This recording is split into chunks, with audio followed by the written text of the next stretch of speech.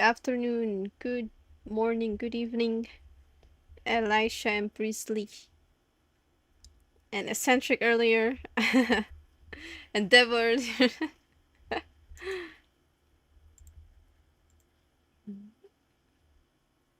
How's your day, everyone?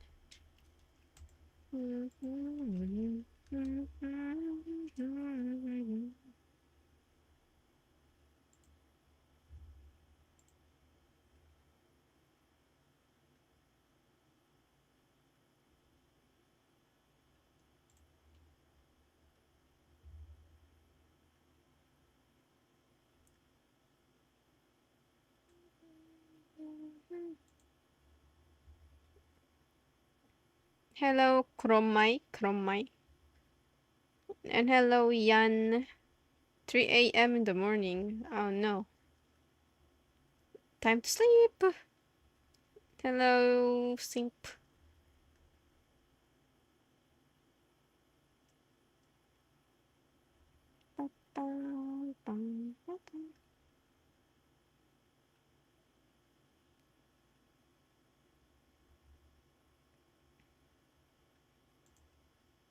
You're not EP. Eh? Okay, let's jump into the game. I have it open already. And the game story might take a while, so let's go right into it. My throat will suffer today because I have to read.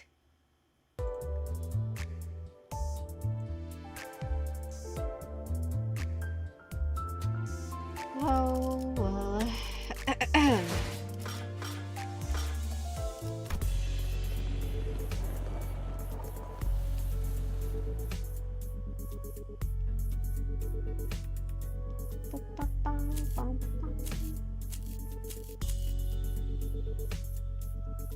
Literacy, yeah.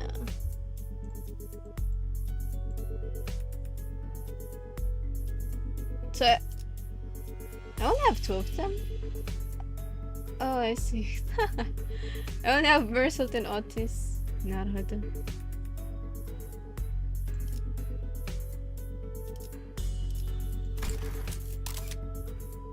Hi, let's go. Time to read.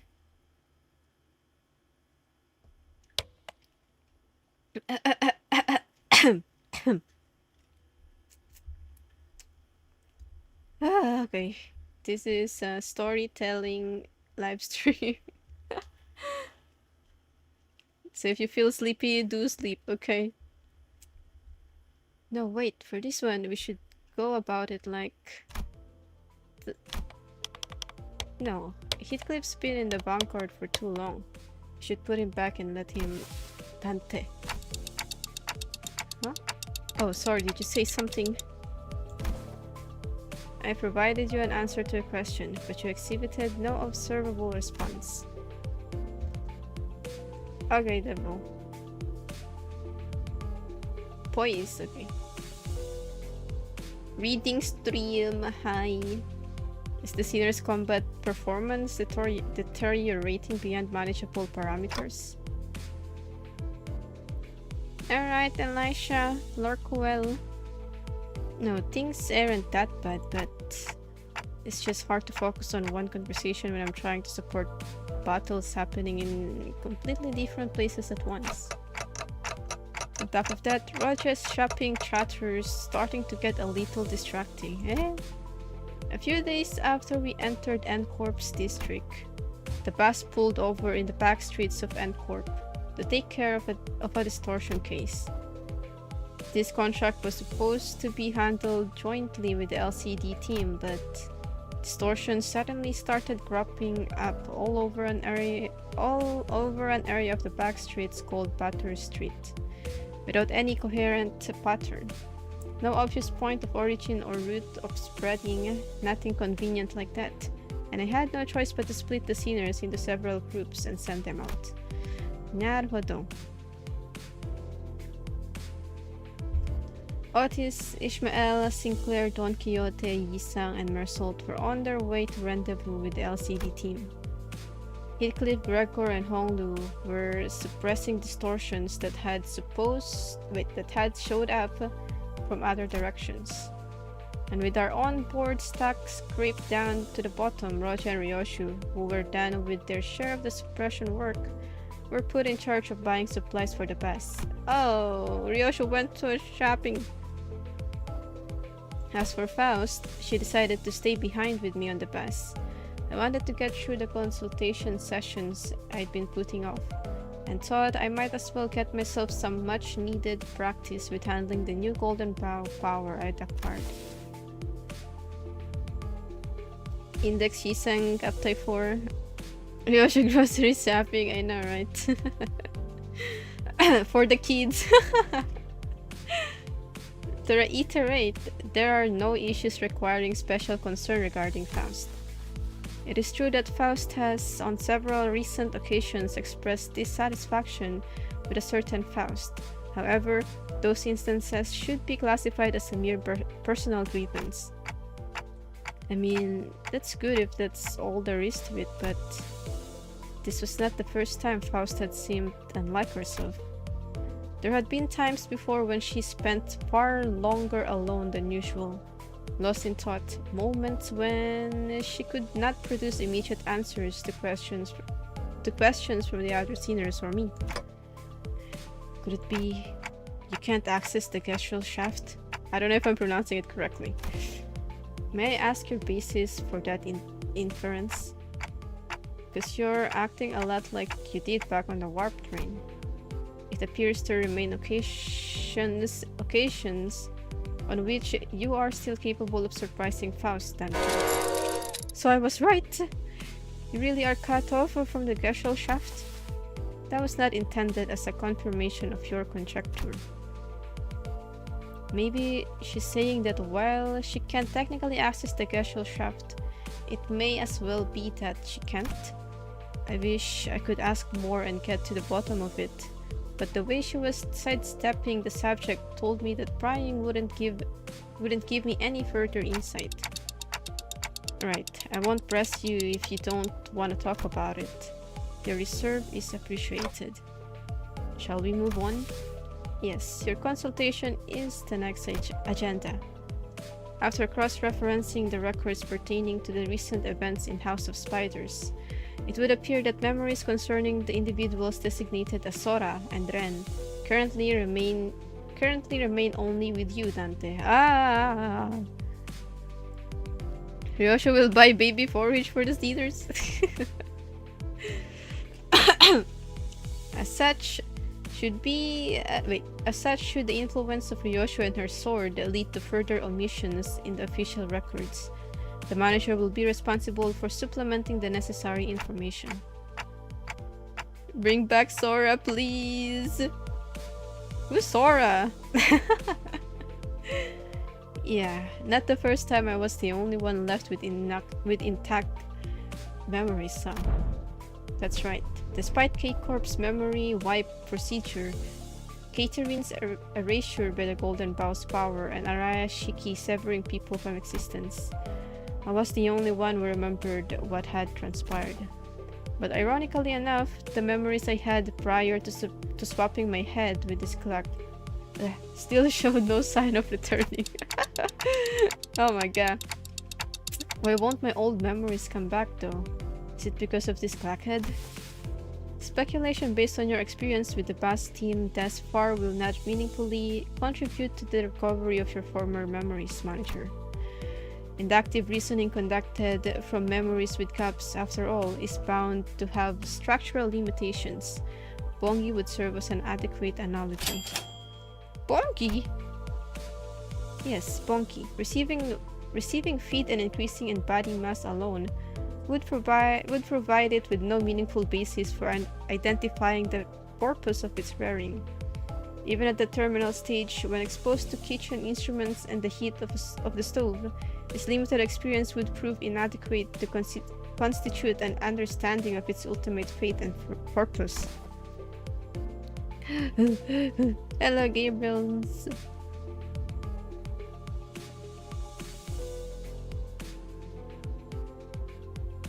Index Wait, Index Faust, not Al. Wait, yeah, yeah.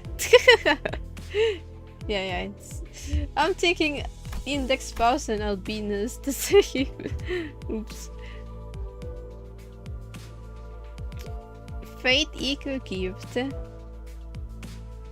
Did I say hi already to you, Gabriels? Oh my god, my brain is mushy. Likewise, the ultimate answer to your doubts can only be obtained from the wall of the experience that you will have accumulated at the terminus of your entire journey. That is, your allotted mission. Because the treasure awaits at the end of the road, at the end of hell. And that treasure will give me back my memories and my head. Also, indeed, at the end of the road, you will be able to engrave your aspect. Still have no idea. I still have no idea exactly what aspect means, or even whether it's an object. But if I know one thing, it's that the me from before all of this began had wanted it badly, obsessively, desperately. It's more like an instinctive knowledge, but with my memories gone, that feeling, however strong it is, does not change the fact that it's just another word with no discernible mental image. And you're not gonna tell me what it exactly is, are you? The aspect. What it means, or why I wanted it so much. If it remains a piece of information that must be disclosed to you, then no. I am unable to tell you. Oh, pay it no mind. You are still following your star acceptably. Please concentrate on the journey. More importantly, have you grown accustomed to that incomplete power? Current observation suggests you have yet to arrive at that level. Well, I've gotten pretty used to focusing on one place at a time. But keeping track of several places at once is still a bit rough.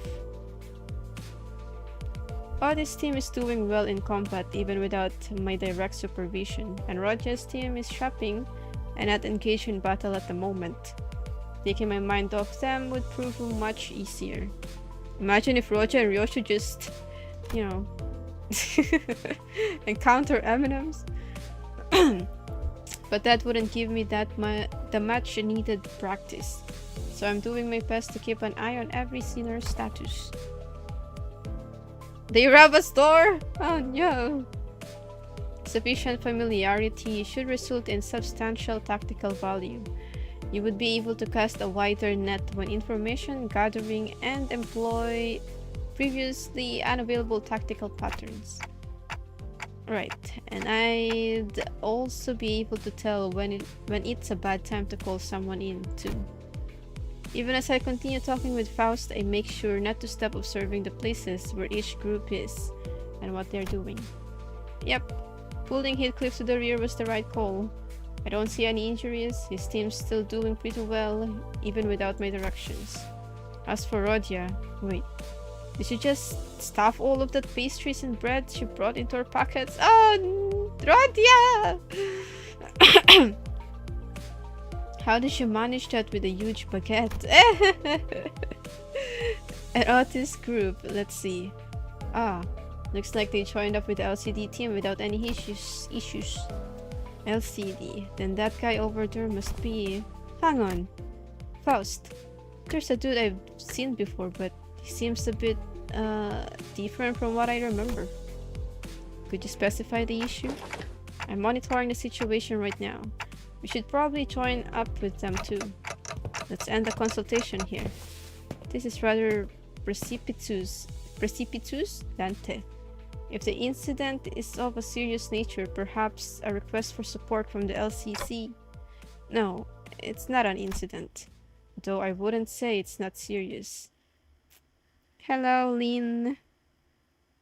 I'm alive, I lived. What your pocket is the Ravens. Rendezvous.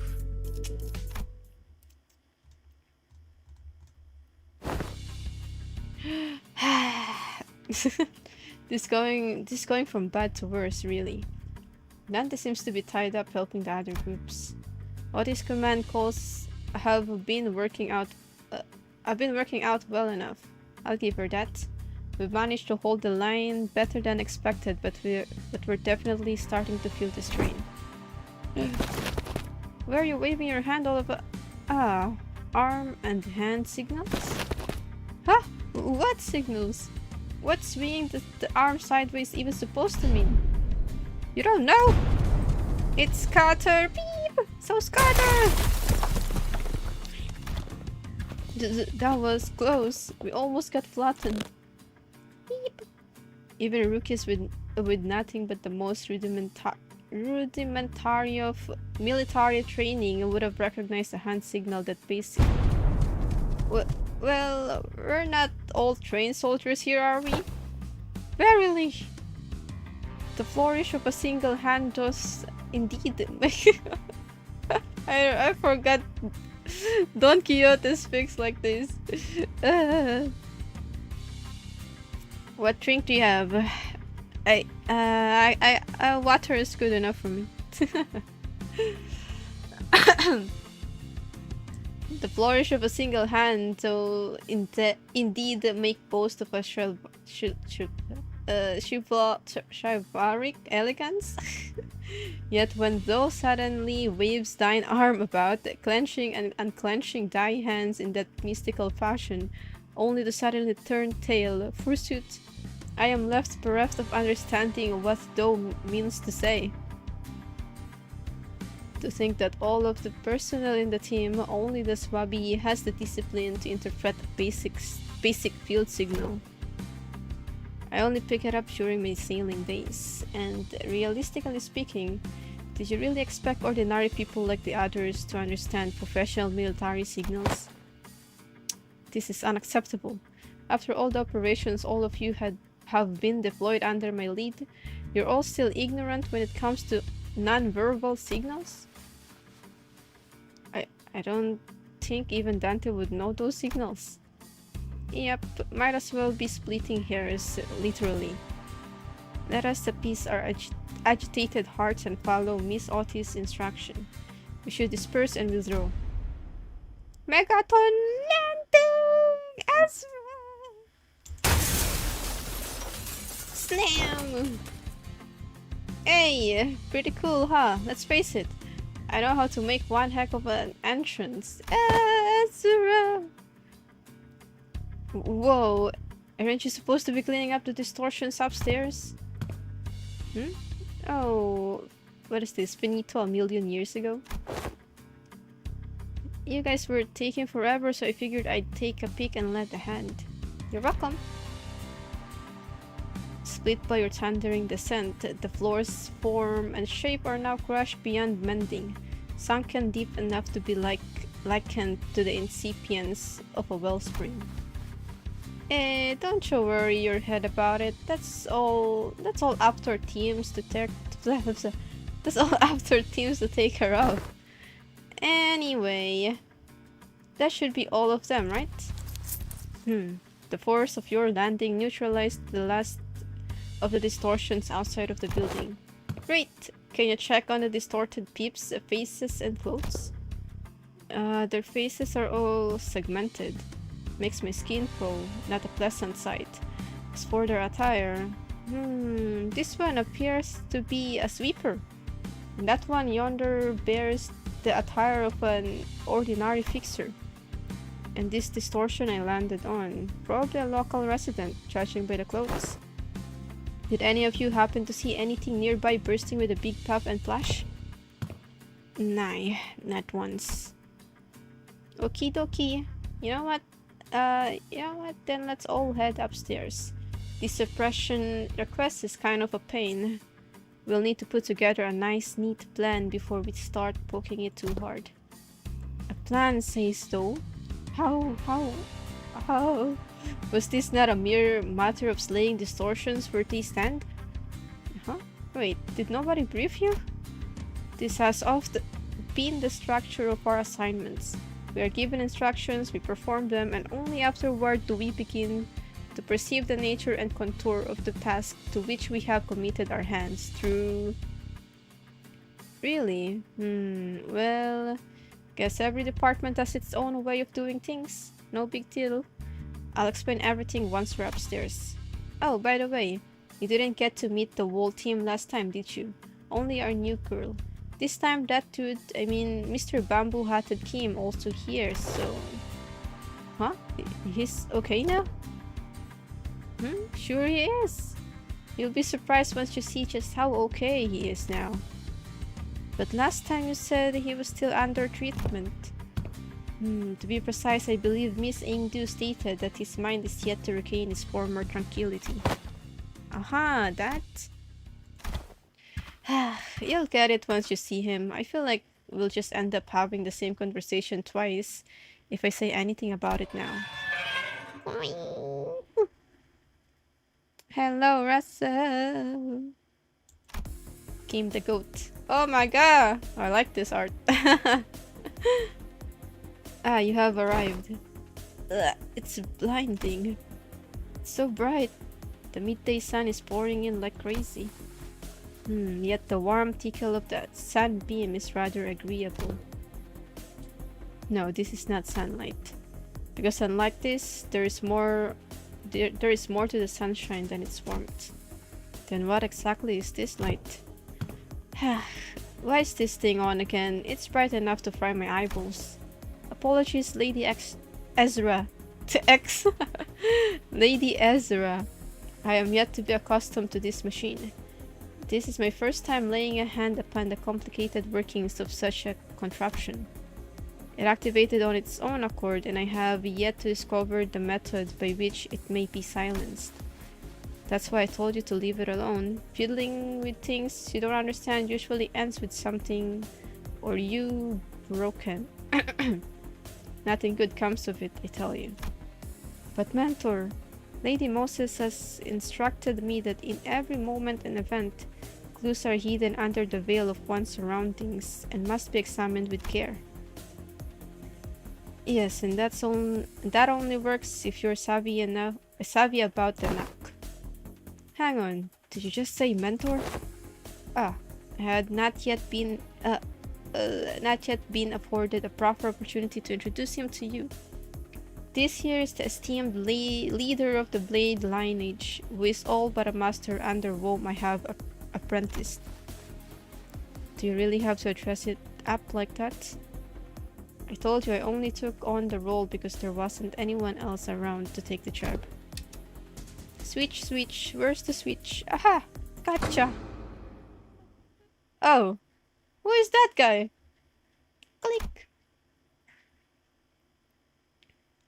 Hey, is that Kim? Hello, Carty. Goodness. Known as Bamboo Hatted Kim. Yes, that's me. I guess I should say pleased to meet you, folks. He's cool. Almost like a fusion between Yisang and Mersault.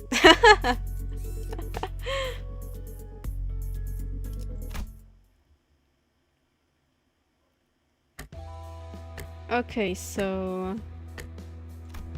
more often than not, first impressions are prone to change.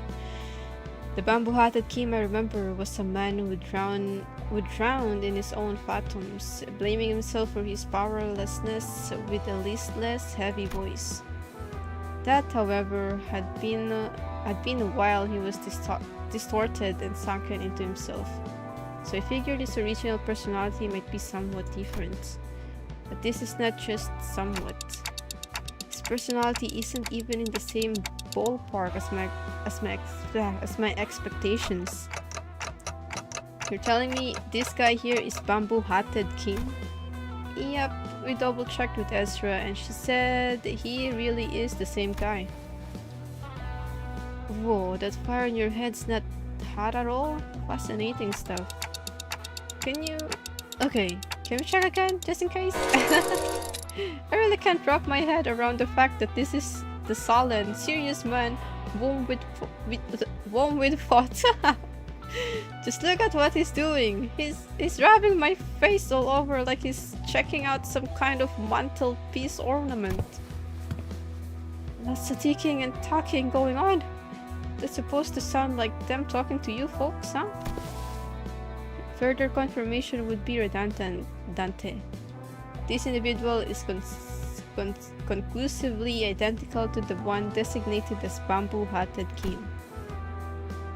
I've got no idea what you folks are so suspicious about. Engdu, just what exactly have you been telling people out there about me? They're all staring like they've seen a ghost. I told them you are a gallant and formidable warrior mentor. But they don't look like they've heard the most flattering things about me. There, don't you hear it? The faint undercurrent of disappointment in the ticking. I also told them that you are a man of few words, but with much affection for the followers under your command. Engdu. Yes, mentor? That's a complete and utter lie. Man of few words is definitely not something you can say about a guy who's as talkative as me, don't you think? Engdu! I honestly like this look better on Engdu. Yet I spoke no falsehood. Although your conduct is rather shallow and perhaps less refined for a leader of an organization, you're much more reserved and taciturn when conversing with those unfamiliar to you, are you not? High school, I know, right? She's like a high schooler, JK. No matter who one may be, one is bound to inspire either approval or disapproval from those around him, so I refrain from mentioning any truths that might invite the latter. To even hint at anything that might tarnish the reputation of my master would not be unlike spitting on his name, and mine by extension. I simply had no reason to put on airs in front of my folks. In any case, so you can see anything if I block this part, Do tell, how many fingers am I holding up?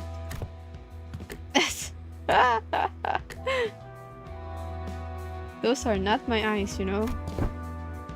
Your own folks, huh? Then you have already acknowledged and accepted that you now belong to Limbus Company. Why didst thou not pay a visit to the LCE?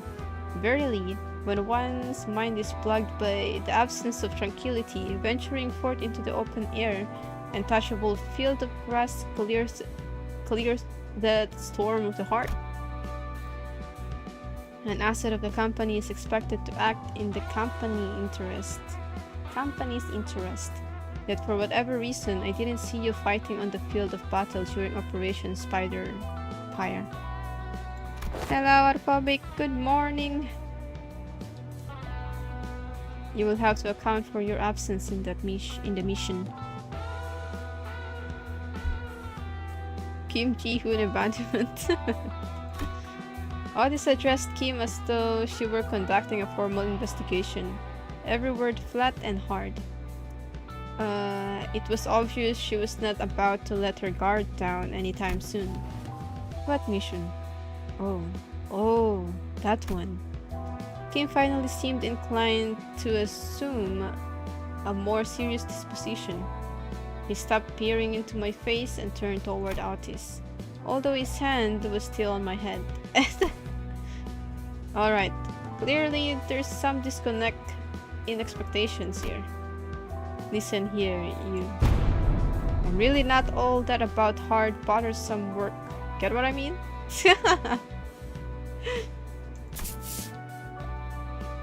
Go sleep, Carty. Flat and dead. The real disconnect was between his stoic expression and the words coming out of his mouth. Ooh, ah. So let's talk about the kind of fellow I am. Meet the resident layabout who was forced to do his job. With a front too, I might add. Only when he's got absolutely no other choice. I'm really not some big shot Ingdu's apparently been promoting me as, folks. Reverse salt. And I'd very much like to stop getting roped into stuff that keeps putting my life on the line. Fine, then why did you join the LCD in the first place if you'd rather be unemployed? He's just like me! No, never mind. They probably forced you to stay.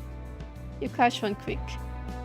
First they spout this nonsense about distortions and all, and then Force hired me, calling me a company-owned resource or whatever. And the other day, they were again on about, what its name? Golden Bow? Yes. They invited me on a tour to another department to listen in on some important presentation. And I accepted. I thought it would be a fine opportunity to broaden my perspective. Ingdu, dear. There are times when your commitment to duty shines brighter than the sun.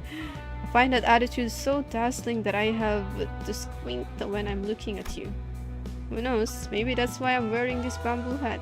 To shade my eyes from your utter brilliance. Oh my guys, this is... Alright. Do you mean to say that you are in need of a shield to protect your eyes? Lady Ezra, might I submit a request for a pair of sunglasses for my mentor? Only if it's not too much of an imposition on the budget, that is. Look at his face! That right there. That's what I keep telling you not to do.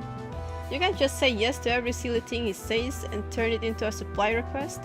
Small expenses add up to a lot, you know. You gotta save up everything you can in the piggy bank while you still can, or you'll end up broken. Broken? Broke. Is there truly no room for reconsideration? No means no. Then pray make the purchase for me. I shall cover the cost myself. Angel looks like a yandret. Look at his face. No can. Wait, what? My poor mentor is in a state of great discomfort, yet I possess neither the wisdom nor the knowledge to navigate the silver tongue of merchants and the maze of stalls to locate the very best item. So I must beg this favor of you.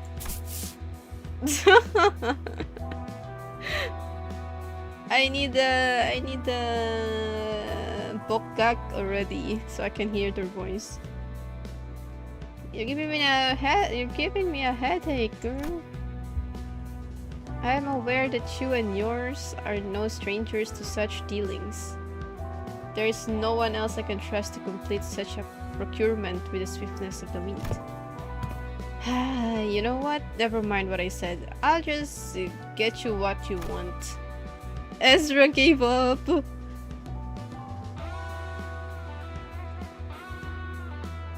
Imagine KJH voicing Kim. You're the gentle lady mentor. Your suffering shall soon be alleviated. Poor mentor. Right. My apologies for interrupting you amid conversation. Pray continue. Look, she's a yantre.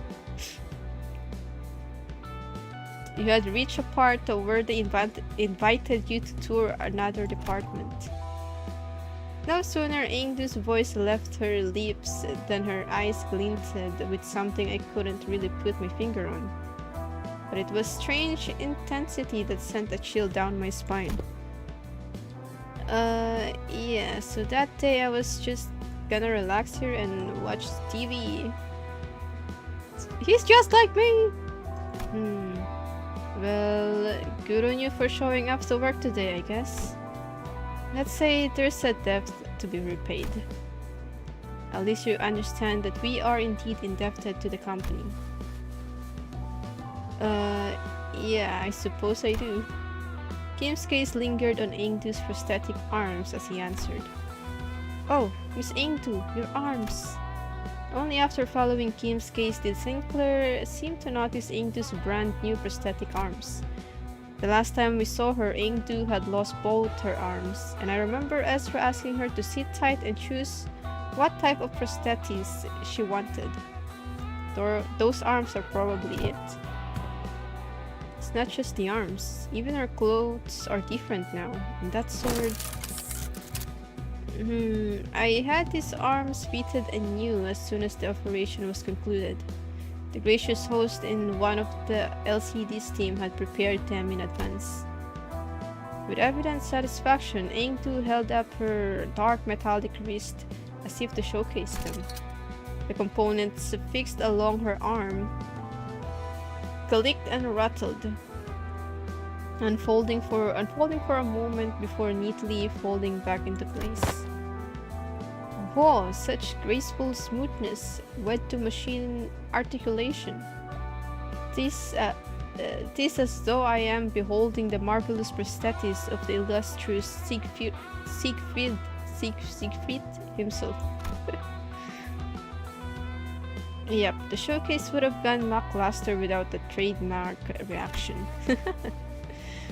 Those are strikingly similar to Swar's Industries N7 lineup, but I thought that model was discontinued. Nah, not theirs. It's one of the prototypes developed by LCD's Phenomena deciphering team, and they put them on her for trial. Oh my god! It's a trial! Doubt you'll find another like them. They're based on technology spun from distortions. Oh, I see. For a brief moment, Sinclair's eyes lit up as if he had glimpsed something that brought him back to a memory. Then just as quickly, he fell silent. Whatever he'd wanted to say next catching in his chest. There's something trouble you, Master Sinclair. It wasn't hard to understand what struck the tender memory of Sinclair, and why it cast a shadow over his face. But, oh my god, they're flashing the Kanto-Churi event. But, sorry, just reminded me of something from a long time ago. My dad used to work with prosthetics before he passed away. I thought this was the exact same model I saw back then. It appears I lacked tact. These arms have stirred a painful memory within you. For that, I apologize. Haha, it's alright, I'm fine now. Sinclair's voice still carried a faint tremor, but beneath it, there was a firmness that had not been there before. He really had grown a great deal. You can thank yours truly for picking the sword. I was there with her. I did inform Lady Ezra that any blade that could serve as a weapon would suffice, but she insisted on browsing the goods. I dare say I was given the opportunity to lay my eyes on every type of sword I could ever hope to see in this life, walking through the workshop street that day. Oh please, girl, we walked for just 4 hours. That's nothing. 4 hours walking. While everyone was distracted taking in Ingdu's new outfit and equipment, Kim had quietly slipped away from the crowd and crouched down in a corner. It's Bochi! He was rummaging through things scattered on the floor, picking them up. Is he pocketing them? Anyway, what is this place supposed to be? What are all these things? It's basically a wreck now, but there are strobes? And that cloth backdrop over there. Maybe it used to be a photo studio? Oh, that could explain why there are so many photos stuck around the place. Probably. This thing definitely looks like a camera, at least. Sinclair picks up a small cylindrical object and turns it over in his hands, studying it with curiosity. What do you suppose this is? A battery, maybe? Ah, there's some kind of strip inside. Let me just pull it out. No, that's... It's a Bob! Just kidding. Otis shouted a sharp warning at Sinclair as if she had realized something. But Mersault's hand shot out before she could even finish, clasping over Sinclair's wrist before the strip could be pulled out. What? What did I do? Exposure to sunlight damages these objects. I already pulled a little bit out though. It can be rewound. Carefully rotate the ridged section on the cylinder. OST changed. Yeah. New Intervallo boss is not like Rufo. Nice.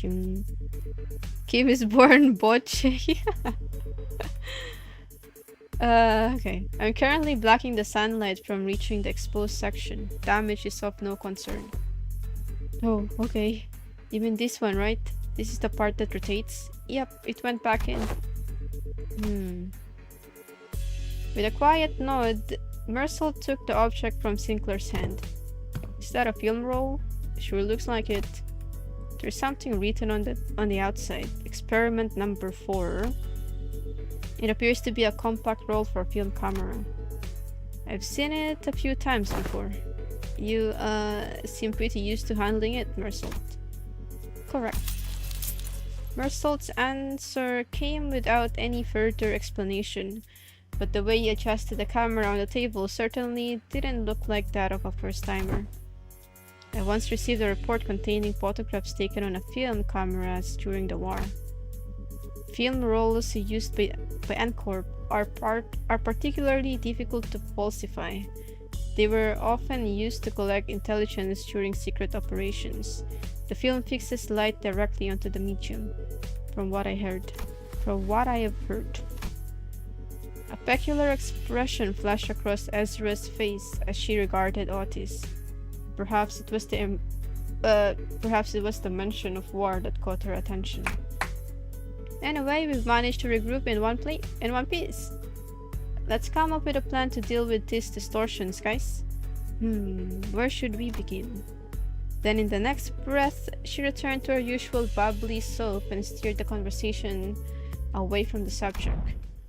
Both Ezra and we are both still trying to be free of the misconception we inflicted on ourselves.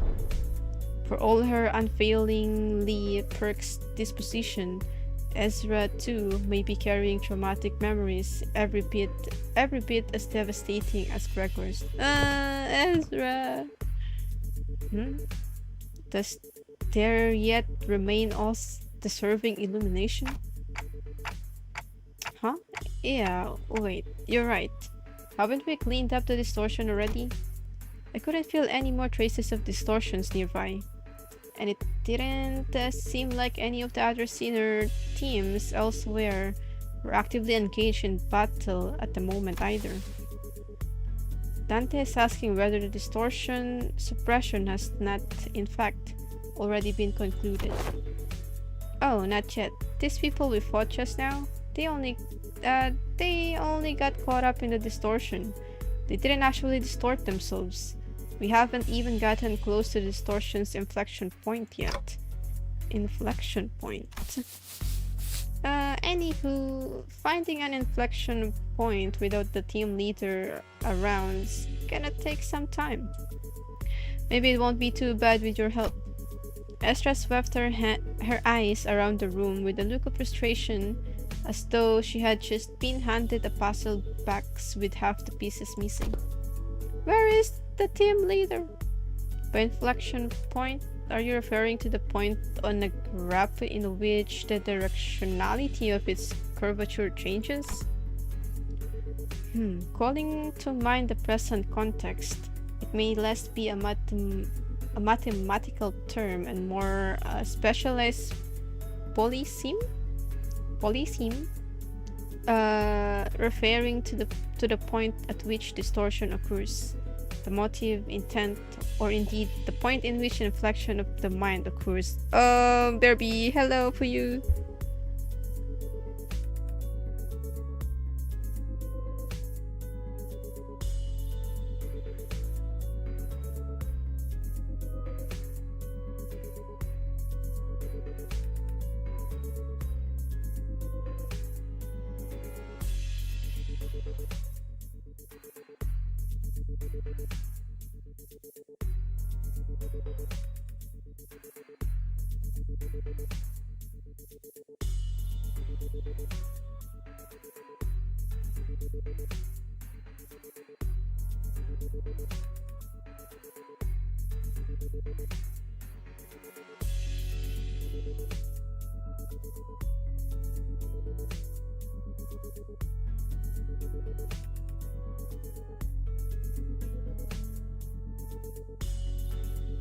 Okay.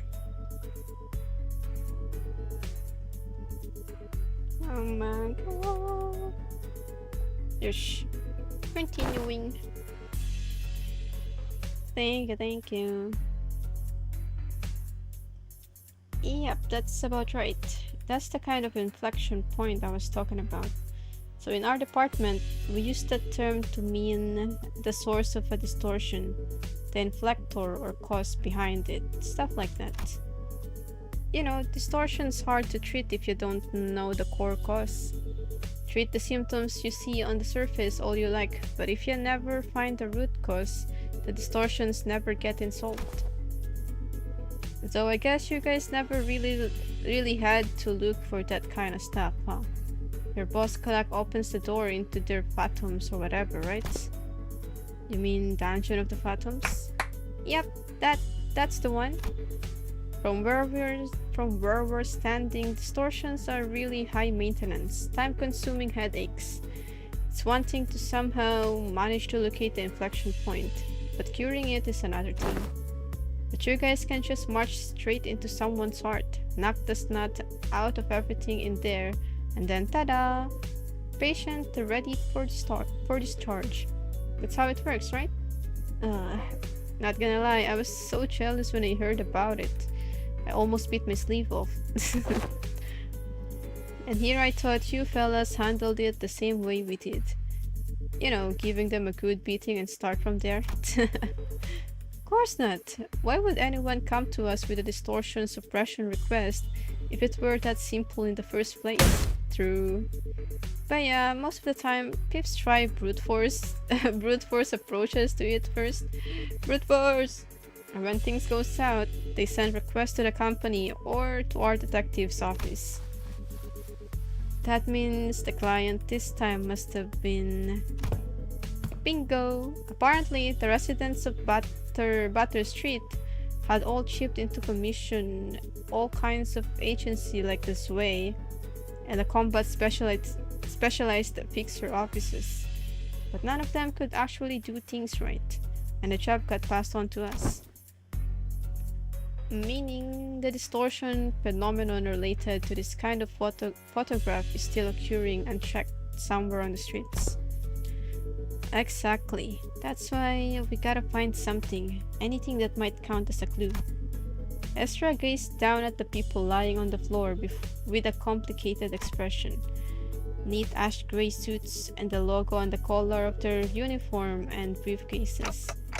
Hey, isn't that N-Corp's logo? Come to think of it, wasn't Mercel... I was once employed by N-Corp. What?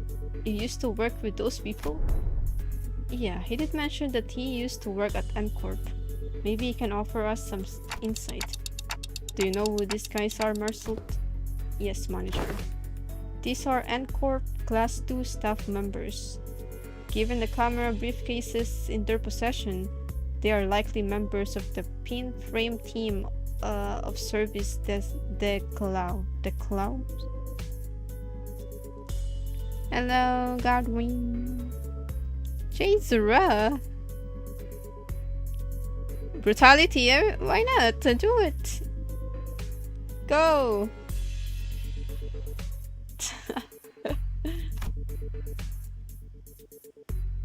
You have House of Spiders Ryoshu with you. Nothing will go wrong. Mercel recited the information as though he were pulling it from a file he had already sorted and placed in the back of the shelf in his mind. Okay, pin frame team, huh? Anything you can tell us about them? Yes.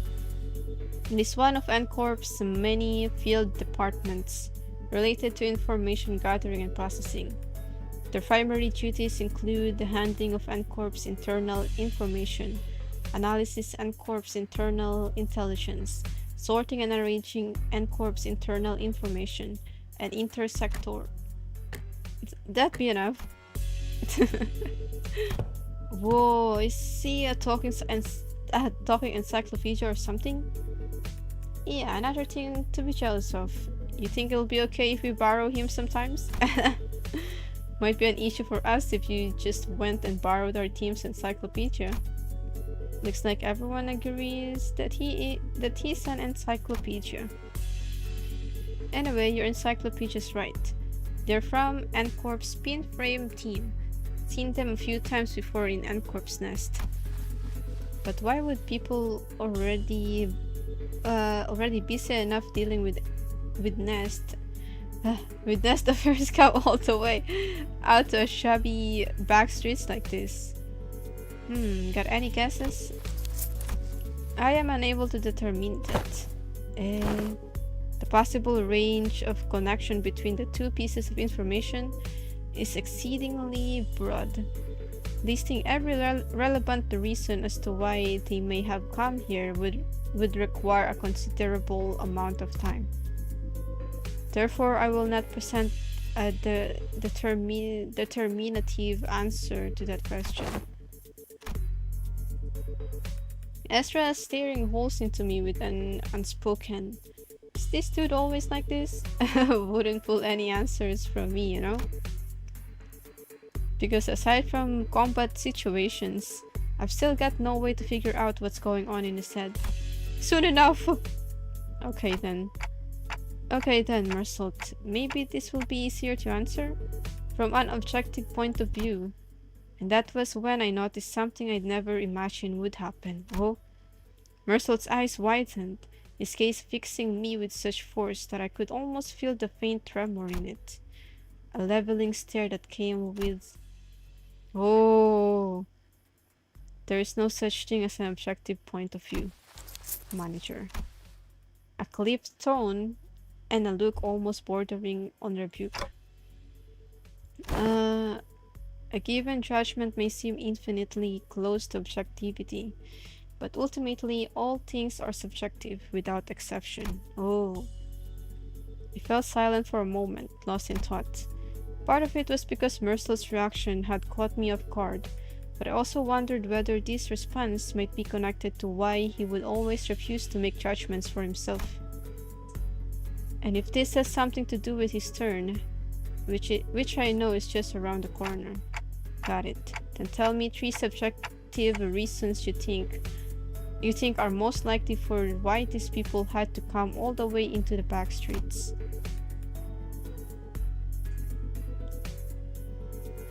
I need to understand who he actually is as much as I can. Mersault lore! Yippee! Because I'll never know when I'll get another chance to really get to know him if I brush this off with a simple, "Oh, I see, my bad," as usual. Yes, manager. I would presume that their mission was one or all of the following: retrieval of a video recording or recordings in violation of NCorp's taboo, prompt elimination of the violator, contact with an informant in the backstreets collaborating with NCorp's nest, or identification and arrest of a wanted individual or individuals designated by the nest. Oh. Taboo? You mean those people could be taboo hunters? Nah, no way. They don't send out taboo hunters for every single violation, you know? Like, wings usually leave minor taboo violations to be handled by contracted fixer offices or employees of the department in charge. I'd say these guys here are NCorp staff. Miss Aintu, what are you looking for in their pockets? I am looking through their belongings for enlightening clues, yet to be hidden in the sleeve or the fold of their garments. Lady Moses has been gifted with the art of discerning the truth from what lies before her. Well, with a single glance, yet my eyes are foreign to such a feat. Let me take a look too. Let me take a look too. This is an employee card and okay, this one's a wallet, so let's put that back. We don't want to be robbers. Aha! This might be it. It's an order missive. Ezra pulled a sheet of paper out from an uncorped staff's coat and read its contents aloud. Work details. Elimination of the individual of a Category 3 taboo violation. Address, Butter Streets. Oh. Mersault was right. This is the place. Which means all of this might be pointing to something. Whoever used to work in this studio and the distortion phenomenon might be connected. Yeah, now that you mention it, when that wallpap and change thing happened, it did kind of feel like a camera flash. Alright, let's start by combing through this place. Let me know if you find anything suspicious. Whoa, at long last, has the hour arrived for my debut as a detective pursuit. Detective Don Quixote! Don Quixote must have been miffed for not getting to play detective back in T-Corp. No idea where she'd been keeping them, but she immediately pulled out the detective props that'd been given to Roger, Ryoshu, and Honglu back then. Oh my god! Verily, I had foreseen that the day would come. Fortunately, Otis wasted no time putting an end to Don Quixote's bad time shenanigan. A sharp dressing down from her was enough to make our dejected, chivalric adventurer stuff the costume away. Poor Don Quixote. Okay then, we should get moving too. Don Quixote got robbed. Oh my god! The nails!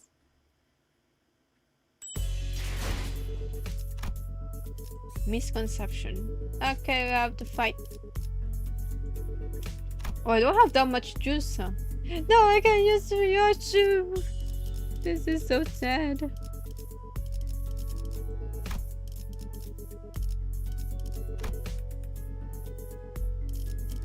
Poise, right?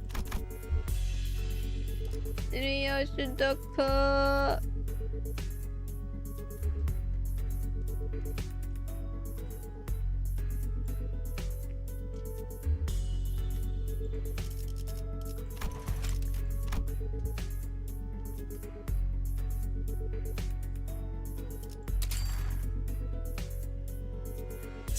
And they're level 1.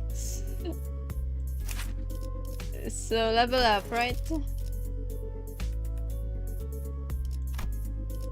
I mean, I can level them up. If we really need to level them up. You know what I mean? Then up type 4.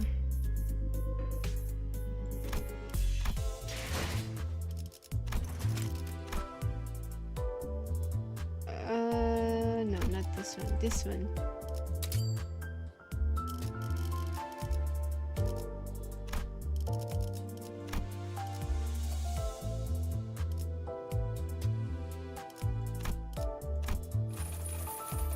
Oh, we have to read this.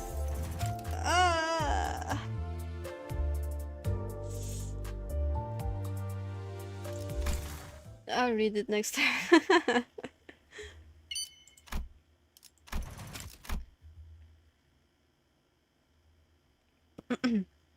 I might just read it on my own, I guess. Maybe, if I remember.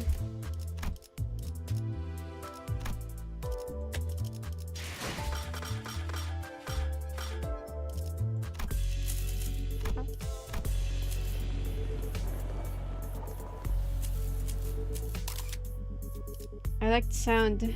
Camera sound. So Faust, uptight 3, level 60, right? 새로운 지령입니다. 목에 칼날을 들이대었을 때 저항하는 뒷골목 거주자 7을 참아라. 당신들의 숫자와 같군요. Ah! 그럼 수행하겠습니다. Stop it! Stop!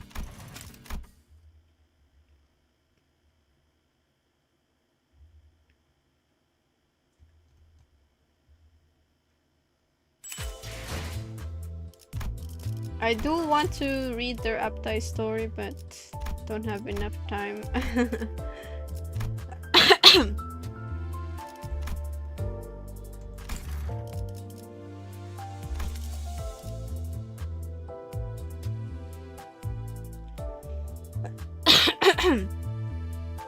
Sacrifice Otis. I mean, Otis give points, right? How about Sinclair? Sinclair level up as well. Aptai 3.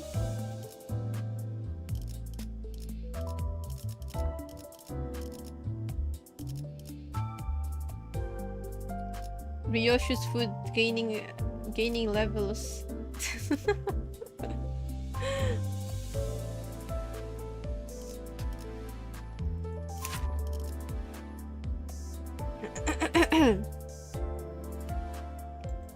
Yeah.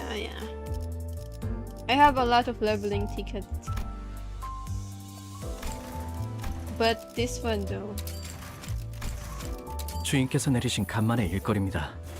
사사받은 월화 청도가 부끄럽지 않을 수 있도록 이 기회를 소중히. We're skipping so much story. I wish I will remember to read them. You broke both ticket and thread. I'm doing like 30 times in leveling ticket, so I'm fine.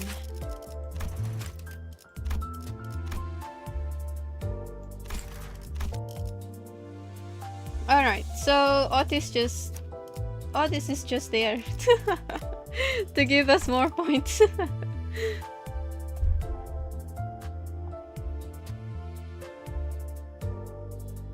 Ryoshu, good job.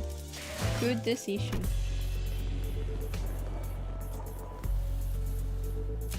Alright, let's do this.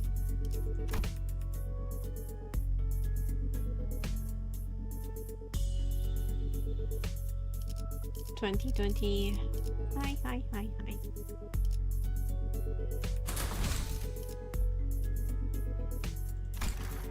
Nah, I leveled up Mersault already. Yeah. So they're all level 60 now.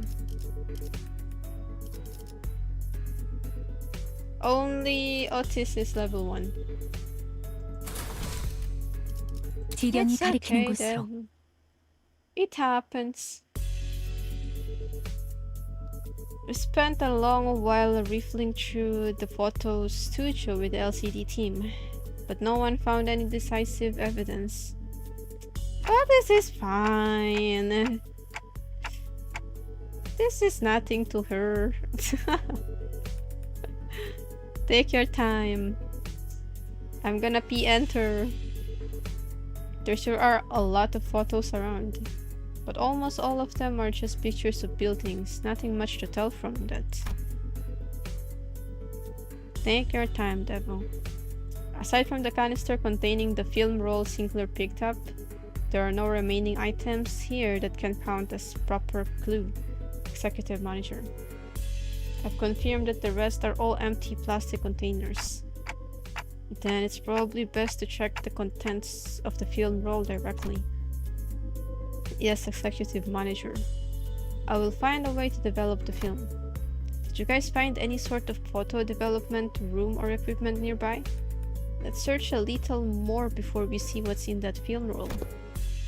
Mentor, what do you make of this object? For the 8th time, Engtu, I have no idea. If I had wits bright enough to understand all that lies before me with a single glance like that team leader, I would have passed the royal examinations long ago and secured myself a lucrative position as a court official. But Mentor, hadn't you already passed the royal? One swung.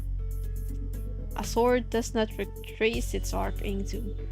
So it is with life. Wife. There is no undoing what has already been cut. Oh. Thus, it is unnecessary to dwell on what can no longer be undone. There is no after for what has been slashed away. Oh, so true. Not for you, mentor. Also, you not dwell on what can no longer be undone. I must say, bamboo-hatted Kim had so many expression. I misspoke. I did not mean it that way, ain't you? I merely meant to say that I do not wish to recall my past. I am aware. You have told me as much since long ago. Whenever you were placed in a position to retrace the past. Mostly at the eateries where you filled your belly on unpaid tabs.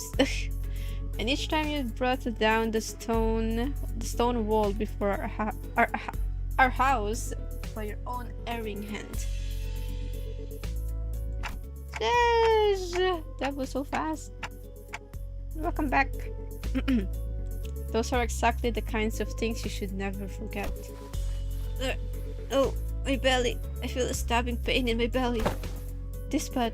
Oh, the very wound you once gave me afflicts me yet. The one from when you... okay, Birby.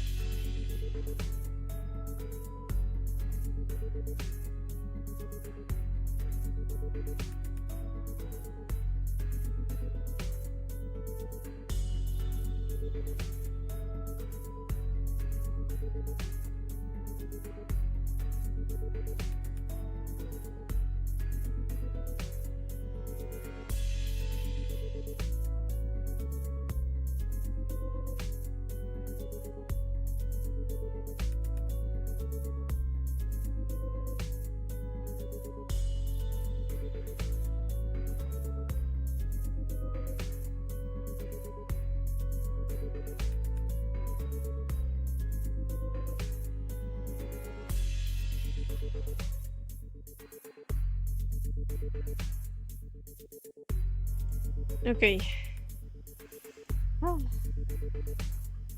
Sorry about that.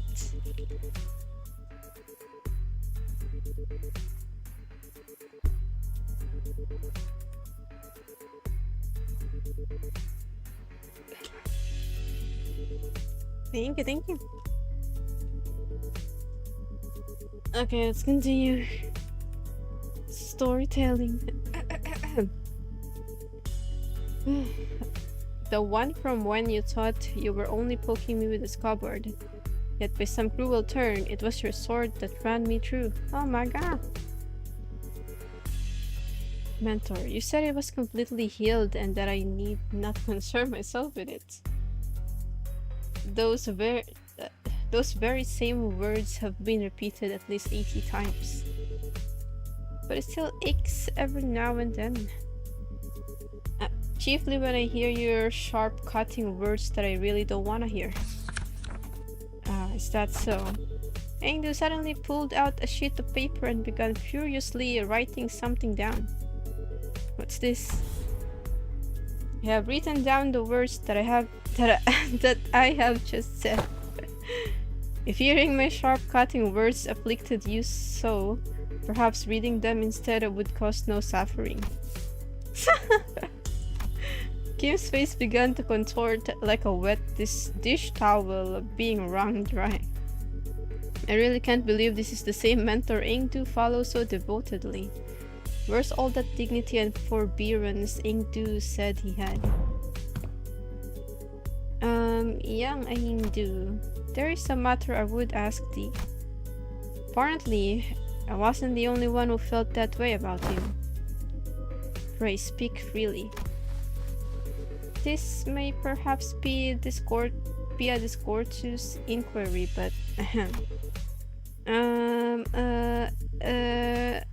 I too, when speaking to the others of those whom I serve, often ornament my words with a laudation of an acceptable degree, and yet I understand your concern, Lady Don Quixote. I suppose this is your first time seeing Mentor with his shoulders so unbraced and his bearing so loose.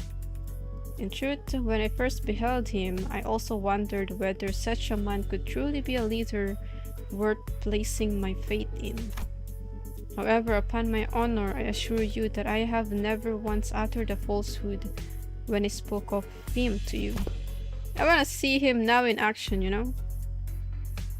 My respect toward the blades of my own and foes alike, my determination to safeguard what must be protected, even should my arms be torn apart. All of these are undoubtedly the teachings that my mentor has imparted unto me. Truly, why if fortune should grant the opportunity, you may witness Mentor's true self yourselves someday. That is to say, if we let ourselves be carried by the currents of the river to arrive at such a chance. Engdu gave her prosthetic arm a casual sweep, smiling sincerely as though she truly believed every word she said. Then leaning closer to Don Quixote, she whispered, "Besides, unless I speak with this feigned stern ignorance, there will be no end to his digging in his heels. I would ask for your trust, for all is aimed at his benefit." Forsooth, thou too hast been burdened with the trials of serving your superior. So that's what it was. I get it now. Sam! Oh. Just as I witnessed the budding of this peculiar band of commiseration and camaraderie between the chivalric friends, the door leading outside was flung open with a loud slam. We have arrived at the target location. It appears that the advance party has already been defeated. Wait, who are these people? Didn't they say there was only a single violator? Oh, crap. Looks like it's too late to talk our way out of this, whatever excuses we come up with. Oh boy, this is not gonna go well. Same thing happened last time when I saw the Antcorp employees. I thought we had the wrong intel, and all of a sudden... Oh my god! Flashbang! A sudden flash blinded my vision white, as though I had stared straight into a burst of searing light, so intense and bright that it made my head swim. Yeah, there was this same pop, and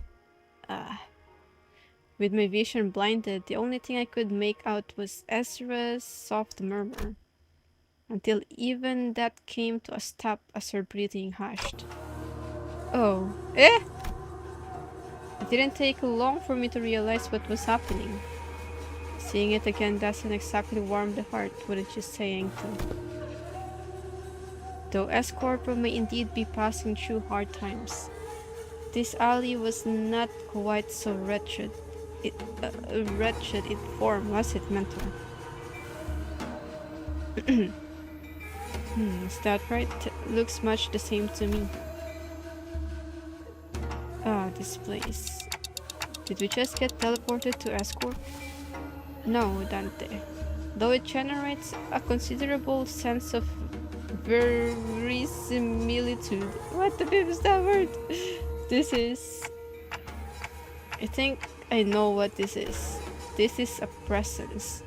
I haven't been able to detect it until just now, but somehow it was now surrounding us, saturating every corner of the space where we stood. The dreary stone walls, trees bent and coiled in grotesque forms, the sheen of the light, and even the air we breathe, all of them point toward a single phenomenon. This is the depth of the Phantoms. Phantoms made entirely out of distortion. Yeah, I remember this place, yeah. They're completely different distortions where the Antcorp employees were just a moment ago. Executive Manager. This is exactly it. This is what I was trying to explain. Oh my god. Where Ezra pointed, the people in smart, neat suits had vanished, and in their place, figures clad in blood-stained dopo robes were approaching us with dragging uneasy steps. Right, let's fight first and talk later. Ready, Yangdu? My blade is poised to strike Lady Ezra. Are they gonna fight with us? And wait, where's the bamboo attitude? I am afraid he has already taken his leave. He said he had no desire to cross blades with the Chunokuns of Escort twice. Come on, man, not again. He's a repeat offender, that's for certain. Executive Manager.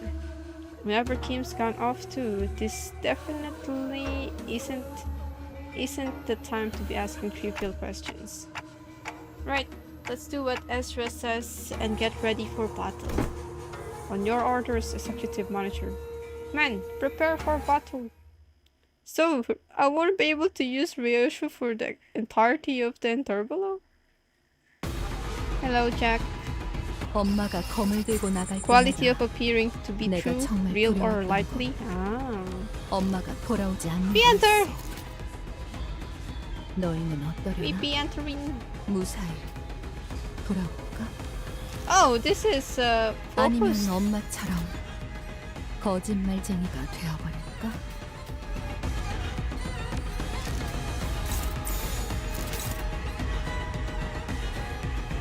Angus here! Ezra's here! Ezra! She's my Oshi in LCD.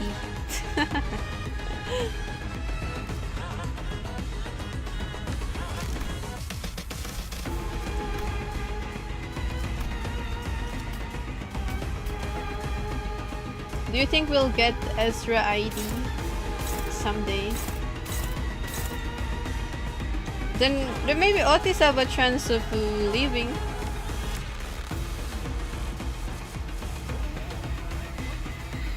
Much more tame.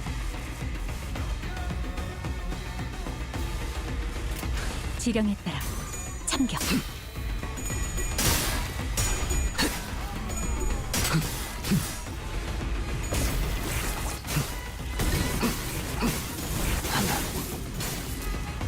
무타법을 이제야 좀 이해했군. Oh yeah, he's negative coin, right? Game sold. 엄마는 무기라면 뭐든 잘 다뤘어. 그중 제일 뛰어난 게 검이었고.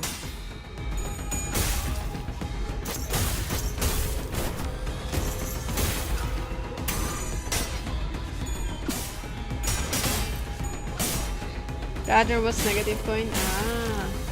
무상한 목숨.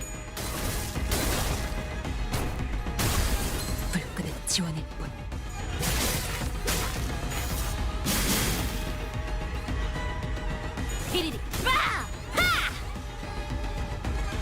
Only skill 3. Ah.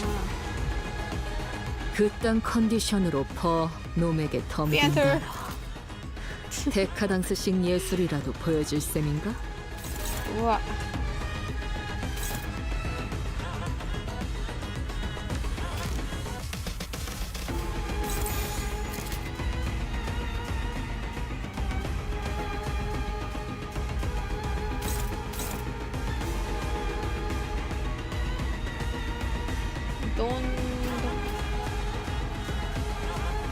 I should follow orders, right? For Dawn, for now.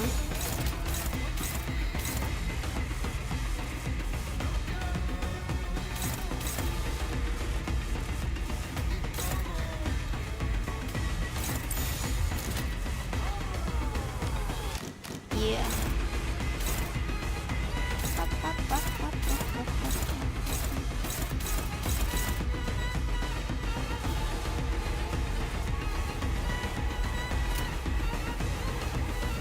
그대는 어디까지 각오했을지.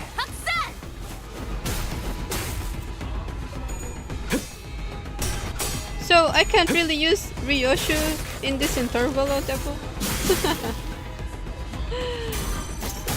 I wanna use Ryoshu.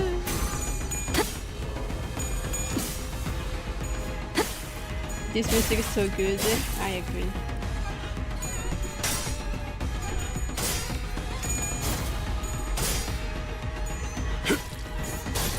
She will be back. Good to know. Oh, wait a second. 마음 둘 안. 아비들도 매번 이런 식이었다. 지가 내킬 때만 잘해줬지.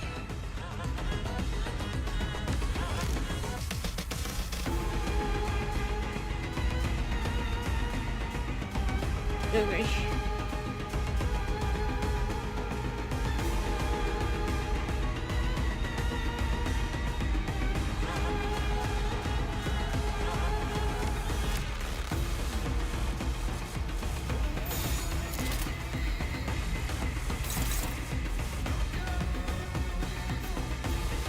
Pause and don't use mark skill 3 or eagle to gain grace until 9.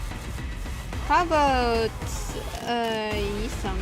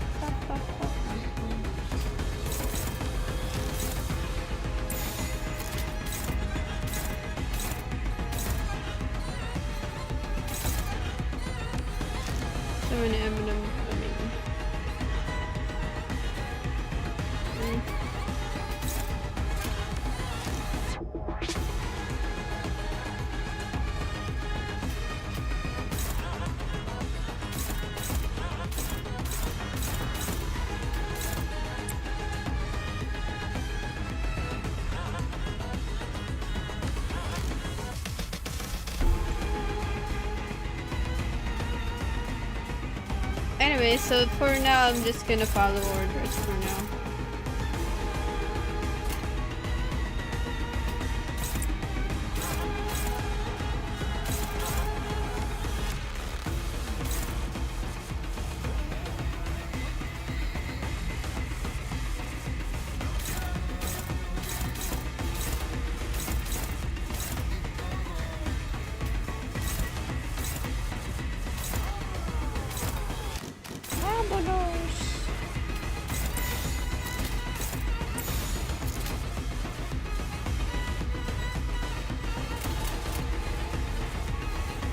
그대는 어디까지 각오했을지.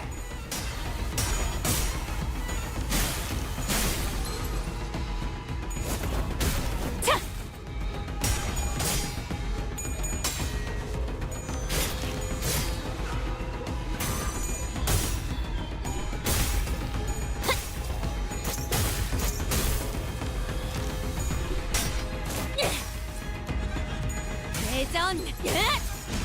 으라!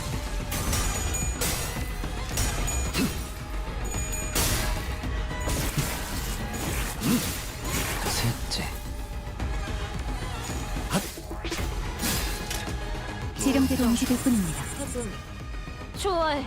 지령에게 너희가 걸어야 불확실한 할 것은 수라의 없네. 길은 Go, 여전히 Ezra, 그 끝이 go! 보이지 않을 만큼 멀고 또 멀고.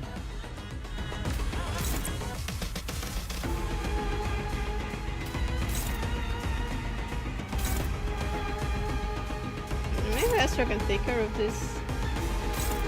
I'll put Otis right there.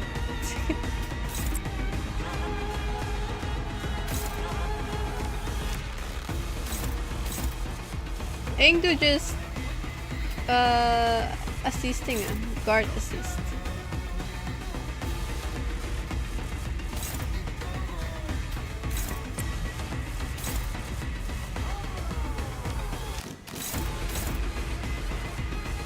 Mental support.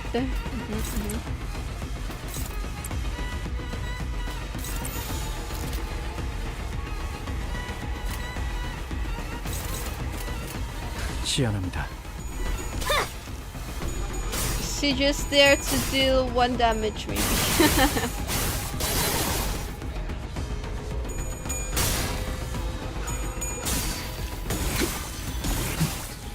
다섯.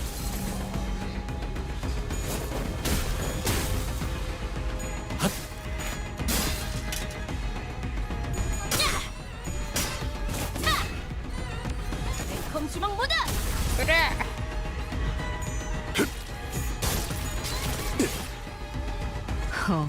She got potted icon. 이제 싱수에선 벗어났나? 충전. Patty don. 잠시.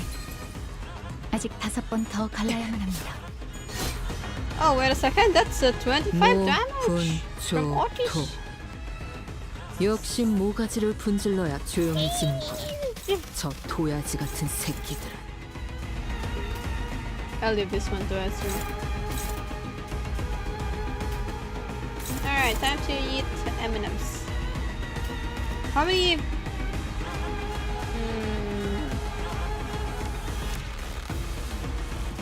I don't know if I should use Dawn's third skill now then. But I have to follow orders.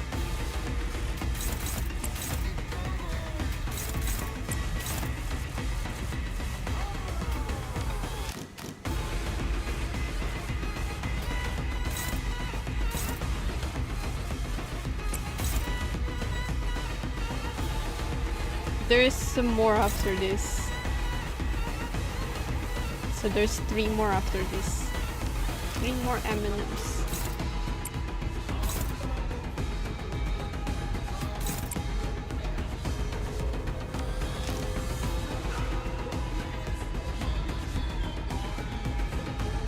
Not following orders. Cute. Desire for knowledge.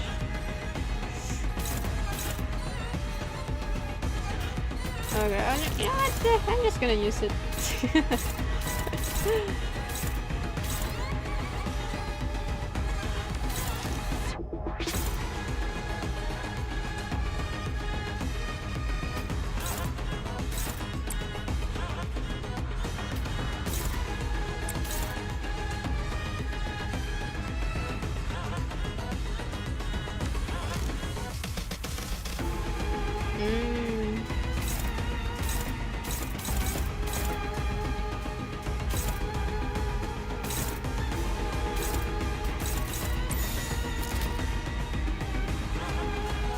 지령에 따라 참격.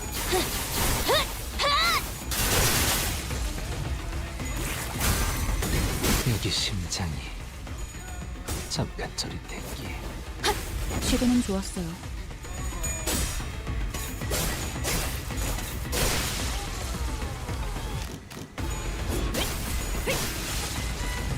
Poor guy. 모, 분, 조, Alright. 도.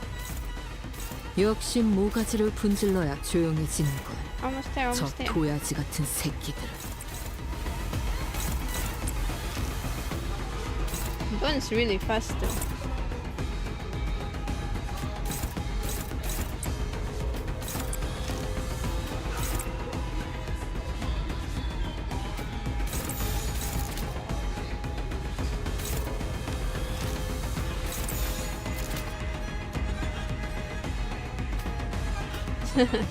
Poor guy.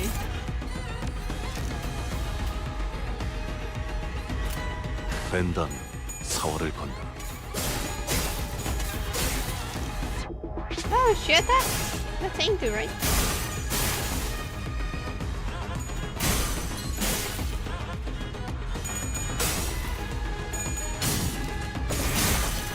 일곱. 앞으로 둘. 소리와 호흡을 멈추고 Right. 자세에 틀림은 없군.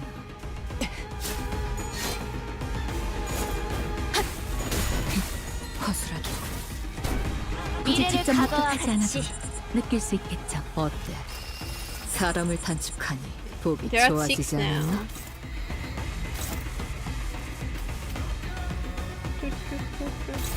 Whoa, Indu is... She's zooming, look at that! She have 13 speed!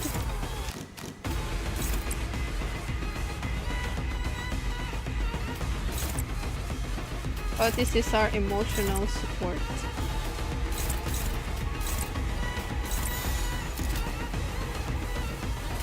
시간 끌 것 없이 모조리 치워버리죠.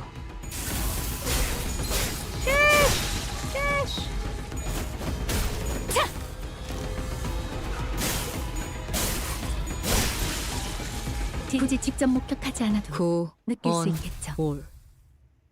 하지만 슬슬 Rocket booster. That should be all of them. Surveying the area with measured alert, Ingdu cast the blood from her sword with a few sharp flicks before sliding it back to its sheath. Aha, they're not changing back. Doesn't look like beating up the distorted ones reverts them immediately this time around. Perhaps a fortunate turn of events in a way. Let us search for clues while time allows us. Right.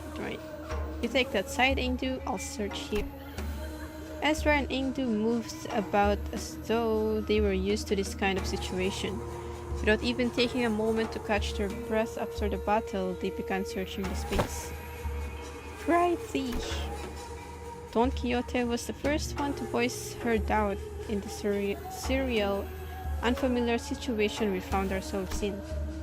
We battled distortions upon our arrival hither, yet never before have I beheld our surroundings changed with so sudden a flash.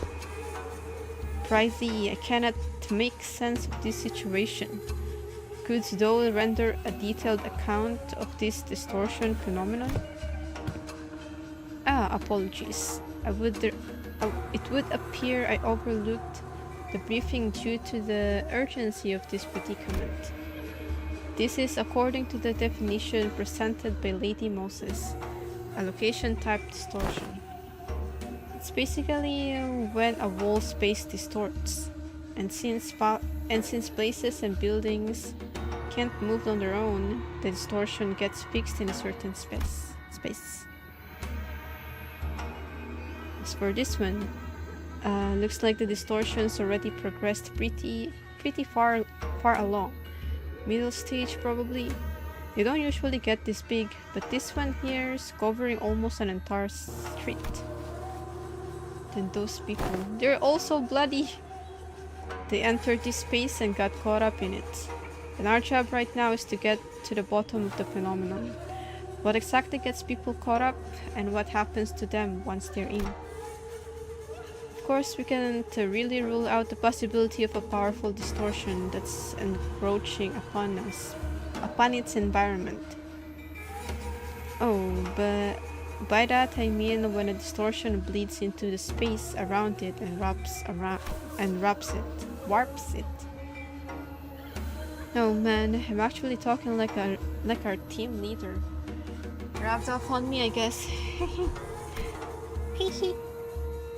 Ezra continued with a sheepish giggle.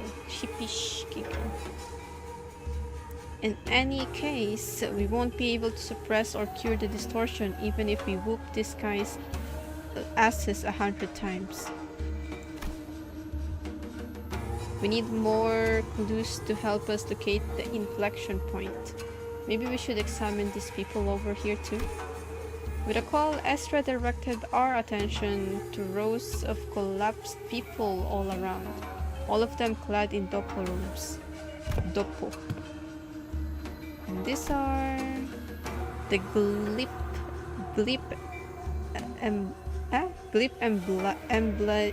emblazoned upon their headbands. Choo!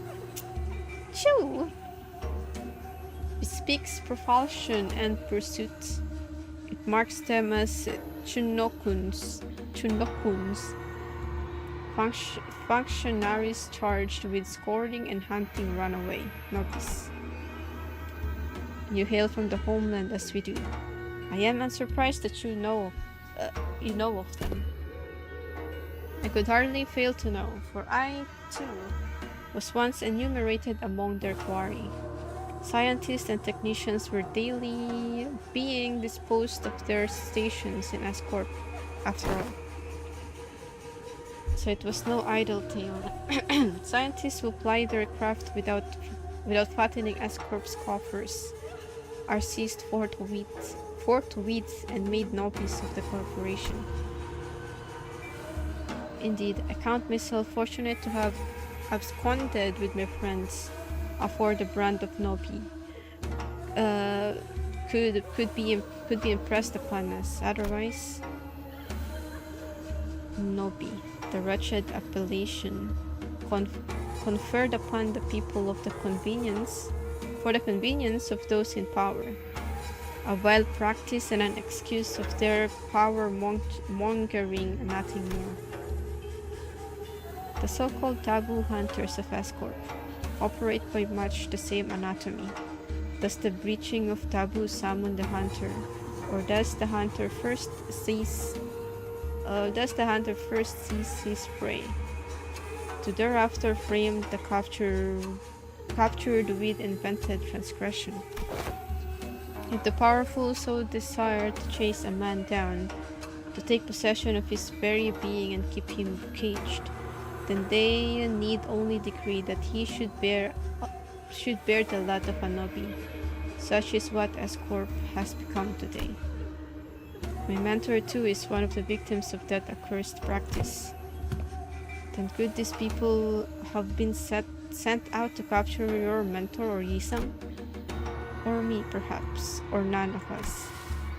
You mean to state that they may be conceptual forms of chunokuns?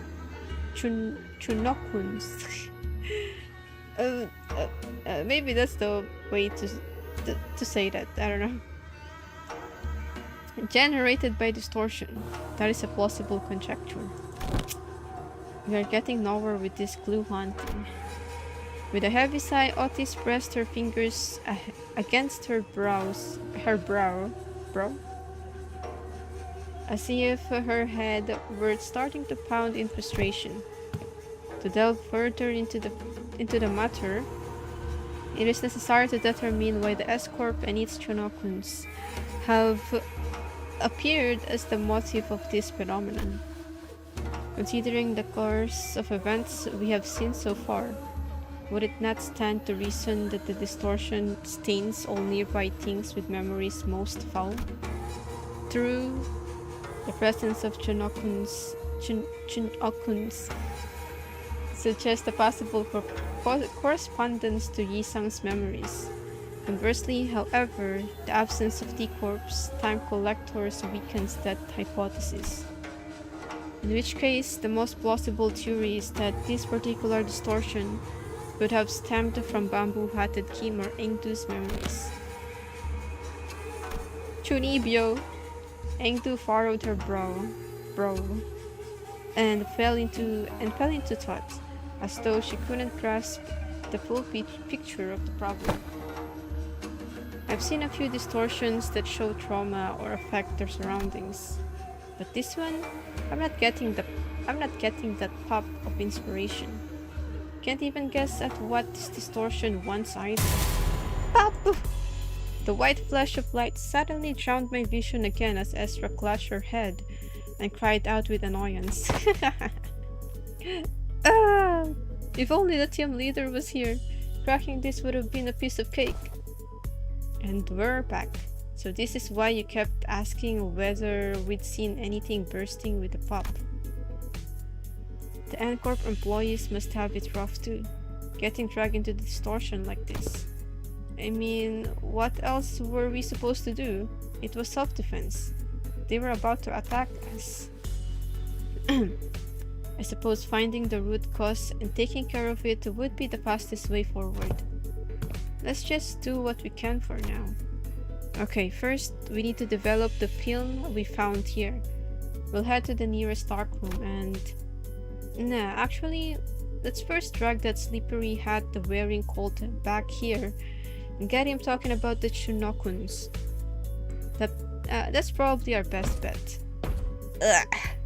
Every time we take a job, that slacker just leaps off without telling anyone. As one part of me watched Ezra stamp her feet in frustration, I was also carefully following Heathcliff's team through the other part of my vision. Oh, I think I can help with that. Have you located him? Huh? What? Boss Clark found something? Yep, I found where bamboo-hatted Kim is right now. Is he with Heathcliff and the gang?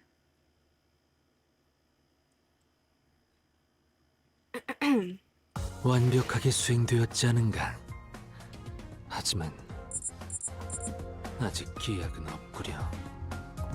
그렇다면 여전히 난 아무것도 인간. You have 516.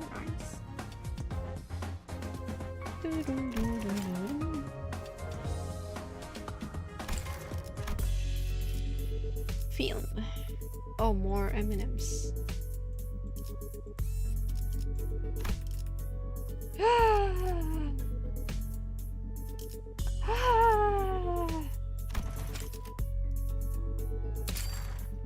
Yeah, who's the first one? You know what? I'm just gonna put it here again. There you go.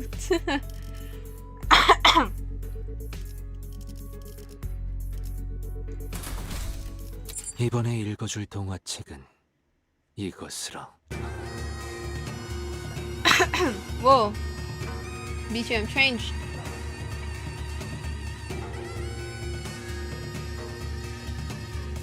Hello, coffee. Unusually quiet. That's normal for Limbus stream.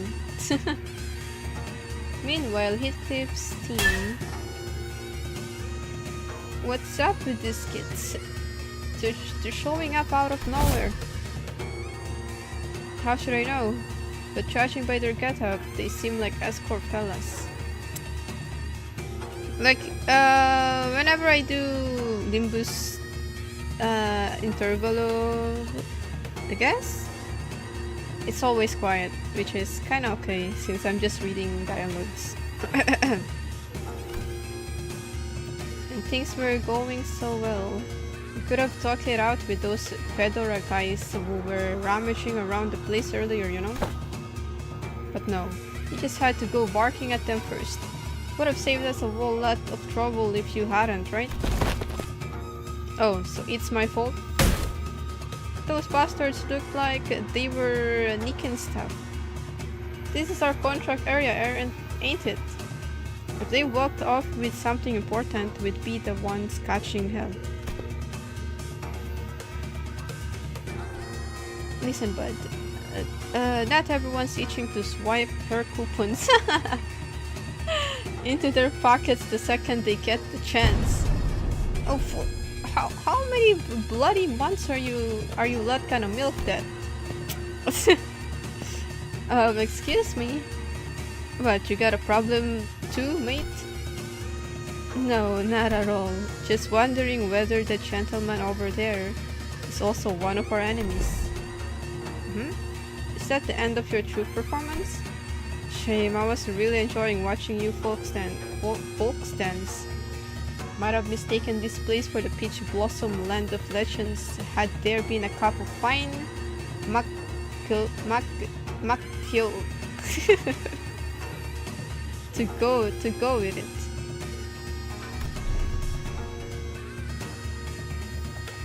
See ya, coffee. Take her.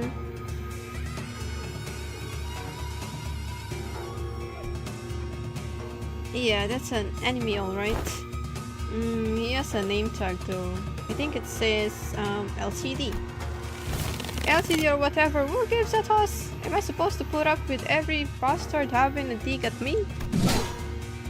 Oh dear. Such bold swings. Didn't know there was an encore to that performance, huh? You slippery little rat. Well, I do find this amusing enough, but if you intend to play with me, you ought to be more aware of your surroundings. Hey, behind you, there's... Oh my god. Wow, we took out all of those doppel-wearing people with just a single strike. I'd say that about covers the price of admittance for your troop circus, wouldn't you? Cube claimed their bones. Well then, I leave the rest to you folks. Wandering blades in Murim tales never linger on a stage for long after all. Oi, where the beep are you? Where do you think you're going? Oh, beep it, beep.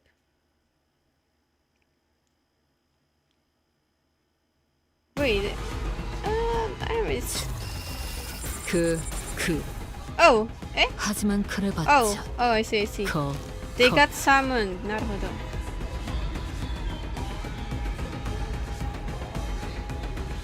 We're not killing anyone, right? So we're just gonna enter. Or are we killing, you know, the two of them? No killing? Alright. Please spare Dodd. Oh, this is, focus again.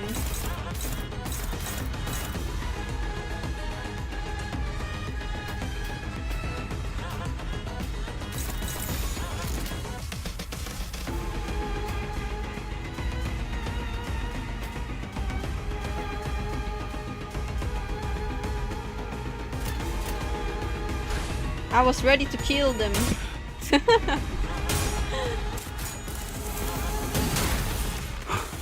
I was tempted.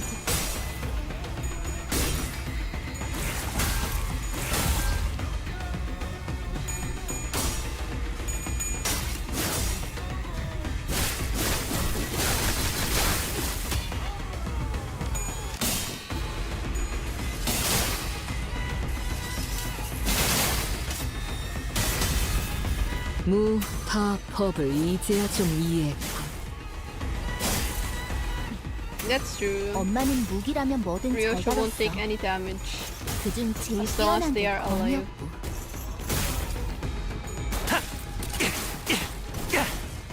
히스칼리가 지금 시야 확보. 쏜다. Hit click 2. 마음, 둘, 안. 아비들도 매번 이런 식이었다. 지가 내킬 때만 잘해줬지.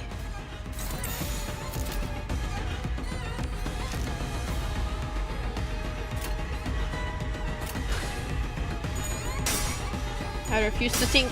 Oh! Oh! Ow!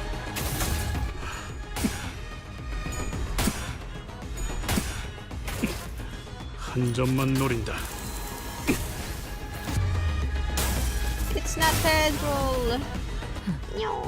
자세에 틀림은 없군.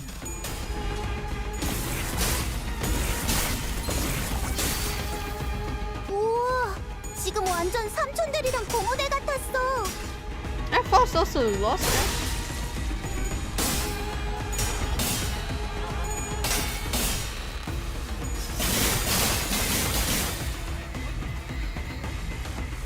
어릴 땐 몰랐어.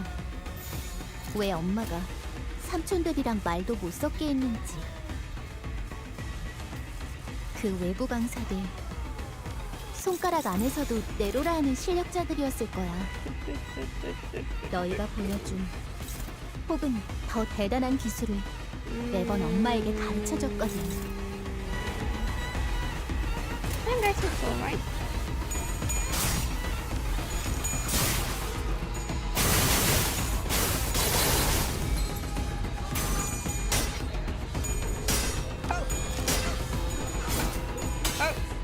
He almost lost that.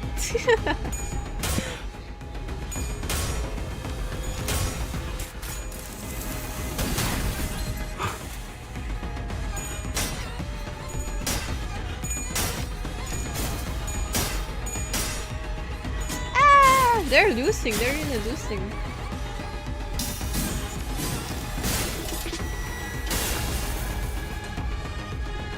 Good morning, Lyrical. Hello, Bobby. Let it flip use any skill. 다음 Yeah. 목표로. Oh! Oh!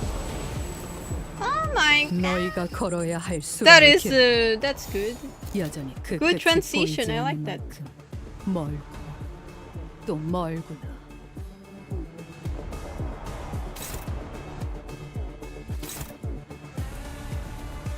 Is this the negative point one?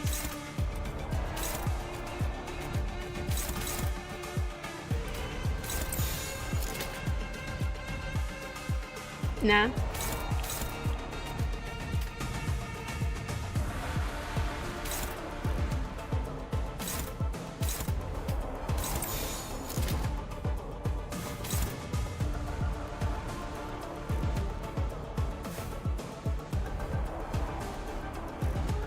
You just finish the story, go sleep, then beautiful. 사격 개시.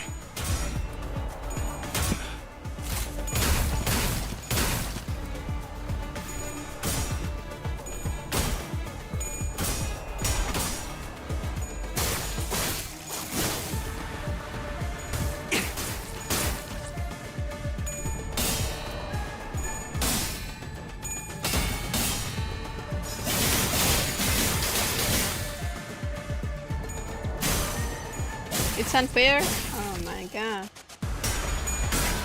You'll give me a hard time as well. Later on.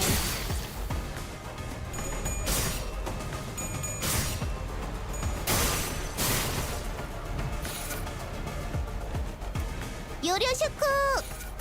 엄마가 만반잘부는 싫다고 해서 내가 만들어준 요료슈쿠. 인사말이야. 요슈니까 요료슈쿠! Yoshiko.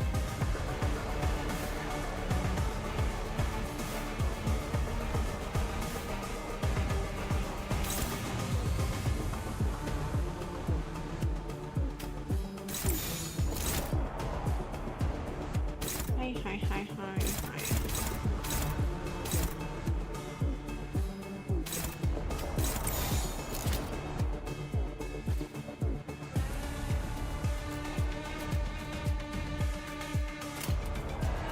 사격 개시.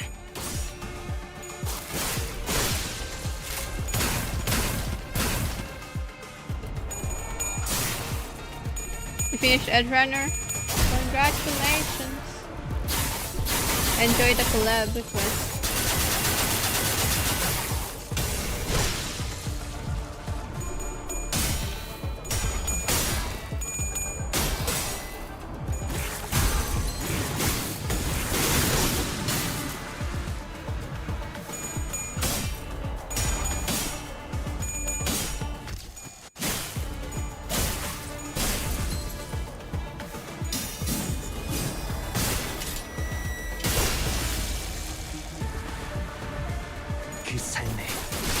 마침표를. 오, Fine. 제 Hello, 행위 Conrad. 그렇다면 무사입니다.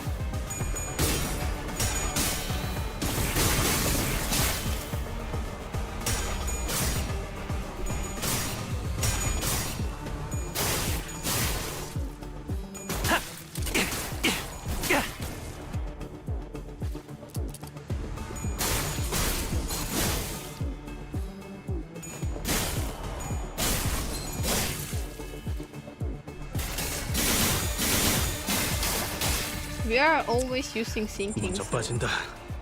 Guess it's time for them to chill out. 무분조통. Blushing. 역시 모가지를 분질러야 조용해지는군. 저 도야지 같은 새끼들.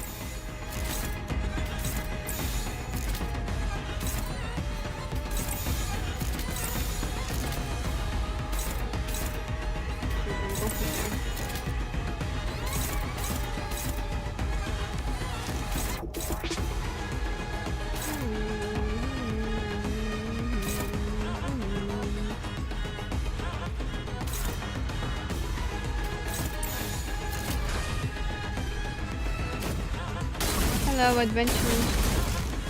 Welcome home.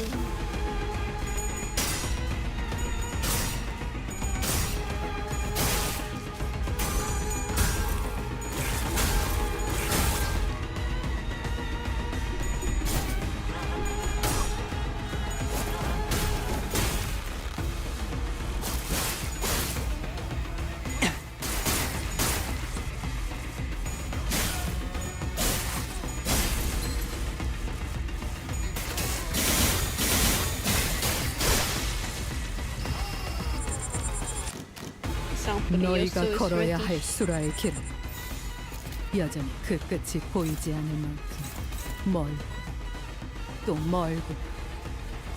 I guess we'll let him take on that.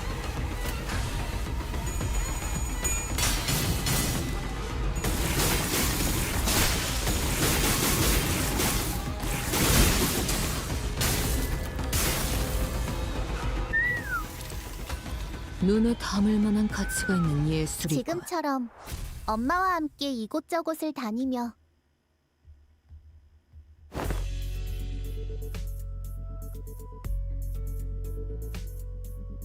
So let me get this straight. Dude was here just a minute ago, and now nobody knows where he wandered off to? Yeah, bloke just turned up out of nowhere, flapped his gums, then did a runner before anyone could grab him. Astra let out a long, listless sigh, as though she was getting sick and tired of even complaining about him. Lady Astra, I can't say your frustration is misplaced, yet I trust you are also aware that, more often than not, Mentor's actions have carried a profound design. He has never left his post without purpose so far. No, I get it, okay? But come on, would it kill him to give us a heads up before he goes zooming off on his own again? It's not like we'd stop him. What are we gonna do? Tie him up? Lock him up in a closet? Oh, we don't do that in our team, right? Remember last time? We all thought he was being a good patient and sleeping it off in the recovery ward, but nope. When the LCE got infiltrated, he snuck out without telling anyone and came back like nothing happened, and the team leader didn't even chew him out for that. Lady Astra, that's... Oopsie, wasn't supposed to mention that, was I? Then the reason he failed to participate in the operation was simply because the LCD was lax in supervising its personnel? Is that what you're suggesting? Lady Moses bade us hold our tongues for this very reason. She knew full well Mentor's intentions would be misunderstood in precisely such a manner. What part of this have I misunderstood? Did you not just disclose that the man deserted his post without authorization? That's the thing. He wasn't just wandering around. He was outside all alone, taking down the ring auto mannequins would lock down the elevator that leads into the LCE department. Yeah, it's not like he was dealing with the strongest enemy out there. But the recovery ward didn't have an emergency alarm, and nobody from the department was there to warn him either. He somehow just caught on and did the job himself. Huh.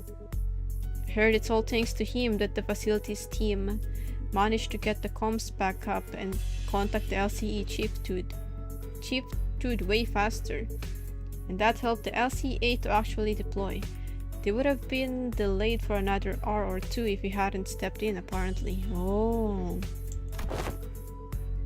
And he went fighting even though he still wasn't fully recovered. So he came back looking like he'd been processed through a meat grinder. So yeah, he did end up staying in bed like a good patient in a lot of pain. Then the soldier is not entirely deserving of reproach. Nope, he's a less talking, more doing type, I guess. Anyway, we were all stuck inside the building back then during the incident, so fine. I suppose there was no helping it. Today though, never mind. It's always like this with him. He always slips away and pops back in saying it's done. My point is, what happens if one day one of those solo missions doesn't go his way and he just drops dead in the street somewhere? True. How are we supposed to help him then? Actually, how does he even know what's supposed to be done in the first place when nobody gave him any instructions? Bloke's got to be relying on his gut feeling, innit? Gut feeling? Look, I only saw the bloke for a bit, so I can't say I've got him all figured out. He's an annoying bastard who, but he didn't strike me as some clueless sod who doesn't know where he's stepping.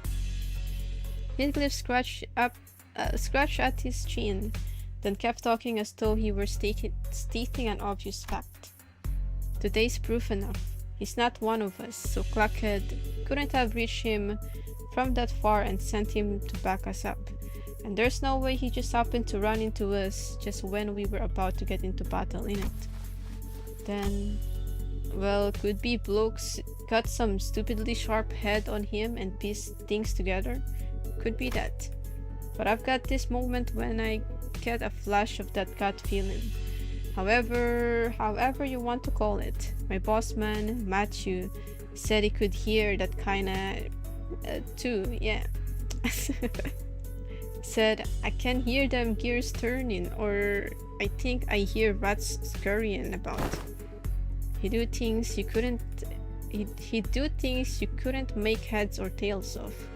Listen, there was this one time when we were expecting a life and death fight. Matthew says he can hear them gears turning. Walks into a random pub, starts throwing back drinks like he'd lost his bloody mind. Did that sound like someone who's lost his bloody mind? Back then, I was on the ship. Some sailors used to drink the barrel dry before battling whales to blunt their fear, only to stumble around on the deck and fall overboard. Oh my god. Yeah, and boss could knock it back like a whale. Still, the point is getting plastered right before a turf wars.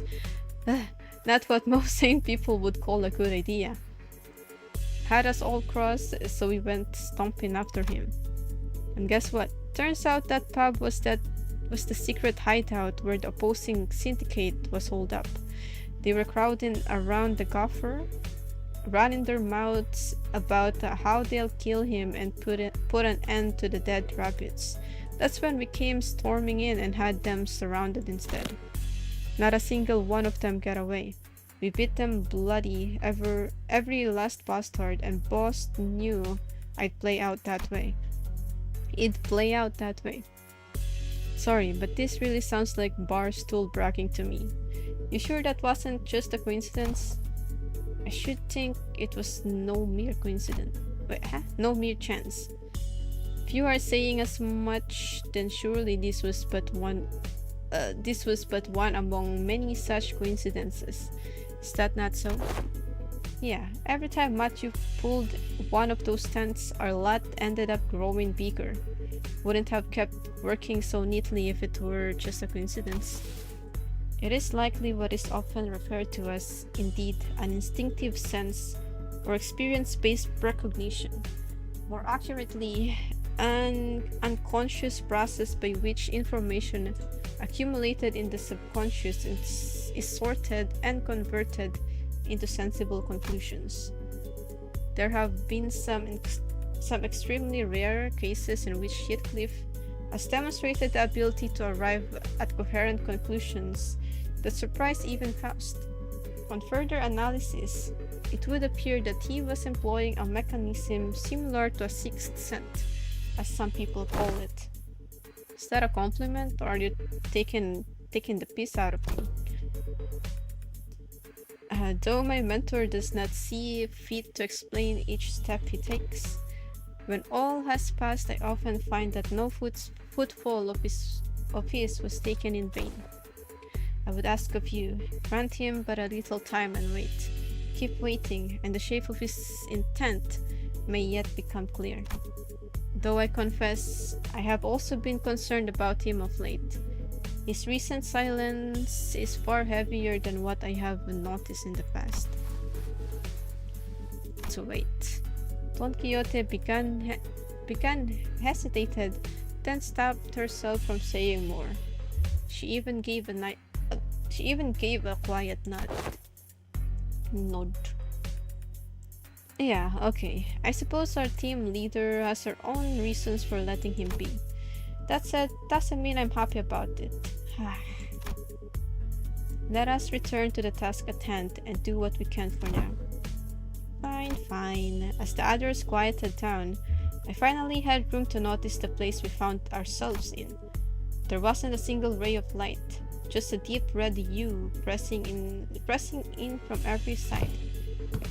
Can't believe we've been chatting away in the dark this whole time, fellas. And the red lights aren't helping at all. Especially with my aging eyes. Oh no! Oh, are you looking for the light switch? It's right here. And right then, don't turn on the light. Whoa! I heard Mersul's gleeped warning, his voice coming from a corner I didn't expect to find. Mersul? Where are you? Ah, there he is, that corner. Is he watching something? I am developing the film roll monitor. Exposure to light might ruin the entire roll. Please exercise caution. Hello, Dodoko. Good afternoon. I have not reading Devo and Lyrica's conversation in a while. I was busy reading the story. So he'd been doing his own thing. That explains why he was quiet all along.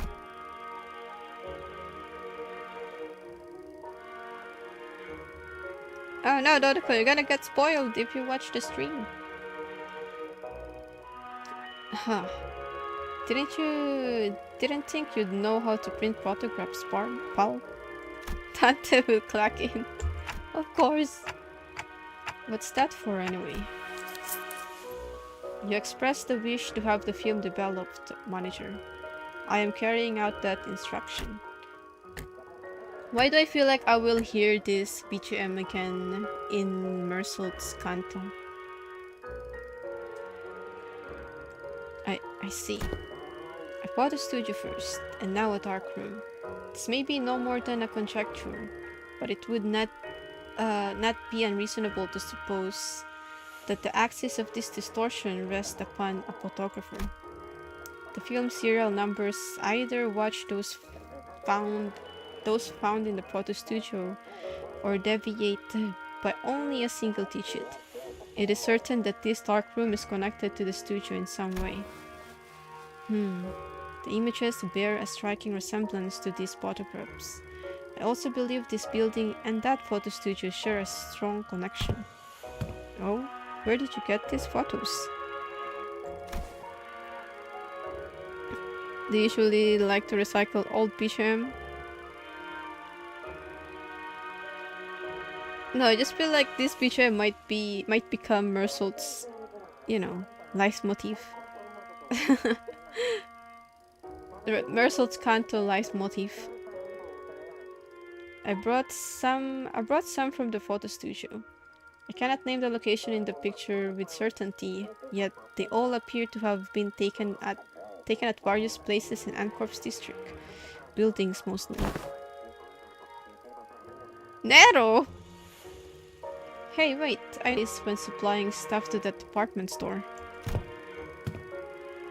Correct. The photos must have been taken by a docugrapher. Docugrapher?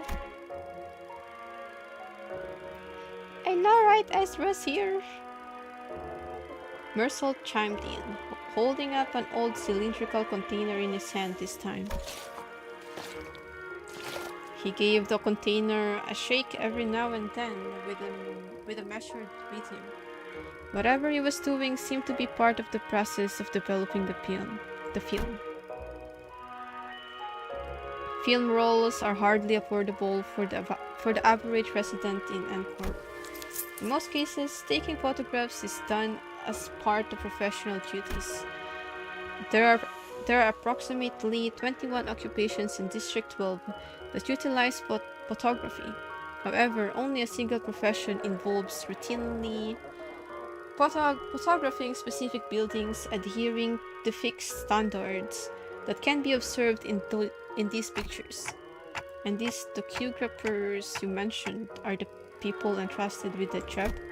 Yes. They photograph the information to be poured into canned experience.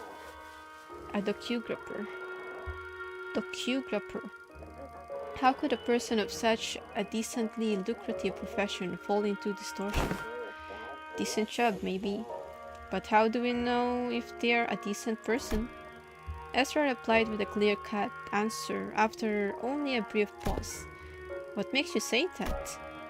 The photo studio we were... Todoko! Thank you for 50 gifted membership. And hello, Black Cat. They changed the member gift logo? They changed the logo? You summon Devil. Let's see if he'll get Devil.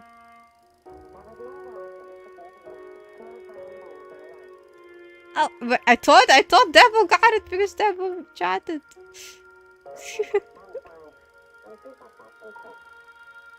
Thank you so much. .go.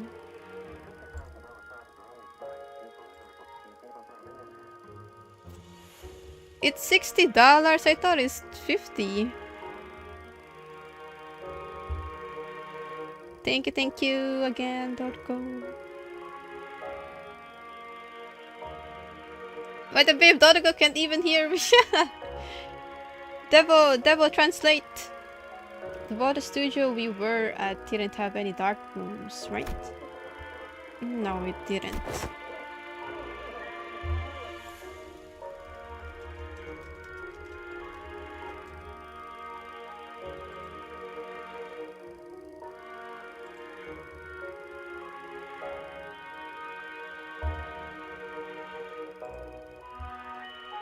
Hello, Earlies.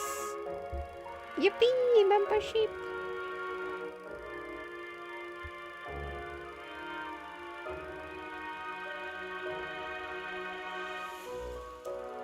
My team leader said there are other ways of processing film rolls, but in Ancorp, you have to go to a dark room to develop and print them.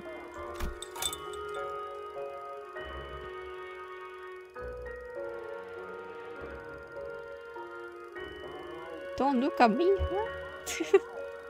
Whatever I say, Dodoko won't even hear it.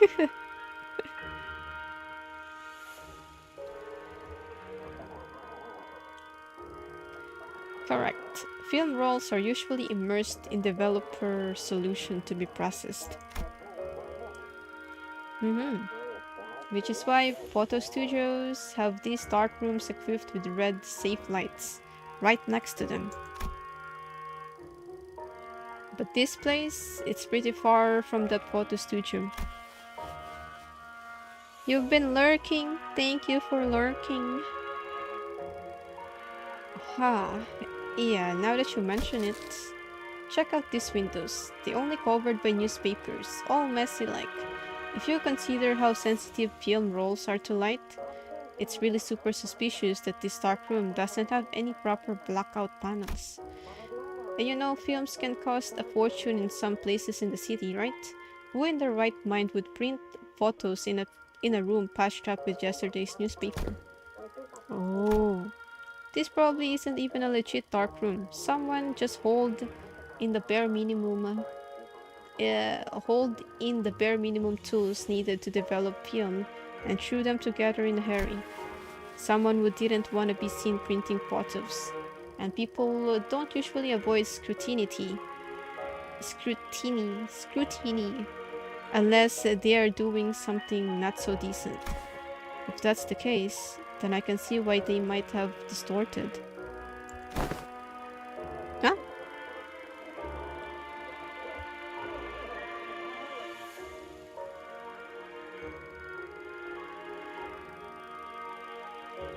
Oh, I see. Double translation.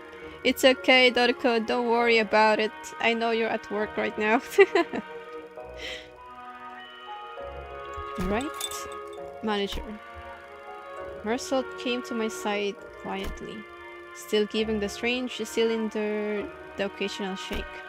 I have a request regarding your instruction to develop this film roll. What is it? Please ensure that the light in this room is not turned on until development is complete. Aren't we already doing that? Yes, however, engaging in battle opens the door to uncontrollable variables. This is why I have judged it necessary to make a separate request. Battle? There is no need for concern. I am capable of participating in combat while maintaining the development process. Wait, can you slow down? A battle, you say? Surely there must be cause for you to believe so. At the photo studio, reinforcements arrived exactly 11 minutes and 34 seconds after N-Corp's pin frame team staff were defeated. Deductions based on the events thus far make it clear that the photo studio and this dark room share some kind of connection. Furthermore, Senior Heathcliff, Senior Honglu, and Senior Gregor have battled N-Corp's pin frame team in this very location. I hear footsteps rushing up the staircases, approaching closer and closer. I have a feeling I know what Mersault is getting at, but I ask what? But I ask anyway. Meaning, the initial rinse is finished. The process is now halfway to the completion of the second agitation. This indicates that 11 minutes and 30 seconds have lapsed since the start of development. Hello, Tao. A battle is imminent. Please withdraw to a safe position, Manager. Mersault, you should have warned us way earlier! Understood, Manager. I will follow that instruction going forward.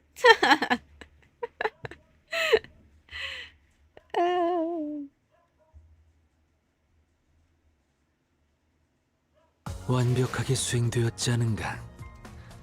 하지만 아직 기약은 없구려. 그렇다면 여전히 난 아무것도 인가?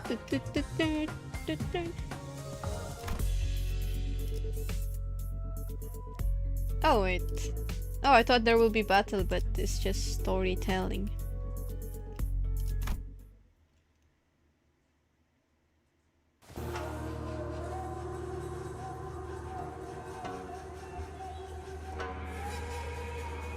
Wait, I'll BRB a bit. Wah! Wah! Okay, BRB.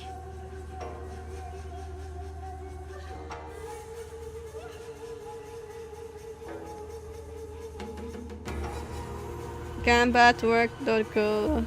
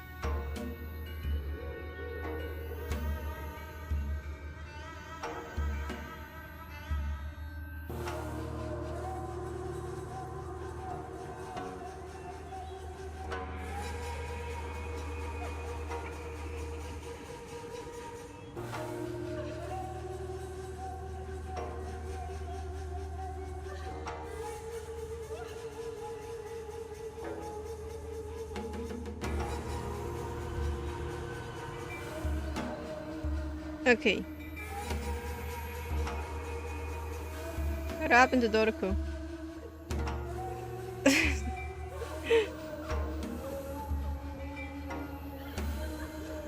Oh, Bunyakir was here.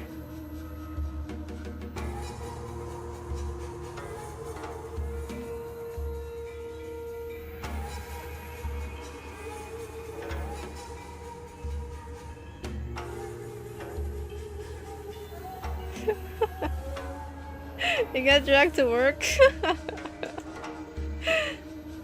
Hello, Clavis. Work maxing. Also, hello Konyakiri. I saw Konyakiri's chat earlier.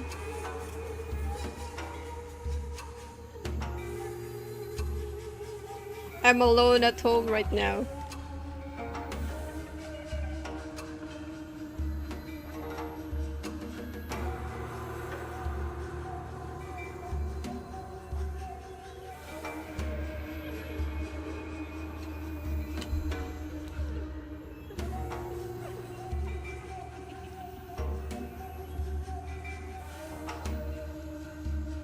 Some awkward phrase was fixed. Okay, continue. Something sits ill with me. Amid the distorted sprawl of S-Corp's back streets, Engdu had her gaze fixed somewhere high overhead. And at the end of her gaze, are those photographs? A long line stretched across the open air, photographs hanging from it like laundry, clipped to a clothesline. I mistook it for a kumjul at first and gave it little attention. Yet upon closer look, I saw those pictures hanging from the line. Perhaps they have been strung within the dark room and remained thus when the distortion took hold. Bizarre. Observation of unaffected elements in the space occupied by a location-type distortion is most irregular. Indeed, the items we bore from the studio have already changed into images of various sites of S-Corp, yet these alone remain as they were. Let's take them down and check them ourselves. Just as I was wondering if the line was perhaps too high for me to reach, Mersault stepped forward and plucked a few photos of it. And the instant he brought them to me, we heard another pop, and again a bright white flash blinded my vision for a moment. Good grief, this distortion likes to change its mind, huh? It keeps switching between S-Corp and N-Corp. This feels like getting caught in a flashbang detonation. My whole body tenses up, then goes slack right after. The other seniors were busy grumbling about the distortion and its sudden jumps, except for Mersault, who stood right in front of me with the photos still held out in his hand. Oh, you didn't drop them? No. He gave his usual short answer, then returned his attention to the cylinder he had been shaking. He took the film out of the container and flicked the liquid off it with clean, controlled motions. Is the processing finally done? Wait, we're back here with the lights on now. Is it okay to take the film out? Yes, exposure to light will not damage the film once development is complete. When the image is fixed, there is no cause for concern. See you later, Clavis.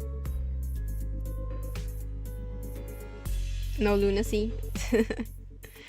That's a relief. I couldn't say I followed all the technical details, but no cause of concern was all I needed to hear. Sighing in relief, I held up the photographs so I could take a proper look.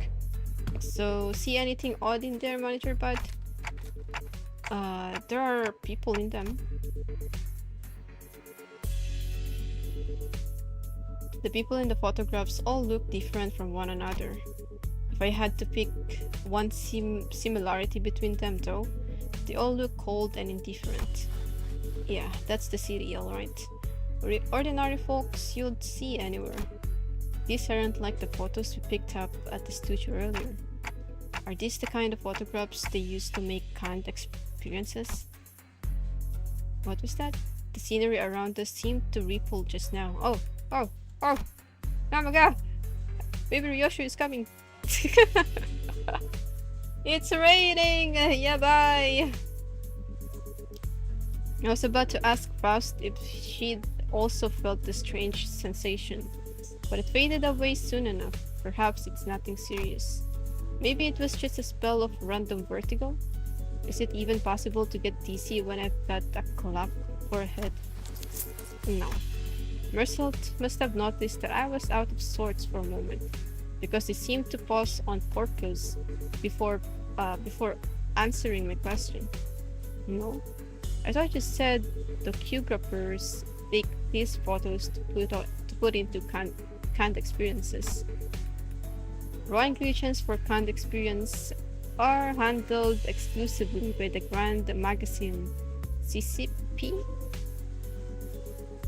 There is no known method for external parties to access them. CCP, what? Oh, I think I've heard of it. Canned experience, right? They're in high demand in other districts too, but the only brand stamped on them is Grand Magazine CCP. Same name every time. I remember some of my classmates bragging about trying them whenever some weeks came around. Never had one myself though. I can't really explain it, but something about them just feels kind of wrong. It's that popular, huh? It's that popular, huh? They're struggling against the enemy. Oh no!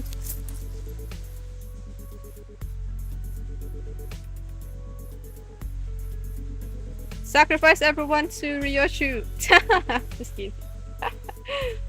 The unprocessed base content of canned experience, known as experience batter, is supplied to reprocessing factories where the Q-grappers fine-tune the experience details. Photographs are primarily used for that purpose. They can fine-tune experience. An easier example for understanding would be to consider why the Q-grappers take pictures of subjects such as buildings. A purchaser may wish to experience living in a luxurious building that they could never afford. Another may wish to vent out impulses of violence by experiencing the burning of an expensive property. Demand for hot couture canned experience is increasing by day. Can you guys still hear me? Or the rain is too loud? I can't do anything about the rain though. So that's why the photos from earlier were all fancy buildings. Yes, manager. Conversely, information concerning ordinary experience that can be easily encountered in reality is in low demand. Then why photograph these residents at all? Perhaps these were not images harvested for their commodity value, but pure photography in and of itself. Mayhap they have been captured for a desire to seize a vanishing instant through a lens. There are people who take photographs knowing that it would cost an exorbitant sum. I have seen some before. Staggering amount of money just to take a single photo. That is, if they could even manage to find a photographer who would take the risk and help take the picture. I'm not so pressed as to put a price on sentiment and nostalgia, but spending this much money on film rolls, what could have made this investment worth it? I'd say maybe this isn't just a matter of sentiments, or memories even. Leafing through the photographs, I quietly expressed my thoughts. Executive manager? Additional fountain showers? I'm not exactly an authority on distortions, but I know they manifest through desires or emotions that become warped in bizarre ways. But everything the distortion has shown us so far points back to Escort. That is, the Escort from the past that only Kim and Engdu would have seen and remembered. These photos though, they're completely untouched by the distortion. Doesn't that feel off? There must be a strong fixation at play here, strong enough to slip past even a distortion. And if that obsession is something that refuses to let these memories be influenced, I think our next step should be to look for the people in these photos. These photographs are the only undistorted, unaltered clues we have. Dante says it would be advisable to locate the people shown in these photographs. Oh, good idea. team leader did say that we should accept input from the LCP with open arms. Oh, wait. Hey, Engdu, can you get me the office catalog? We probably need to commission an office affiliated with 7 Association. Oh, let's look for one that can take the request right away. Can someone tell Ezra we're fine? I think I know where to find those people. Dante says one of the people shown in the photos has already been found. What? How? Well, I guess I'm just having a lucky day. I pulled the radio from my waist and switched it on without answering Ezra's question. DWRC? Reaction! I think she said, do we regroup clock? That one was especially hard to understand, Ryoshu. Hey, Roger's with you, right? Can you put her on? Okay. Roger, are you there? Eh? What? Dante wants to talk? One sec. I kinda went overboard with the bread and pastries.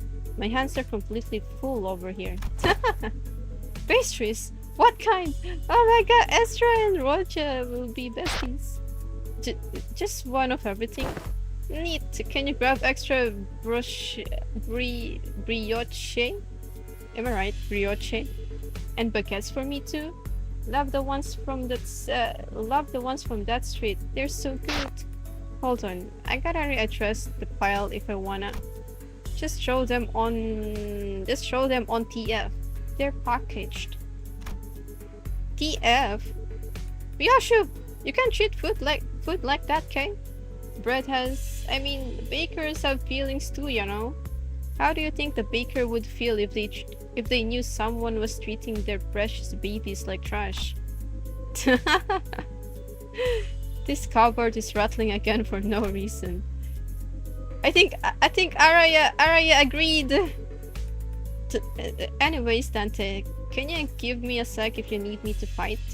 Just need to cram this into my pockets real quick. No, it's not a fight. Huh? Then what's this about? I took a closer look at the words written on. Oh my god, there's lightning! Yabai!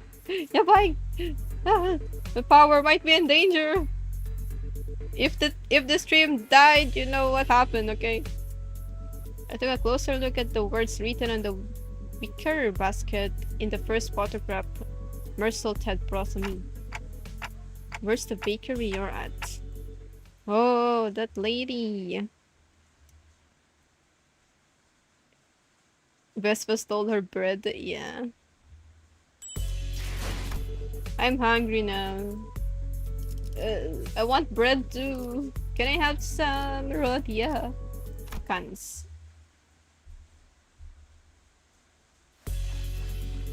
Bread queen. Ah, I know who you're looking for. The owner of the bakery was a woman holding the same wicker basket as the one in the photograph. She took one glance at the picture I held up for her and gave a quick nod. This man, he works in Cannery 17 right next. He's a regular. He used to drop by every morning to buy sandwiches to share with his co-workers. I haven't seen him around lately though. And those co-workers, I assume they were wearing the same uniform? Asking the question on my behalf, Otis showed the baker another photograph. Probably. He was always wearing one suit. I guess it's the cannery crew. This confirms our lead executive manager. A few inquiries at that cannery should bring us to the information we need. Yeah, you're right, but it's just that she doesn't seem very concerned at all. She's one of the people in the photos that weren't affected by the distortion, right? Thought she'd be a close acquaintance. Allow me to verify, executive manager. Do you know the name of this regular you spoke of? His name? Am I supposed to know that? Though I wasn't expecting her to actually know his name, the apathy evident in her voice gave me pause. He took a photo of you. Wouldn't wouldn't it be reasonable to assume that you're well acquainted with him? Oh, that. The baker's demeanor changed when Otis pressed the point. She gave a strange, unsettling smile before pulling something from her apron pocket. You have a gun! A thin and round can-like object. Never mind. He said he'd give me 5 of these canned experiences for free if I let him take my picture. Even said he'd throw in the docu-graph of the building for my of the building of my choice. Oh, Ryoshu said put the bread on the floor. Ah. He docu-grabs buildings, right? I hear he even takes work trips to the nest every now and then. So I asked him to get me a docu-graph of this lovely mansion I saw by the nest suburbs. I know I'll never get to afford a beautiful place like that, but this way I could at least experience what it's like. And gosh, whoa! Whoa! The lightning! Can you guys hear that? Oh gosh, it was everything I'd ever hoped for. I couldn't quite put my finger on it, but there was a distinct eeriness to the dreamy, blissful smile on the baker's face that sent a chill down my spine. Young Mersault, are those canned experiences truly possessed of such marvels? To pluck all semblance of reason from one's countenance. You can hear it? It's so loud. Oh my god. They maintain high demand across the city. District 14 is only one of several markets. Those don't mean that those who indulge in canned experiences may experience venturing on an expedition to the Great Lake and bungee jumping off the summit of the skyscraper yonder as they remain seated where they are? They may, however. Oh, a magic can. A magic can! Allowing one to pursue any dream the heart may conceive. Verily, I confess mine own soul is much tempted. It differs from pursuing a dream. Mass-produced canned experiences are made from base experience matter mixed with various modified information. The resulting end product enables intense stimulation through altered memory. Therefore, it is unlike the dream as expressed by Don Quixote. A piece of memory refined along the numerous processing stages of the cannery's production lines is not equivalent to genuine experience, meaning the usage of experience in her previous statement must also be amended. Memory is altered for intense simulation. That does sound quite shady. I guess there's a side effect to it. How does this cast a shade upon the boons granted by the can? Adventures and tales are forsooth inclined towards a little grandeur. It is because the memories provided by canned experiences are extremely vivid. Statistics have shown that users of cans interpret them as authentic experiences and become dependent on them. A possible cause of the information of the dependence patterns is that canned experiences allow one to feel as if one has achieved a dream that is, in reality, impossible. As though implying that the users are made content with the boring forged dreams stored in instant-use cans. Worse still, the user may no longer strive to chase dreams in the waking world. Yeah. For the sweeter and more splendidly a dream is embellished, the more impossible it will appear to be grasped with one's own hands.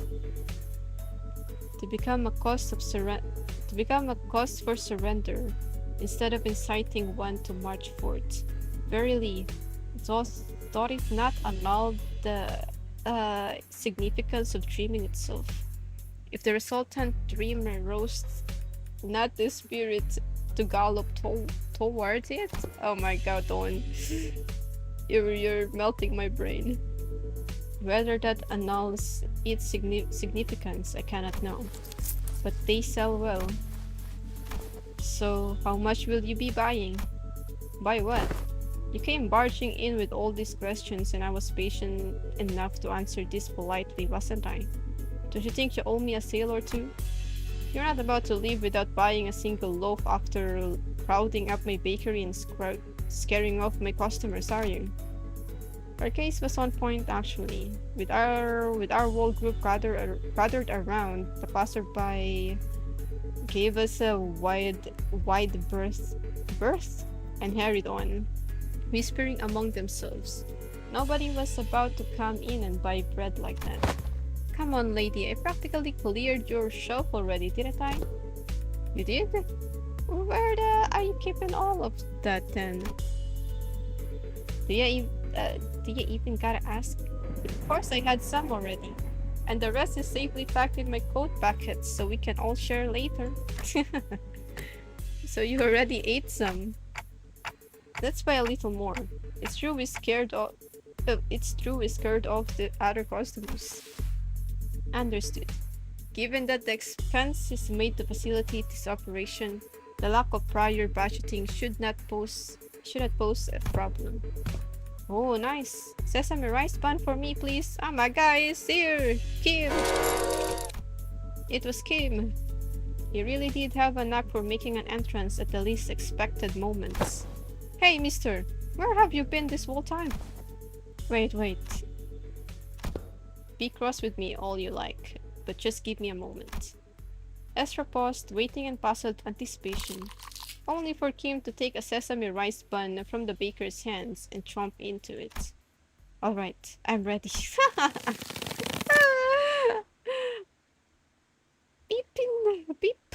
Beep, waste of bread.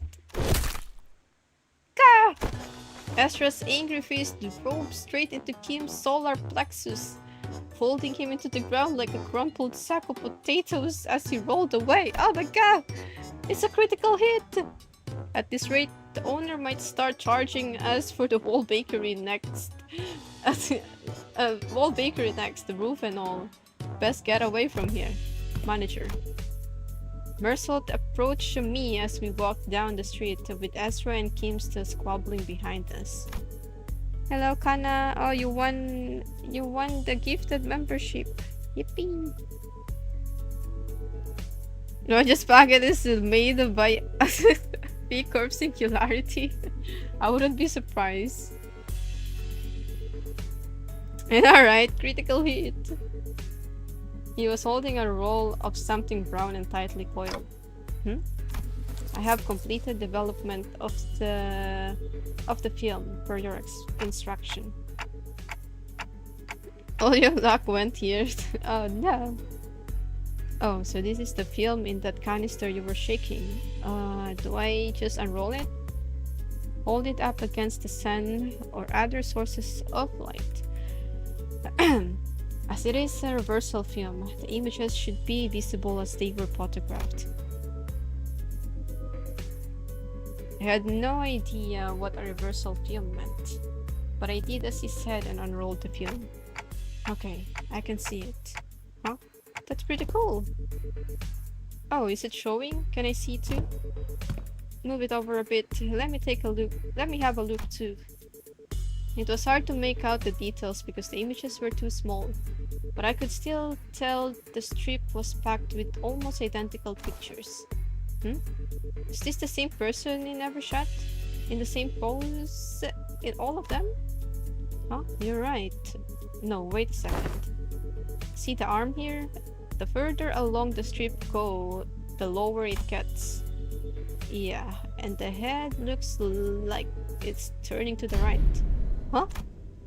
We were all squinting up at the tiny frames in the film when Sinclair suddenly flinched and went stiff, like he'd seen something he shouldn't have.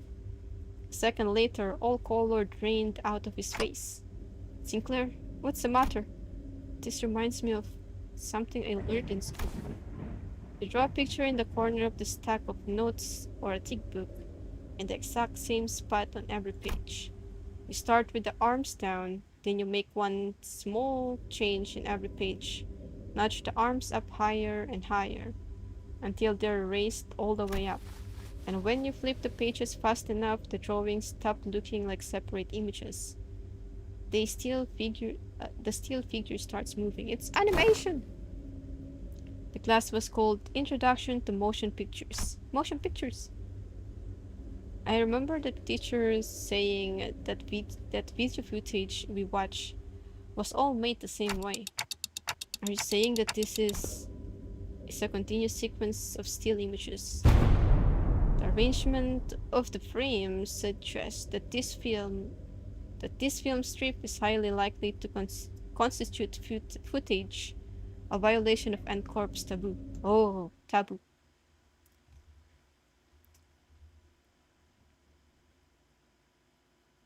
Hiya, fuyo.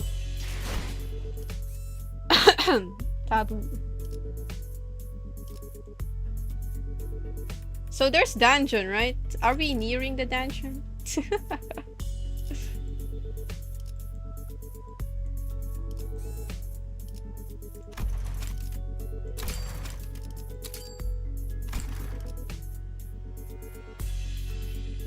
We're almost there then. Almost there. 마침내. Oh! As soon as I registered Mersel's words, my hand reflexively threw the film to the ground. Are we gonna be okay? We might have just broken a taboo. My mind began to race, rapidly traveling back through our journey. Specifically to the time when Don Quixote had smashed that window at K-Corp and caused the wing to wipe out our team multiple times over. I felt faint. At least we had Virgilius with us then, and it ended up being not that big of a deal at the end of the day, since I could revive the seniors, but some nest taboos can get us in a serious trouble just for carrying anything that has to do with them, can't they? I hurriedly turned toward the seniors. Many of whom looked every bit as troubled as I thought. Ryoshi is just smiling. Still, a few of them expressed a casual lack of concern, citing all the crazy things we've gone through so far. Miss Faust, what will happen to us if this gets the Punisher killed? Okay, so this is it, huh? Stop freaking out, guys. They're not dying, and we'll be fine. NCorp's not gonna kill you on the spot just for possessing a film roll. Really? Well, it might be a problem if the film roll does contain genuine record footage, but it's not like you guys had a hand in filming it, right? When NCorp dudes get here to pick it up, just comply with their commands. Thank them for their service and nicely hand it over to the authorities, and everything should be a-okay. There is a possibility that everything will not be okay. Eh? Because I have developed the contents of that film roll in that dark room. Oh. The court will take the lack of intentionality into consideration. However, it is very likely that my actions will be deemed as aiding the primary violator of the taboo. Really? But team leader said that NCorp has their own regulatory standards regarding image quality, which they use to determine the severity of taboo violation. If the footage image quality of frame rate is within regulations, NCorp won't be sizing their fixers on our butts right away, and that could buy us time to give our company some leverage to make a deal, however small it might be. Because what they're really sniffing around for us is how close to reality the video is, or how close of an experience it provides to real life. So even if we're really unlucky and they actually come after us, it's going to be fine as long as the footage is low fidelity, probably. So what exactly does frame rate within regulations entail? It means that the interval between each frame shouldn't be like super brief. Think about photo slideshows. They only show you one image every few seconds, so it doesn't feel real or vivid, right? You can technically call them motion pictures, but there's no vividness required to violate their taboo. Then let us analyze this film roll and see how vivid it really is. Hello, JC. Mercelt, I trust that you are knowledgeable in subjects concerning NCorp. Yes, cooperate. Could this film roll be considered a violation of the taboo? Otis picked up the film from the ground and showed it to Mercelt. That cannot be determined, unless each frame is thoroughly analyzed and compared with adjacent. Without waiting for Mercelt to finish, Otis unrolled the film roll and raised it against the sky. The rest of you, get over here. We must analyze these frames. The film canister was labeled experiment, so I assumed the culprit had created this as a test run of sorts.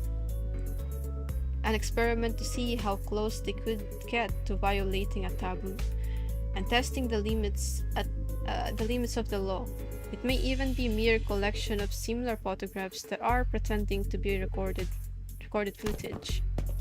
The seniors all gathered around Otis and looked up toward the unrolled film in unison. Unison? Here. The flower pot moves between frames, doesn't it? The docugrapher couldn't possibly have moved the pot while also holding down the shutter button. I don't see any difference. See here? The expression rising on the subject's visage appears rather stiff.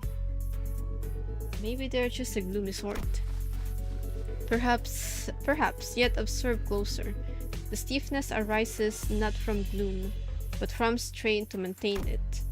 Oh, if that's the case, maybe the subject really is trying to fake an actual footage by moving very slowly. That's a pretty convincing theory, but I'm not sure if that's enough to conclude that we're in the clear just yet. That's when Bamboo-Hatted Kim, who had been sprawled on the ground ever since Ezra punched him, stepped into the conversation. Let's see. Look at the shadow cast on the windowsill. See how it noticeably shifts between each frame? Whoever made this knows their craft for sure, but I can't imagine a backstreet dweller would have any way to mess with the sun's trajectory. Then the likely scenario must be that the creator of this film roll deliberately made its subject move very slowly from frame to frame, creating a series of disconnected photos that, when played sequentially, would look like footage that violates the taboo. In which case, this film roll does not violate the Nest taboo, correct? That is highly probable.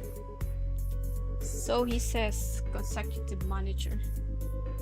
We should be in the clear for now, at least in regards to aiding the violation of a wings taboo. But if he was willing to go through this much trouble just to test NCorp's patience, it's hard to believe that he'd have stopped here. Based on all available evidence, Executive Manager, it seems reasonable to conclude that the inflection point of this case is a taboo violator on the run. But what motive would they have to do that? Sure, working for a wing subsidiary has nothing on being an actual wing employee, but it's still pretty up there when it comes to careers available in the back streets. Work for a subsidiary long enough and you might even get transferred to a factory job in a Nest. gives you a pretty okay chance at a better life or so. Maybe it was just tired of living that kind of life. Everyone has one of those days, don't they? The sudden feeling that you could be doing more than live the rest of your life in 9 to 5 hell. Man, Ishmael is so relatable. The drive to do something that takes you away from the pressure of trying to make a life. Something about what Ishmael said must have ticked bamboo-hatted Kim, because he suddenly whiffed around toward her and shook his head. Maybe. But how many of those people do you think are capable of throwing away everything they've built on a whim? From what I've seen, maybe our culprit just likes to play with fire. Play with fire? Yeah. Must have started by doing something that technically doesn't count as taboo, and inched on and on until he brushed thrillingly close to one. One thrilling shot through this camera and another with the next, until eventually he ended up recording actual footage. Cool, then that leaves the question of what the heck was he trying to do with it? Might have been trying to screen it using a projector for all of this part of the back streets to see. But wouldn't that make everyone here, even those who unwittingly came across the projection, right on? It would have made those folks violators of the taboo. But why would anyone? So would you care to explain how you know that, Mr. Breadbrain? I thought I read that wrong. Dinner? Yeah, later on. I asked around on the opposite streets, and apparently some guy's been going around asking the workshops if they could make him a projector. Seemed like most of them turned him down, but they also said that he stopped showing up after a certain point. Fair to guess that he got his hands on a projector somehow. Alas, is it not a taboo of Encore to view recorded videos? Pray tell, why would any insane mind? Well, it ain't taboo if you only made a projector in it. Backstreet's blokes are down for anything as long as there's coin. Huh. So how do we track this guy down? Multiple individuals in the same garb as the pin frame team have just been identified in the vicinity. They're all carrying the same briefcase. Oh, well, isn't that a coincidence? Maybe we can play this like a festival or a convention and just tell people who look like they're involved with what we're looking for. So they'll lead us to wherever we need to go. Indeed, at architecture conventions, there would be those informal plaid shirts and suspenders milling about. Ugh. And I could always trust them to lead me to the convention venue. Aha. And was it common for those plaid shirt fellas to look around like they're scanning the area? Did they also go around checking people against photographs? Or collect evidence? Please advise for. They also radioed each other, glaring at people like they're glaring at... Huh? Perhaps you could answer that series of queries yourself. Nope. This crowd sure don't look like they're gonna let us follow them. Ah.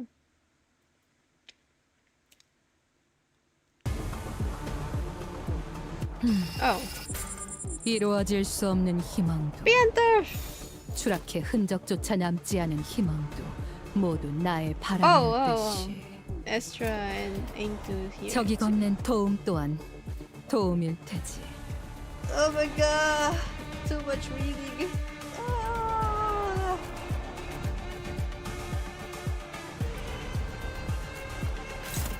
Yeah, full design, true.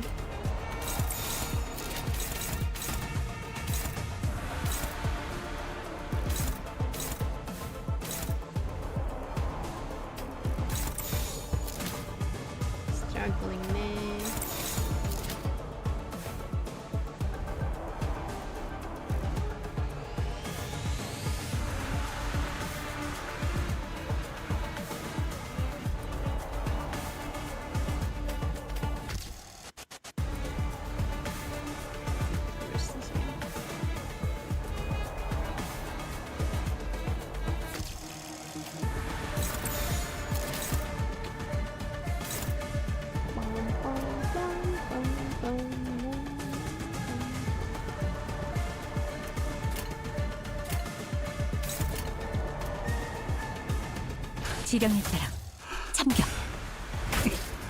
한 점만 노린다. Maybe we'll find out in Merciless Canto. 자세에 틀림은 없군.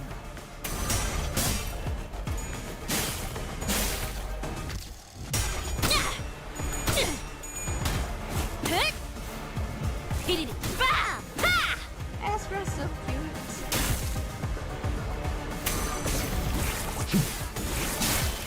하나.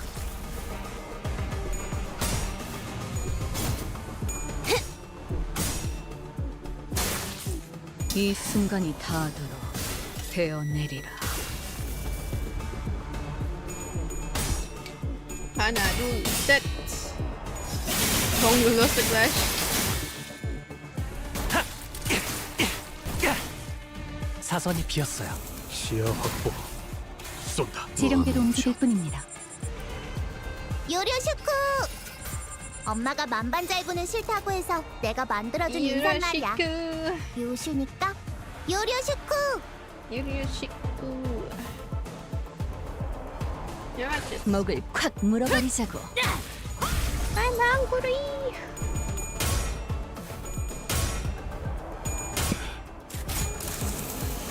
좋아. 신탄하구만. I don't think my parents are home yet though.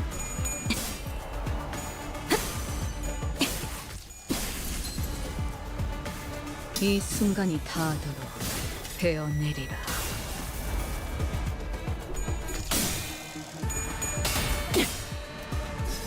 베어내. You got their announcer first time pool. Nice.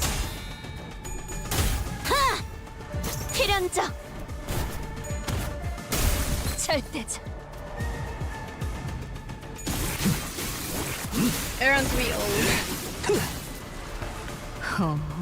이 거리면 충분해. 이제 수에선 벗어났나? 알겠지만! 엄마는 무기라면 뭐든 잘 다뤘어. 그중 제일 뛰어난 게 검이었고. 모, 분, 조, 토. 역시 모가지를 분질러야 조용해지는군.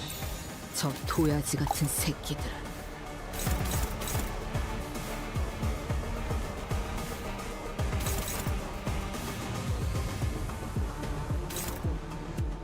Then do you want that?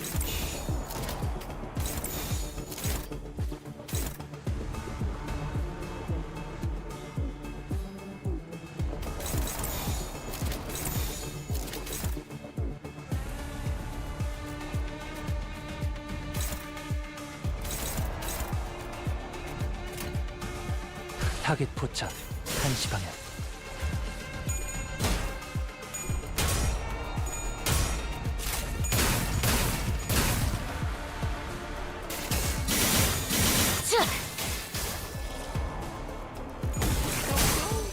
다섯.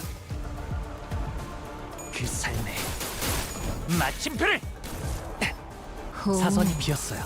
공로 제 지원한다. 행. 그렇다면 무상이다. 충족. 수행되었습니다. 지금 완전 삼촌들이랑 공원에 같았어. 어릴 땐 몰랐어. 왜 엄마가 삼촌들이랑 말도 못 섞게 했는지.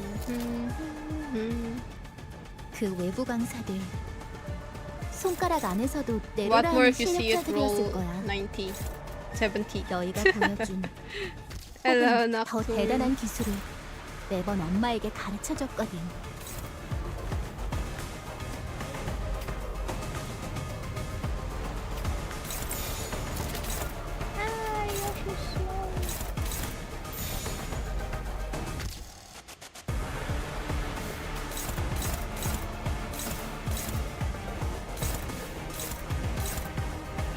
Why are you slow, Ryoshi?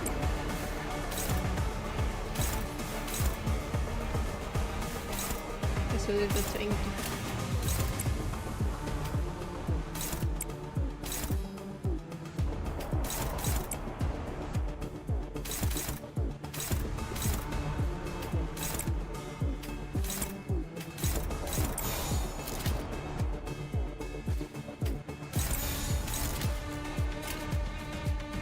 그려낸 대로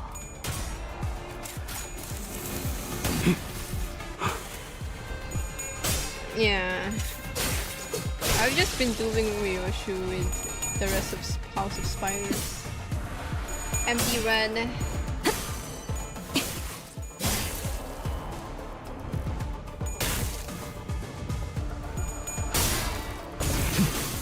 여섯째.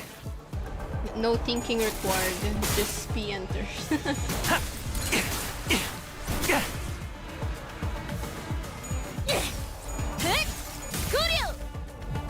우리야.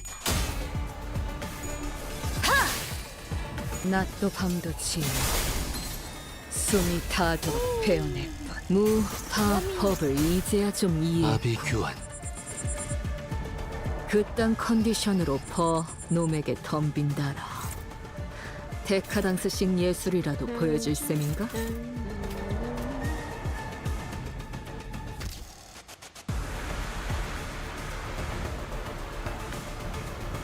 Yeah, she can actually do that.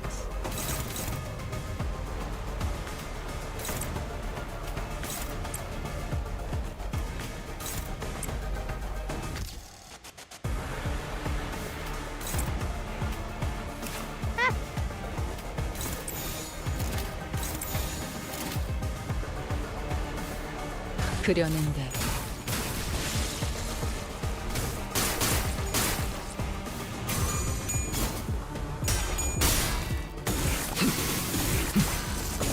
아홉째. 완료. 원망도 옅어지나. 그냥 5배! 굳이 직접 목격하지 않아도 느낄 수 있겠죠. 올. 하지만 슬슬 물리는군. 근처에 융수염이라는 군 거를 파는 곳 있나? 흠. 야tta! Oh, he leveled up.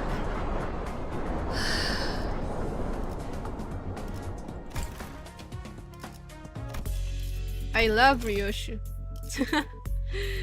You know what? I'm just gonna do this and use bugs for the rest. Is this just fighting? Please. Please. Let me rest my throat. No! I think I still need to read.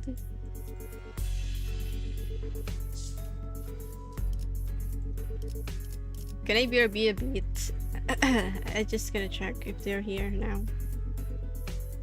Be right back.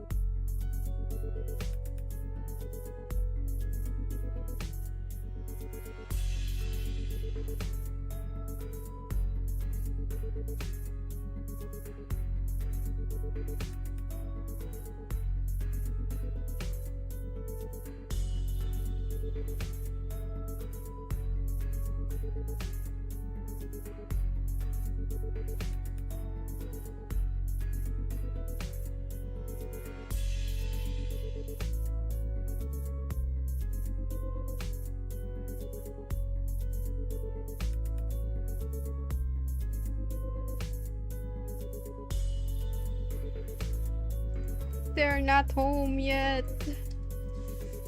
Ah.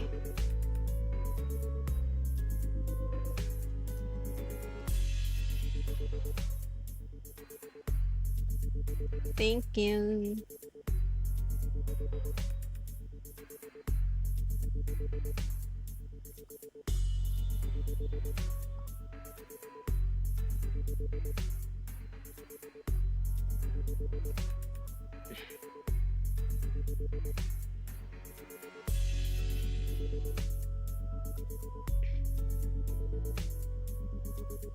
Should I message them? Tell them I'm starving. When are you going home?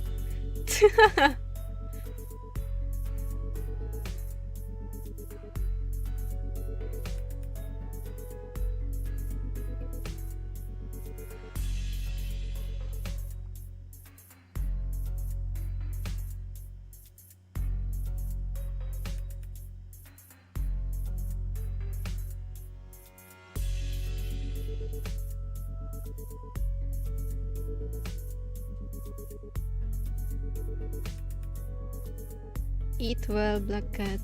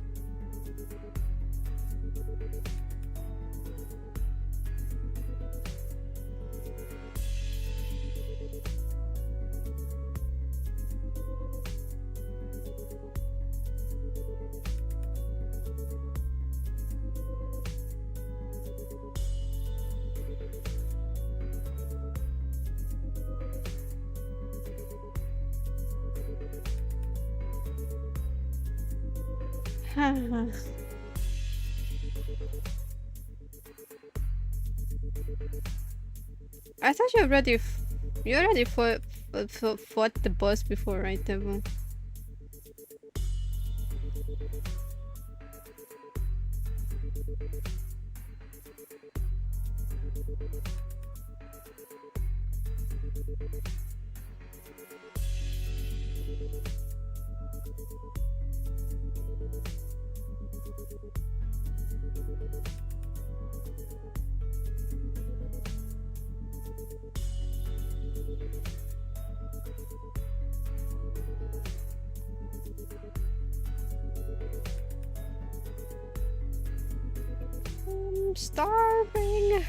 I'm starving. Ah. Anyways, let's continue. I hope there's not a lot of talking. 착수. Please spare me. 남, 둘, 안.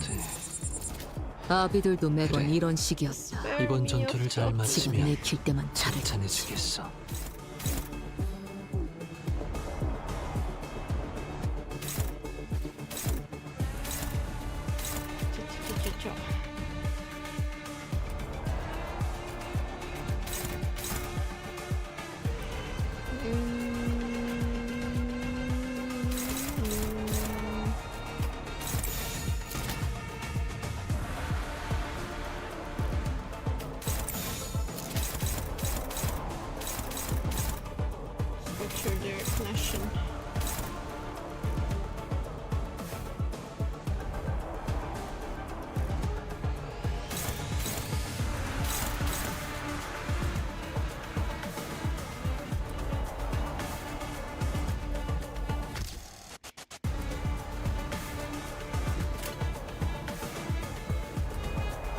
예측할 수 없게.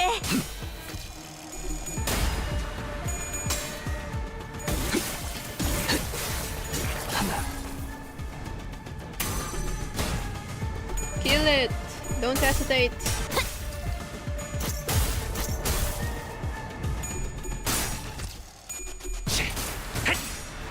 그 삶의 마침표를! 히스칼리파 지금 자세히 공로 틀림은 지원한다. 없군.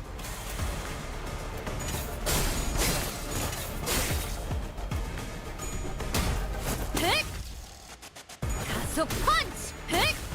Punch. 낫도 Acceleration 감도 punch. 치 숨이 닿도록 베어냈군. 무타 법을 이제야 좀 이해했군.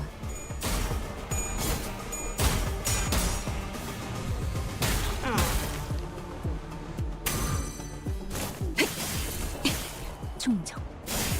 지령이 이끄는 대로. 엄마는 무기라면 뭐든 잘 다뤘어. 무아몽중 그중 제일 뛰어난 게 검이었고.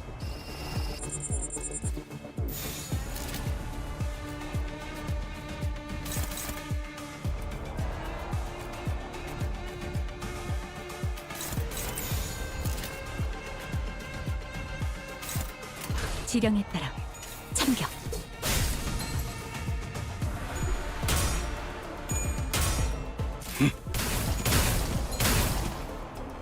이 순간이 닿도록 베어내리라.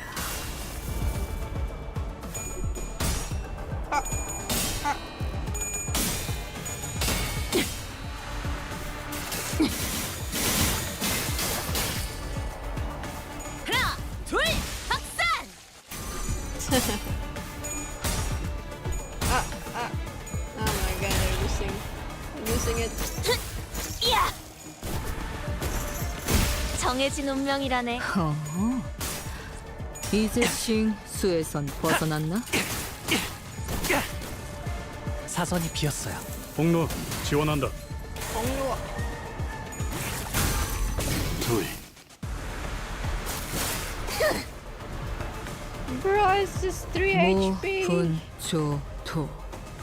Oh my 역시 god. 모가지를 분질러야 조용해지는군. 저 도야지 같은 새끼들은.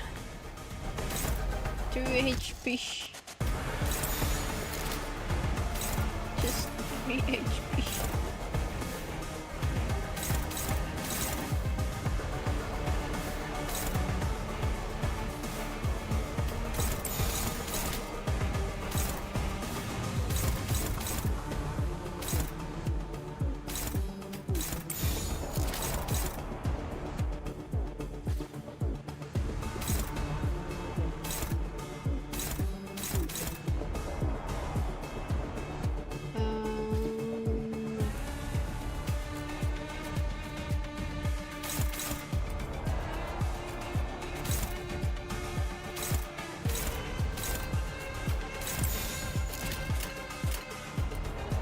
사격 개시.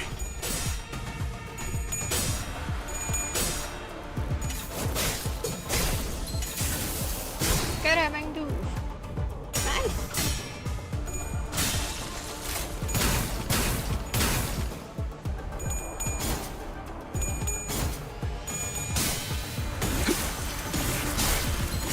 네 우와, 지금 완전 삼촌들이랑 고모대 같았어. 필연적. 절대적.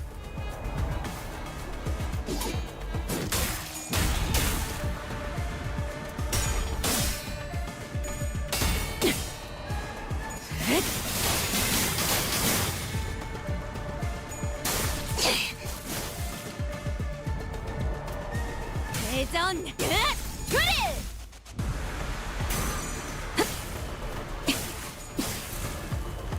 지령대로 움직일 뿐입니다. It's almost 지령에게 불확실한 것은 없네. 역시 They're sparing 모가지를 them. 분질러야 They're 조용해지는 trying to show 저 mercy. 도야지 같은 새끼들은.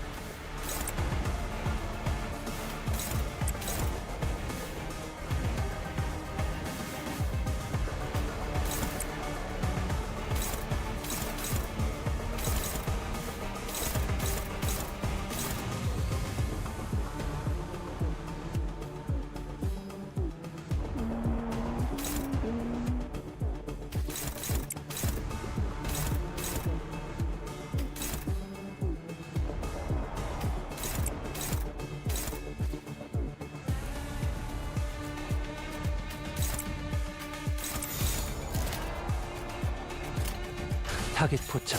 한시 방향.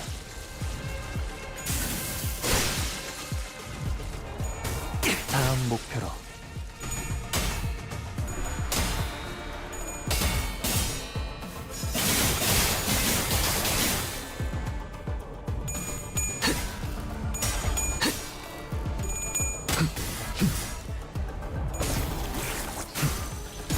그 슬픈 눈빛. 좋구려. 빈틈투성이네. 검주먹 모드!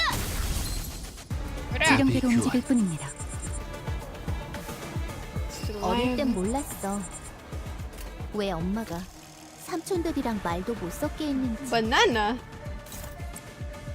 그 외부 강사들 손가락 안에서도 내로라 하는 실력자들이었을 거야. 너희가 보여준 혹은 더 대단한 기술을 매번 엄마에게 가르쳐줬거든.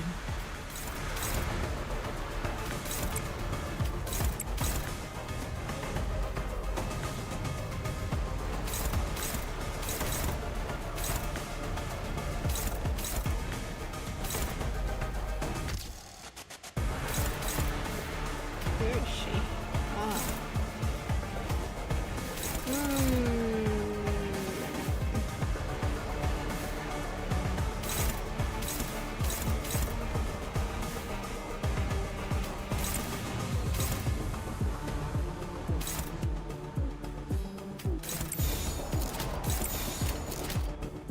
타겟 포착. 한시 방향. 아홉째 완료. 이 순간이 닿아도록 베어내리라.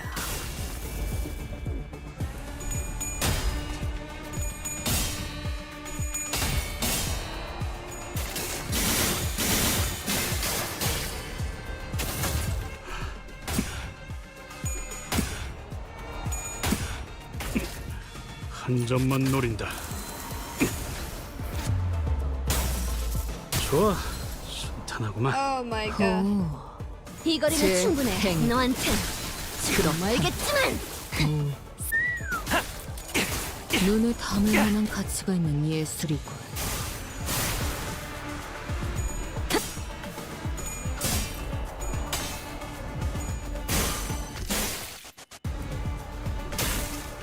굳이 미래를 직접 목격하지 각오하지. 않아도 느낄 수 있겠죠. 지루하군. 하지만 이런 시시한 전투에도 긴장감을 불어넣어줄 비장의 예술이 하나 있지. 박수갈치는 언제 보낼 생각이지? Furioso Wizard. 그대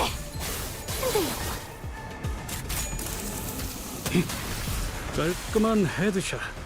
머리통에 이 거리는 충분해. 굳이 직접 목격하지 않아도 고, 느낄 수 언, 있겠죠. 올.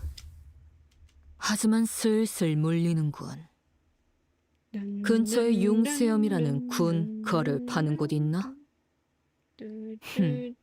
완벽하게 수행되었지 않은가. Oh, I thought there would be story. 하지만 아직 기약은 없구려. Maybe this is just all 그렇다면 battle. 여전히 난 And then dungeon. 마침내 No, I jinxed it. Hardly a challenge. What a WOT. WOT weakling. Waste of time. Waste of time. Well, at least they're not much of a fighter one on one. Service the Claw is not a combat specialist department. While they have all undergone basic combat training for exigent circumstances, they are not prepared for head-on conflicts such as this. Yeah, I noticed. They kept taking pictures of us with their brief faces. I'm guessing that that's their primary job description. What are they snapping away from then? Whispering behind our backs like a load of creeps. Collecting photos to include in the report for their higher ups, I'd wager. I can kinda see how they could think we're involved in this somehow. Every time they followed the lead, they ended up encountering us. It's hardly a surprising rationale. Mersault stood a footstep away from the rest of the sinners and watched in silence as they tried to come up with an explanation. What is he thinking? What is it that he wishes to say? Or is she simply contemplating, observing without any preconceived notions in his mind? His silence shouldn't have been any different from his usual reticence. But as though by some chance of whim. Hey, Mersault. I was struck by this sense of brief yet distinct strangeness, and was compelled to speak with him. Yes, manager? Don't hesitate to let me know if there's something you want to say. But aren't sure if you're supposed to say it. Yes, manager. I will do as you ordered should one such circumstance occur. As always, his reply was as deflatingly concise and direct, as though he had some rule of his own that told him this was the specific response for situations like this. Okay, but I'm talking about right now, actually. Do you have anything to say right now? No, I do not. It did not appear to me that he was trying to hide anything or choosing his words in response to my question. His reply was simply that, an answer, nothing more. Yes, a prepared answer written down in a list of responses. That's what it felt like to me, as though this particular answer had always been the only one he had available for situations like this.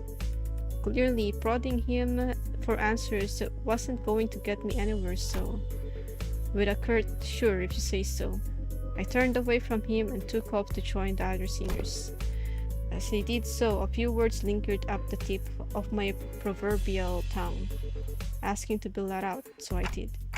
It would have been nice to know what you were looking at.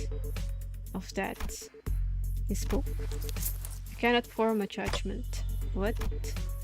That is because the precise definition and nature of the subject of my case are just as unknown to me as to you. Oh. Should you point to an object or an enemy, I can provide a verbal explanation based on my current knowledge.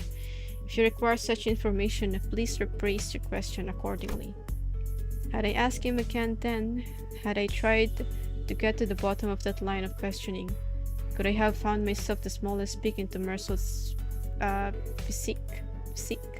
psyche? Yeah? Which had remained entirely shrouded in mystery even after an entire year of traveling together? I suppose it's not up for me to judge as well. Manager. Yeah? Another battle is imminent. As you have previously instructed, I have informed you of an imminent battle. Yo, boss Clack! Are you just gonna sit there all day while we do all the fighting? They're pouring out of that building over there. So they must have been on their way to that building. Our path ahead seems clear, Executive Manager. Let us neutralize those foes and head up there. Gotcha! Be right there! The brief lull of battle came to a close, and battling enemies who arrived precisely at the time Mersault had predicted. We made our way into the building. Them blokes we found downstairs must have been the weaker ones of the bunch. How does Encore have so many guys on their payroll? There's no end to them. Haha, it is a wing after all. All these the taboo violators? I thought the culprit worked alone. No, I'm quite certain they're the ones from the subsequent reports. The Encore fixers appeared just as confused as we were. It was clear to them that they were expecting to find the taboo violator here, not a big group of a dozen of people. What were they thinking, sending fodder like us to deal with an organized taboo violation? They should have sent taboo hunters here instead. Why do you think they told us to consume canned experience containing mass melee combat? They must have thought our current manpower would suffice to deal with this. I don't know about that. Wait, wasn't there an extra report?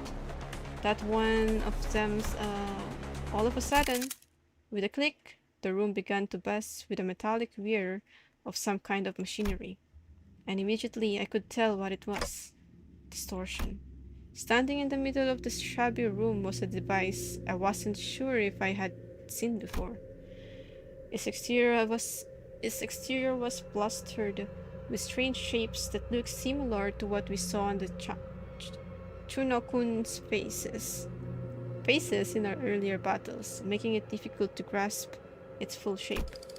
The round object affixed to it began to rotate slowly, with a dull, worn-out groan of a thing past its prime. Men!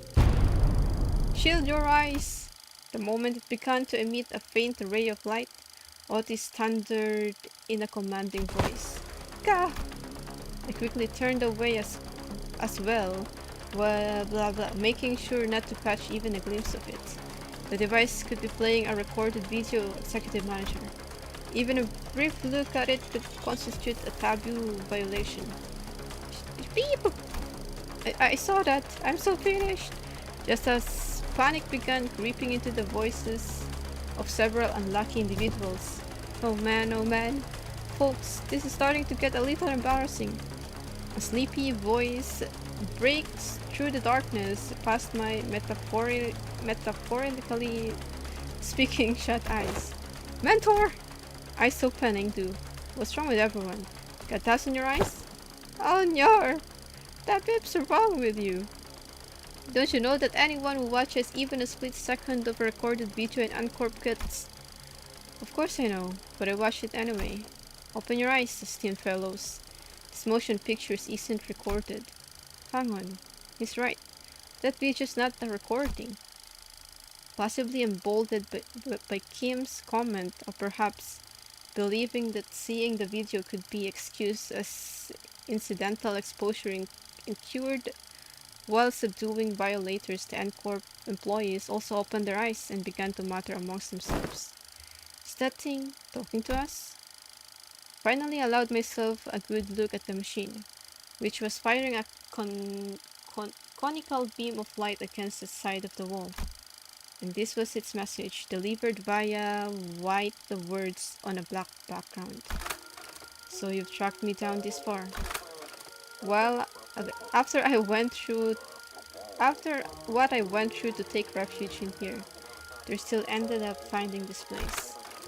All of you blindly consuming fake experience after fake experience, without even a care about the real thing.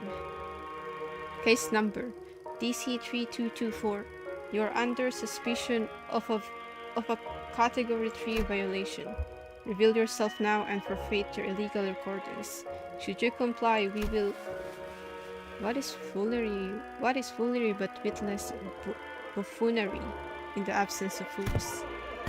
The hallowed vessel, bereft of all but lingering delusions, runs not even a brool of echo to the dugged excoriation of tools. What's this fella on about? If you mean to obscure our official duties, we won't hesitate to use force. Without even so much as turning around, Bamboo-Hatted Kim raised his sword and parried away the NCorp. The NCorp employee's nail-shaped weapon. Well, speaking as my whim guides me, my dear fellows. No need to get so huffy. I only aim to say that this abomination has no consciousness. After what I went through to take refuge in here, they still ended up finding this place. All of you blindly consuming fake experience after fake experience without even a care about the real thing. It's repeating the same sentences over and over. Now that does make me wonder, was I just as far gone when I distorted, past all words and reason? I mean, if anyone has an answer to that question, it'd be you folks, right? Kim said nothing more. He turned a piercing look on us, all the while effortlessly swatting away the NCorp employees' attacks, as though he was goading us into telling him the truth. Well, don't suppose there's any point in asking. I am no different from this abomination. Just as it wields that contraption, I must have wielded the only thing I have really known, the blade. Transforming into a mindless fiend, consumed by a mere tool, cleaving through both friend and foe unrestrained. Hey, Junior, are you still on about that? I tried to avert my eyes, I truly did. But such disregard is easier said than done. How can I, when that distorted being has no qualms showing me the... Doesn't he know how rude the unsolicited reflecting of the phantoms of one's heart is? It's got to be illegal or something. Illegal, I say. Turning a customer into a tug on a protection rocket run. A mere ant before a car in motion into a swerving driver. Conjuring dead followers before the eyes of their mentor. Simply unconscionable?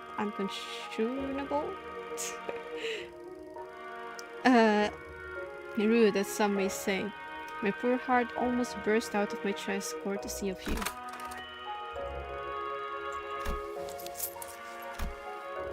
In that split second, I think I saw Marcel's eyebrows twitch. A battle is imminent, manager. Just a natural response to sensing an imminent battle, perhaps? Bap! A blinding flash followed by an explosive bang. My vision immediately went white and decided to take its peep time coming back. And when it did, the first thing that came into view was a particularly unsettling landscape of escort, followed by bamboo-hatted Kim surrounded by a small army of Chunokun. Mentor!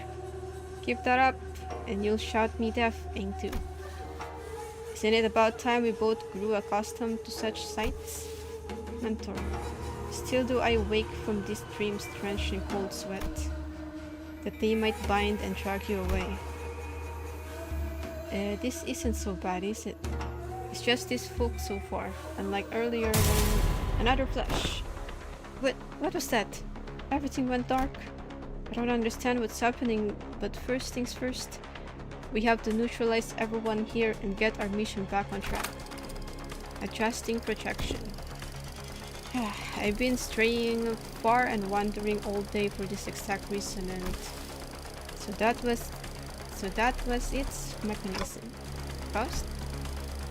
The words began to shift rapidly before I had the chance to ask Faust what she had meant. To the one who finds comfort settling in lies, I give you what most deserve your gaze. Bap! I'll be blind before today's over at this rate. Changed. It did? Unlike the earlier instance, one of the distortions is different from the others. As Mersault identified, there was something different about the group of Chunokun this time. They were accompanied by someone else. A warrior in impressive armor, wielding a sword that was just a stone. Oops. With armor and a great wando of the Soul Circle to be reunited in such a manner.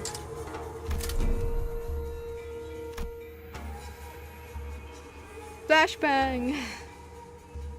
The warrior drew a bow that hung from the waist guard and knocked an arrow. I suppose this is how it would have gone down, had you been the one to grab me. Military Commissioner Im Gyeongyop. How do you fare, friend? At the signal arrows loosing, seize the accused. The warrior loosened the knocked arrow, which soared into the sky with a piercing whistle. And with that, the air splitting sound as their cue, the Chunokun began to swarm us. My throat's dying. Oh, it's a boss battle. Better. 하지만 그래봤자 거다. Where's Kim? Kim's not with us.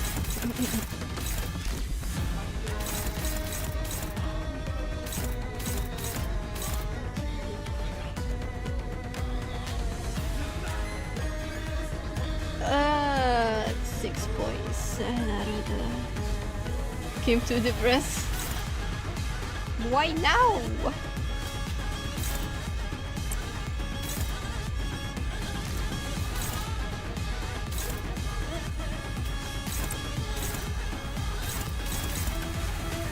I'm just gonna let this one be.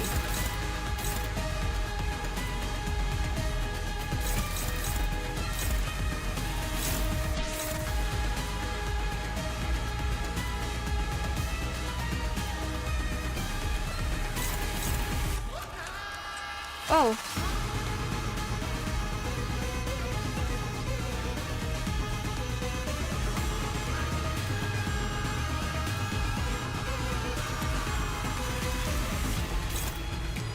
Yeah, this one.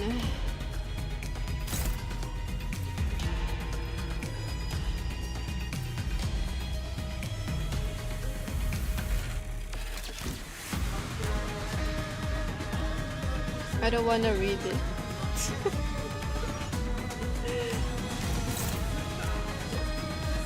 But I don't think I can understand. Unclashable.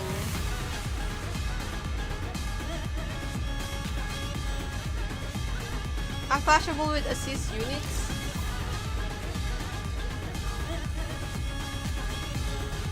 I need a...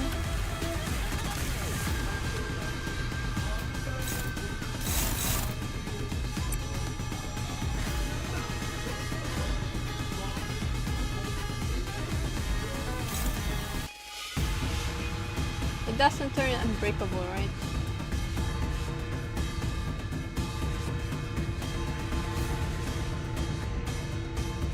Assist defense. Nah, hold on. Alright, Rio should take care of it.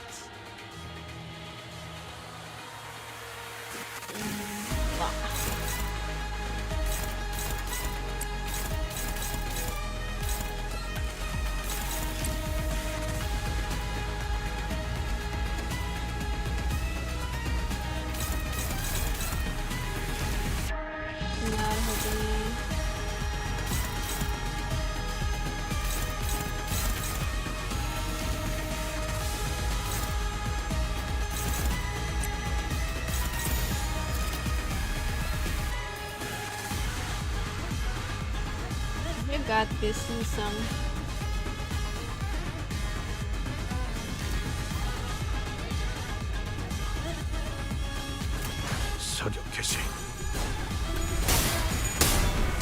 Oh my god, I have huge shield. I just noticed. Endo! No one's reading the clash, huh? Very 이 nice. 순간이 다 되어내리라. Very nice.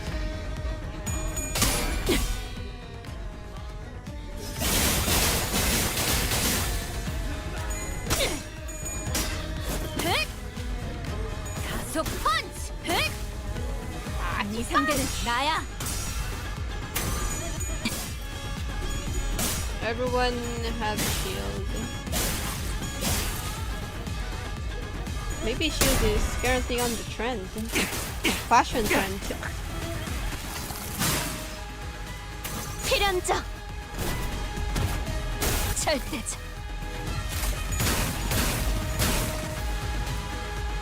마음 둘 안. 아비들도 매번 이런 식이었다. 지가 내킬 때만 잘해줬지.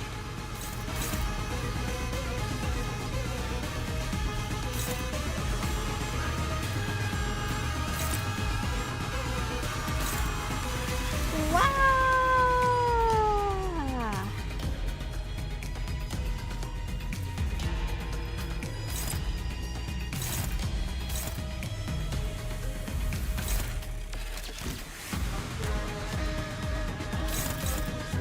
Oh.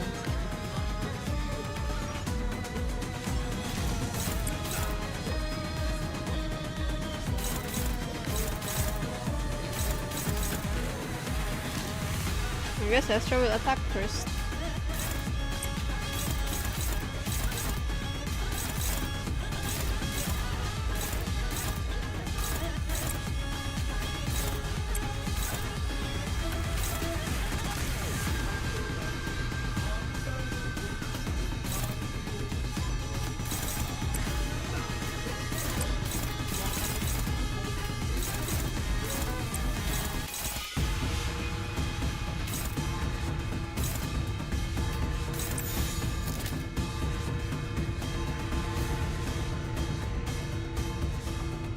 Is this the boss you're fighting or a different boss?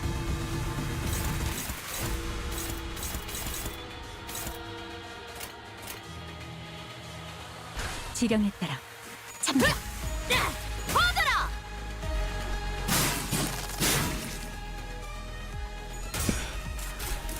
I just noticed Astra have huge HP.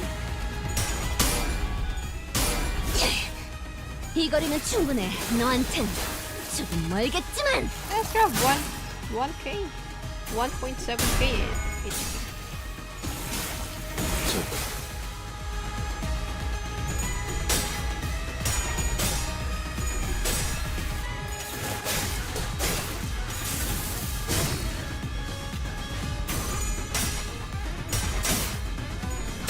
Food red. I want to eat something as well. 그 삶의 마침표를 사선이 비었어요. 공로 지원한다. 그렇다. 이 순간이 다 상대어내리라. No! She lost it. 낮도 밤도 지워 숨이 닿도록 베어내. No. 엄마는 무기라면 뭐든 잘 다뤘어. 그중 제일 뛰어난 게 검이었고. I don't even know what does. 그대로 어뢰. Oh yeah. 땡하기 She's not 전까지 taking 손가락 damage. 하나 까딱하지 마. I forgot about that.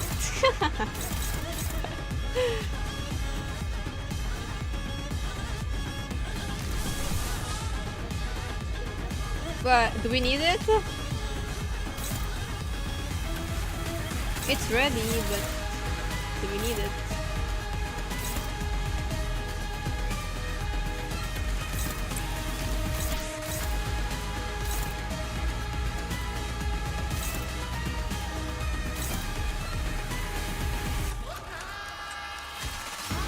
Voices, HP return.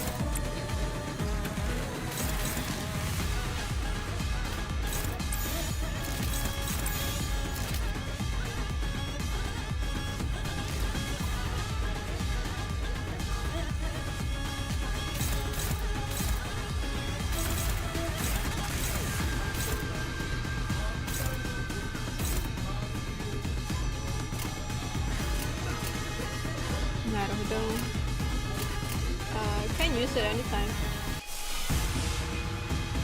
Yeah. 사격 개시.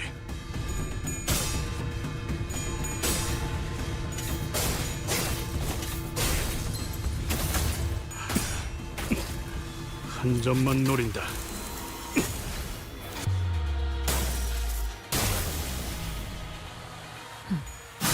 자세에 틀림은 없군. That hurts.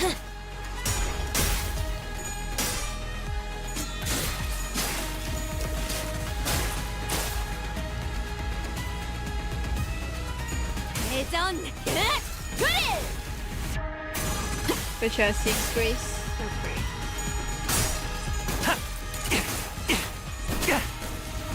키스크리프 지금 시야 확보. 쏜다. 이 순간이 닿도록 베어내리라.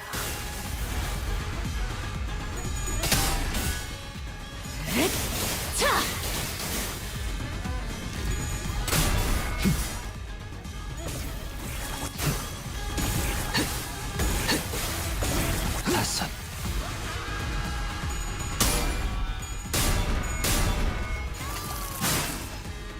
지령대로 움직일 뿐입니다. 좋아해. 어중간한 지령에게 영민이 불확실한 이런 것은 불필요한 없네. 고통을 가져오는 거야. Okay, so do we 목숨을 attack 거두려 this? 했다면 The 머리를 projector. 베었어야지. Attack the projector.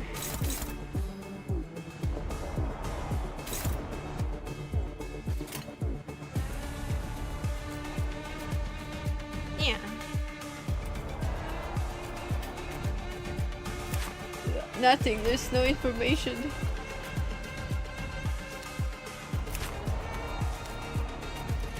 Unless this one. Memory transition.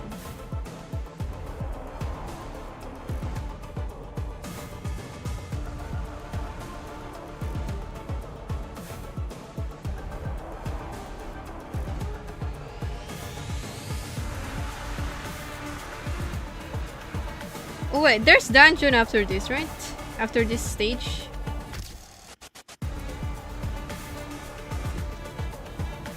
Maybe dungeon part is what's in empty. What's in empty.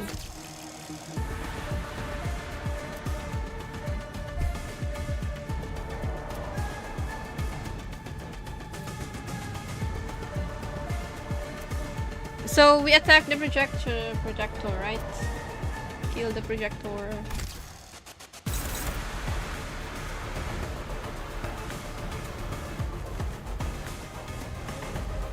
I'm gonna put all of my skin there.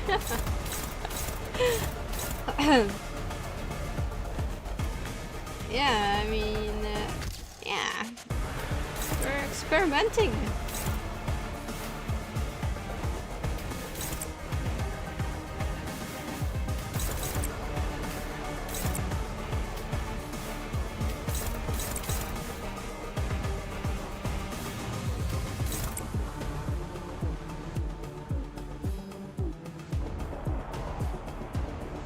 Ketchup or rusted mustard? Ketchup? Wait, what's the ketchup? 지령에 따라 참격.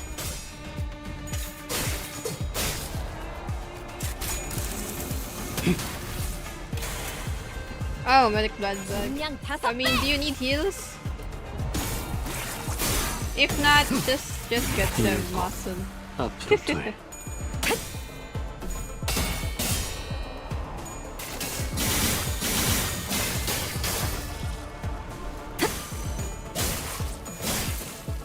More bleed. The final boss. Get the checkup. Not the checkup. Ketchup then. Get the ketchup. Get the checkup. 일찍 끝나겠구나. Bruh. 이런 걸 보면 단축의 예술은 끝을 알 수 없던 엄마가 선택한 최선의 방법이었을지도 모르겠어. 거미집에서의 생활도 내가 겪어야 했을 기다림도 모두 짧게 끊어내고 싶었을 테니.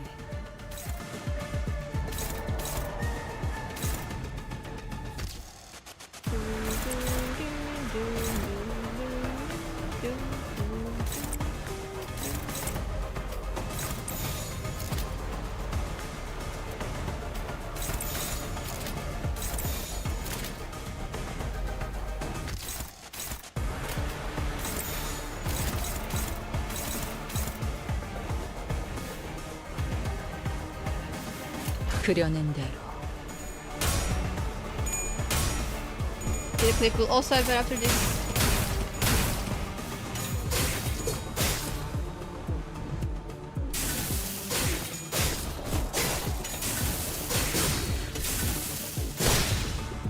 Oh, the projection. 먼저 빠진다. Ah, I see. So it will just change back after killing the 히, projection. 클과 신, 어에 이어 짜증나는 시선이 늘었다. 앞으로 한 번만 더 기분 나쁜 눈빛으로 내 검을 힐끔힐끔 쳐다보며 Really 그때 glitch. 예외 없이 Glitch 뭐 out? 분- What do you mean by that?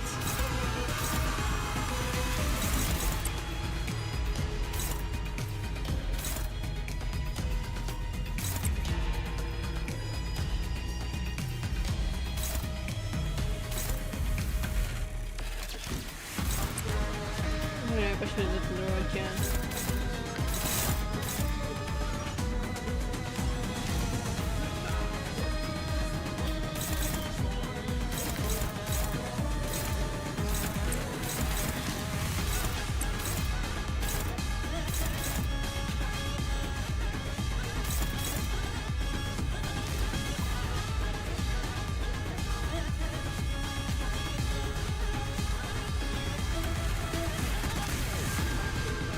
Rough version of the current screen at random place for brief moment.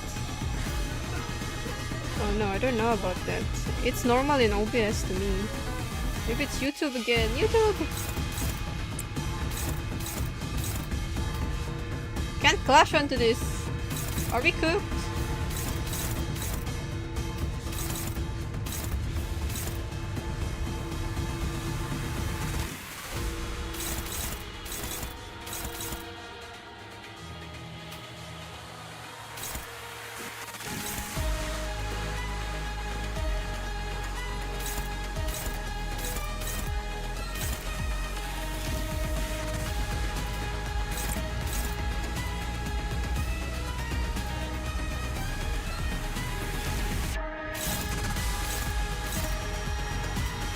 I mean, everyone can clash, but it's just they can't win. They can't win the clash. Or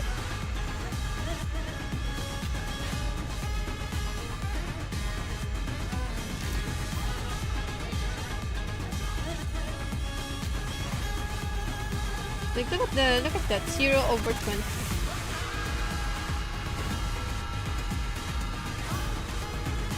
Tune evade as well. How about Faust?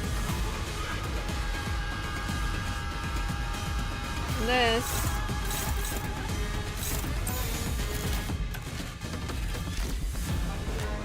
Everyone evade. Absolute cinema.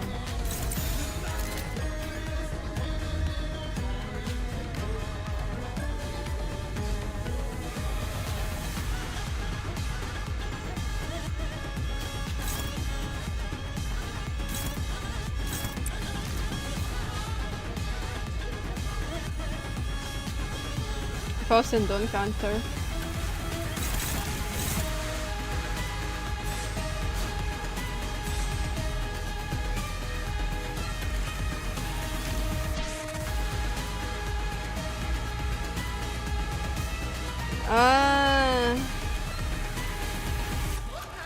So no good if I defense with Yisang. That's my plan.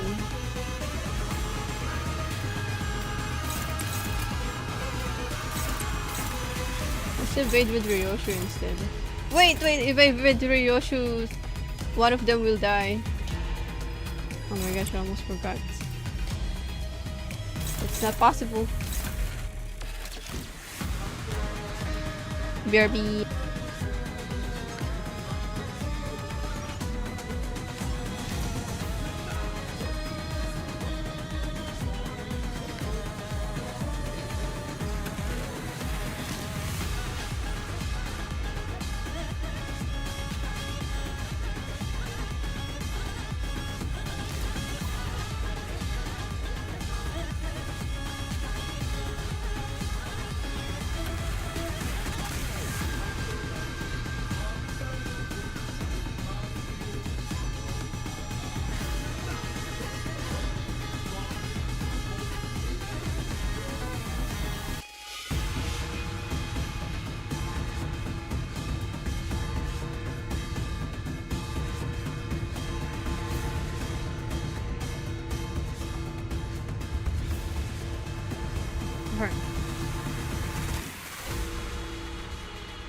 My mom gave me chocolate.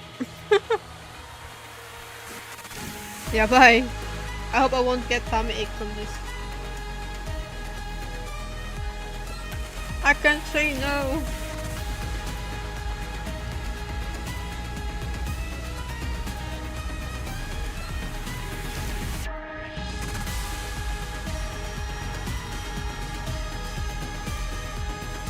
Yeah, not proper food. She said I should wait for the pizza. I'm cooked.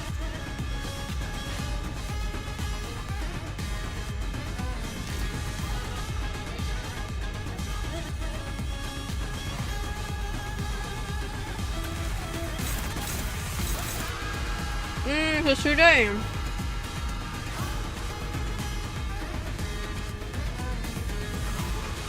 And then make sure Yi-sang won't take any damage.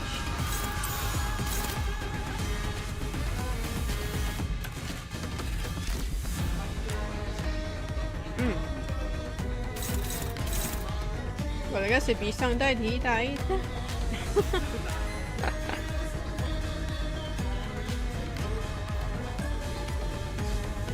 5 right now. Chocolate's yummy though. That's pretty good.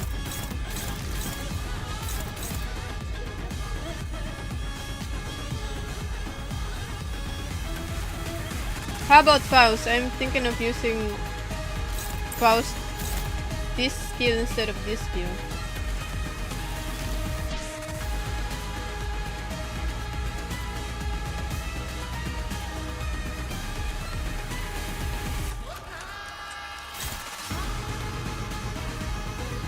Or you can switch it out. Put it like this.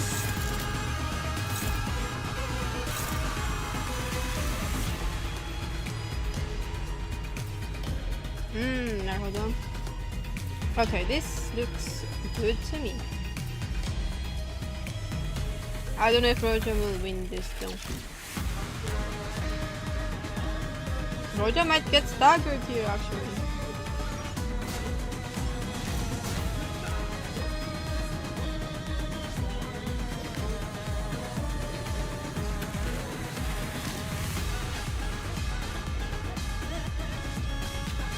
Mark enemy.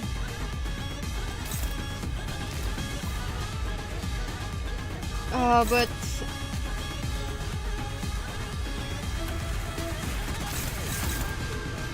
I want Estra to handle this on her own though, so we can clash on the other. Not let anyone pass through.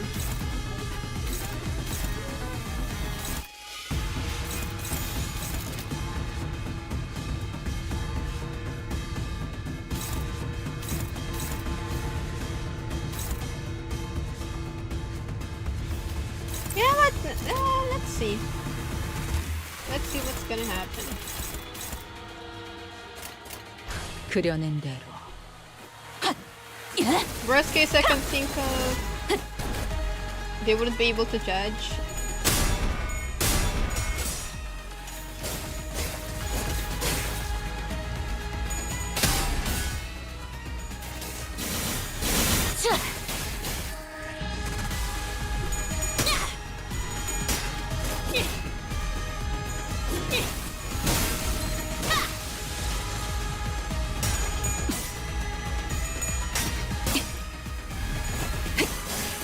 잠시. 아직 5번 더 갈라야만 합니다. 무타법을 이제야 좀 이해했군. 빈틈투성이네.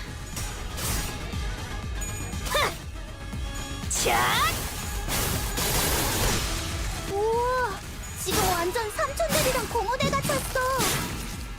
Yeah, Sichun couldn't dodge it. Yi-sang managed to dodge it. Gonglu dodged it well. No. The last one, no. Oh. 숨 막히도록 견뎌왔고 절박하게 갈망했으며 Looks like me, but I spoke Faust.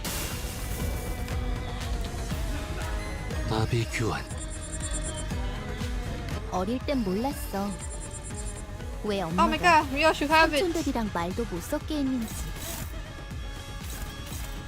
그 외부 강사들 손가락 안에서도 내로라 하는 It would have been 실력자들이었을 거야. absolute cinema if you managed to 너희가 kill 보여준 them.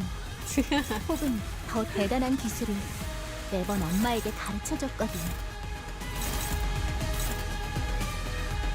Let's see what the others can finish into.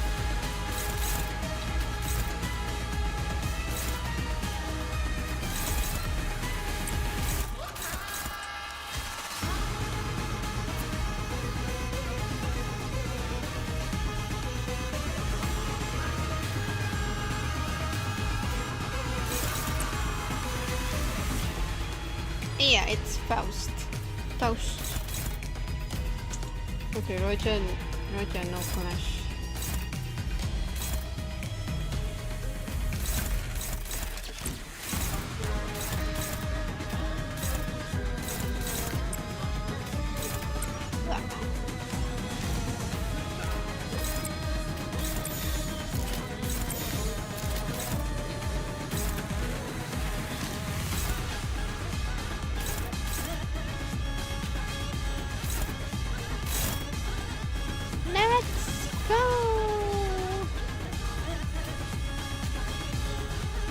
attacking first? Engdu? Guess Honglu will attack first. Honglu will get this.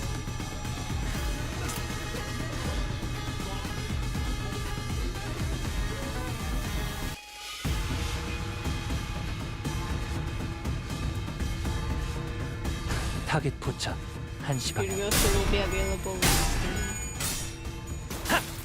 No. 부탁하자. 오케이, 보인다. 이 순간이 닿도록 베어내리라.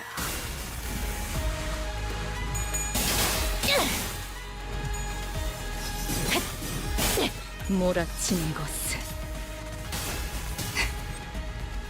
처절한 원망.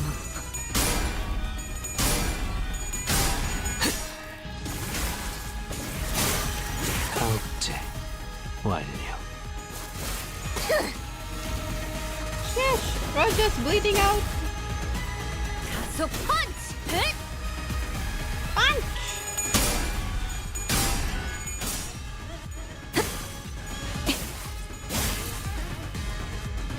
Oh, that one isn't breakable.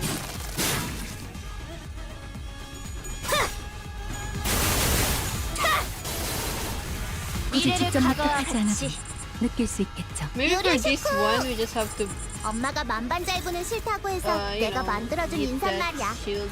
요슈니까 요료시쿠.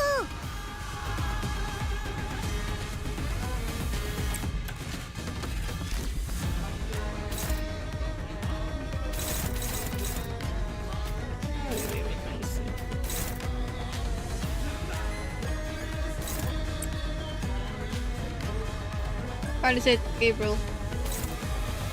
Where are you staying?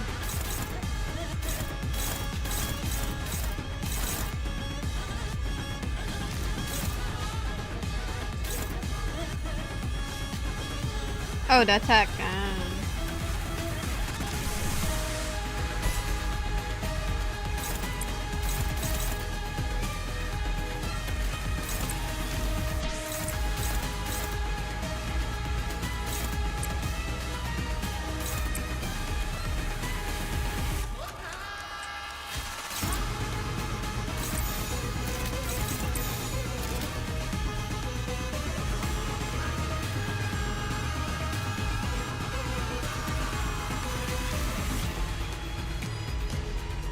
Okay, this looks okay. Everyone flashing.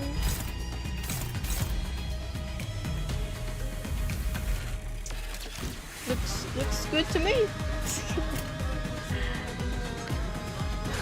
그대는 어디까지 각오했을지.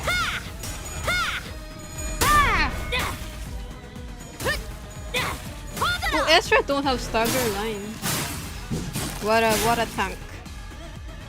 격정의 마음을 모방하겠어.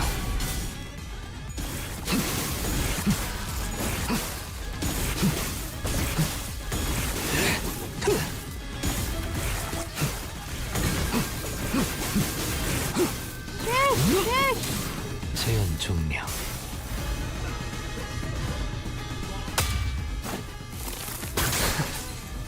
이 순간이 닿도록 베어내리라. Well, at least he managed to Furioso 낮도 밤도 before getting staggered. 숨이 가득 베어낼 뿐. Excuse me. No! Oh my god, the eagle died. Eagle did that win there.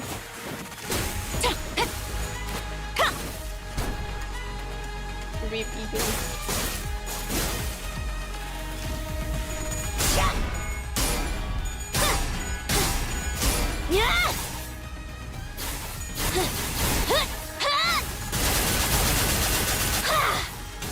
대응 완료.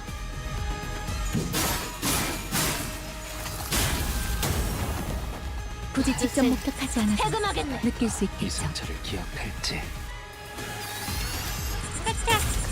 Oh my god, this battle is so long. 내가 담배를 다 my 태우기 God, it's 전까지 funny. 일어나지 않으면 죽었다고 생각하고 모분해주지.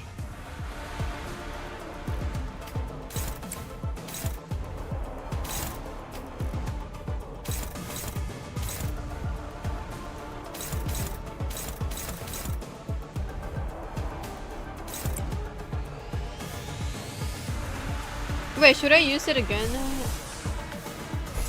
Tora Kalgia. Might as well, maybe.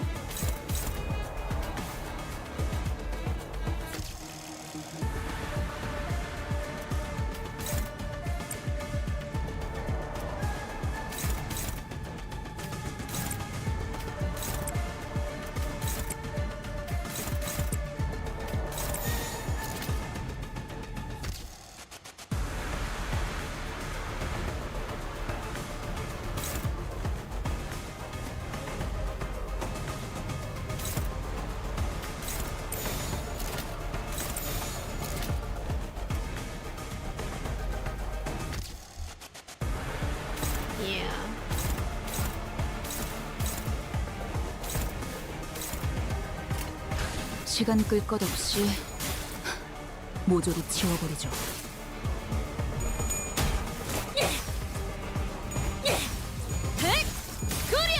Get him!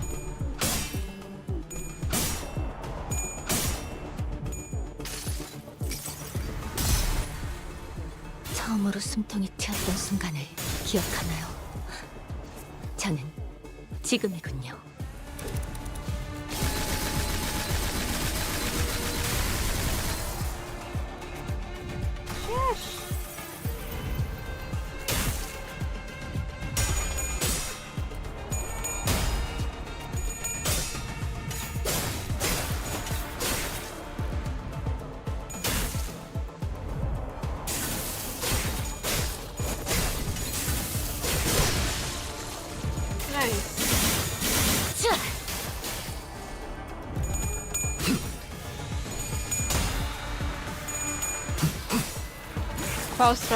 그랬을 Kalgia. 좋구려.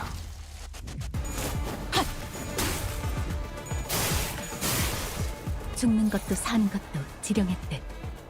어릴 두렵지 땐 않습니다. 몰랐어. 왜 엄마가 삼촌들이랑 말도 못 섞게 I'm 했는지. just gonna let it be. Let's attack 그 this 외부 thing. 강사들 손가락 에휴. 안에서도 내로라 하는 실력자들이었을 거야. 너희가 Can 보여준 see 혹은 더 대단한 the 기술을 dialogues in the way. 매번 엄마에게 가르쳐줬거든. Plus, already have 9, so it's fine, right? Even though I use different.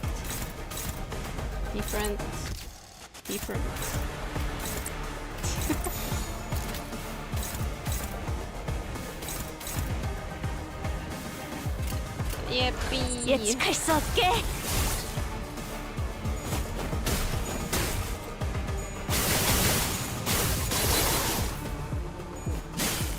Let's kill the projector.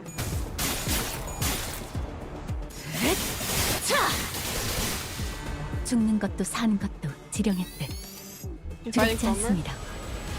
Somebody. 엄마가 검을 들고 나갈 때마다 내가 정말 두려웠던 건 엄마가 돌아오지 않는 거였어. Ezra can tank this. 너희는 어떠려나? Oh, shove it again. 무사히 돌아올까? Ezra, no, don't attack that. 아니면 엄마처럼 It's not for you to touch. 거짓말쟁이가 되어버릴까?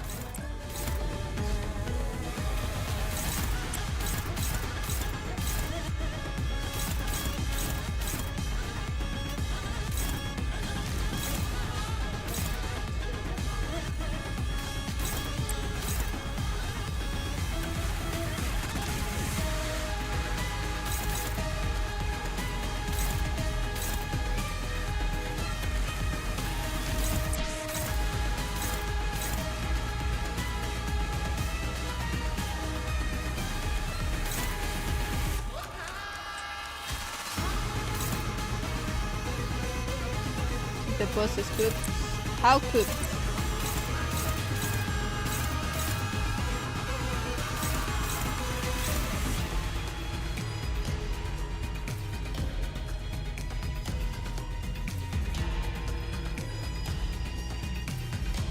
Well done. Alright, let's go. Let's knock it. Oh, wait. Frost.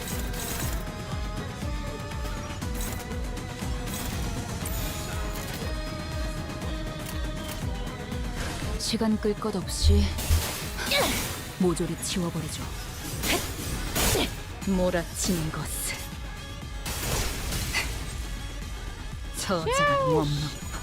Would have had more damage if, you know, we sacrificed. 맞지? 마무리를. We're not doing that today.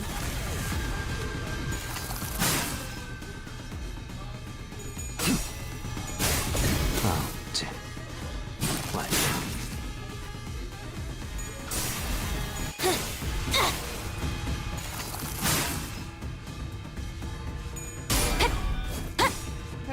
무상한 목숨.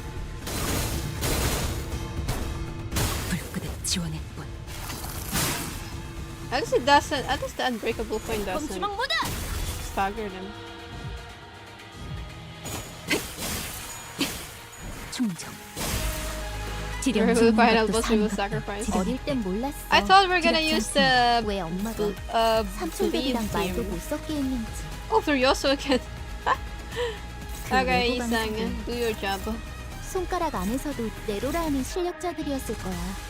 Wait a second. You're 너희가 보여준 혹은 더 대단한 기술을 매번 엄마에게 가르쳐줬거든.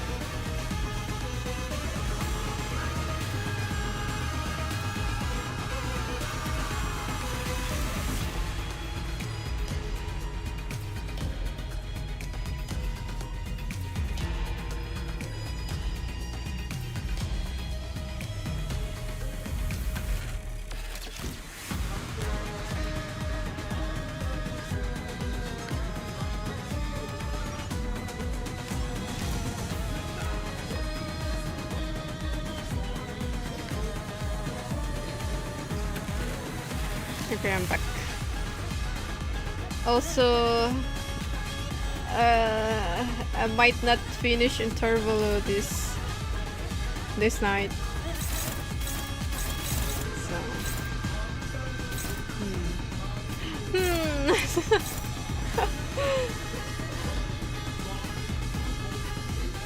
Thank you.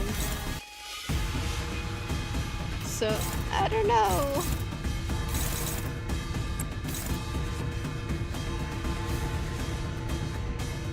Yeah, because brother and family, they want to be in here, air conditioned room. Only my room is air conditioned. Ah.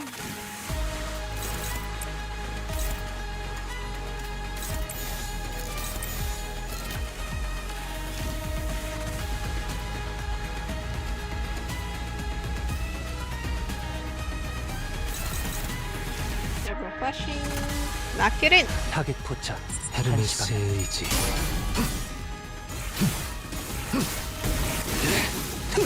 내내 격정적으로. Oh yeah. This one is AOE, right? 파도. I was confused. Who died? 죽는 것도 사는 것도 지령했대. 이제 싱 두렵지 수에선 않습니다. 벗어났나? I shall set my form aright.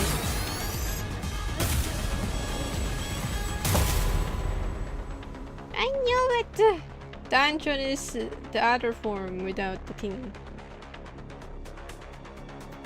Just a little more, and I think we might be able to smash that thing to smithereens. Yeah, but it's really hard to focus on one thing with that huge warrior is zapping in and out of reality as soon as we make ourselves an opening. It'd make our lives a whole lot easier if we could get rid of just one of them. The battle seemed to be taking a toll on the sinners, more so than usual. It wasn't that we were up against an insurmountable foe, not even close. Not to mention how Ezra and Ingdu were here to help us out. Haven't they had enough? About time they gave up, innit? Oi, don't you go legging it again. The big sword carrying fella sure is kicking our butts, but I don't know if they're the key to solving this distortion. We ain't exactly flush with options, are we? Our exit's blocked and it ain't like we can stop mid-fight to strategize. With the battlefield constantly shifting and flashing between N-Corp and S-Corp, we simply did not have the breathing room to focus on either the projector or Im Gyeong-up, who was swinging the great blade with frightening force. Besides, Engdu, go cover his back too! It shall be done. N-Corp was sending far too many people against us. There weren't that many at first, but it seemed that the sudden spike in employee casualties in an area so close to the nest that alerted N-Corp to our location. How do we get out of this? Faust, Otis, help me out here. I decided to stop racking my brain trying to navigate a situation I know so little about. Instead, rely on the seniors with possibly more experience in the field. First, I need to know if there's any way we can deal with the endless reinforcements N-Corp is sending after us. And second, will defeating Im Gyeong-up or destroying that projector bring an end to this distortion phenomenon? If I may speak freely, Executive Manager, it is unlikely that our present force will be sufficient to overcome the current rate of enemy reinforcements. Not only is this battlefield situated in close proximity to the enemy's stronghold, but there is an unpredictable variable in that strange machine that makes neutralizing even a single wave of enemies difficult. I regret to be the bearer of bad news, but we are trapped in a battlefield with but a single exit, which the enemy have already blocked. Without reinforcements of our own, there is little hope of prevailing through this current predicament. Yeah, seems that way to me too. But maybe if we can neutralize the distortion phenomenon, at the very least. Faust recommends entering the Dungeon of the Phantoms as our exit. Dungeon of the Phantoms? I knew it! But how can I enter if we can't even talk to the distortion? Wait, maybe? During the LCB regular checkup back at the LCE, he says that all you have to do is read what's on the note in front of this distortion. Apparently, it's some kind of a code. Right, keywords. This one seems to be a location type distortion, which means that regardless of where the bright flashes take us, N-Corp or the twisted caricature of S-Corp, we're still within its range. In other words, as long as I have the right keywords, I can summon an entrance to its Dungeon of the Phantoms from anywhere within it. Okay, so what are the keywords for this distortion then? Hohenheim had provided us the necessary keywords for his distortion back then, but this time we had to figure it out on our own. First things first, one of them has to be photographed. It's obviously been present throughout the entire phenomenon. If I may, perhaps experience may be one of them. Isan put his 2 cents in, having briefly retreated from battle to the backlines. There is an undercurrent of obsession with experiences staining his every trail. It must have aught in relation to what has caused his distortion. Experience, the concept alone lacks substance. It must be something more grounded, something that is at once synonymous with experience, while maintaining a true line-to-end corpse technology that was the core of his obsession. Can't experience? Most likely, thinks Faust.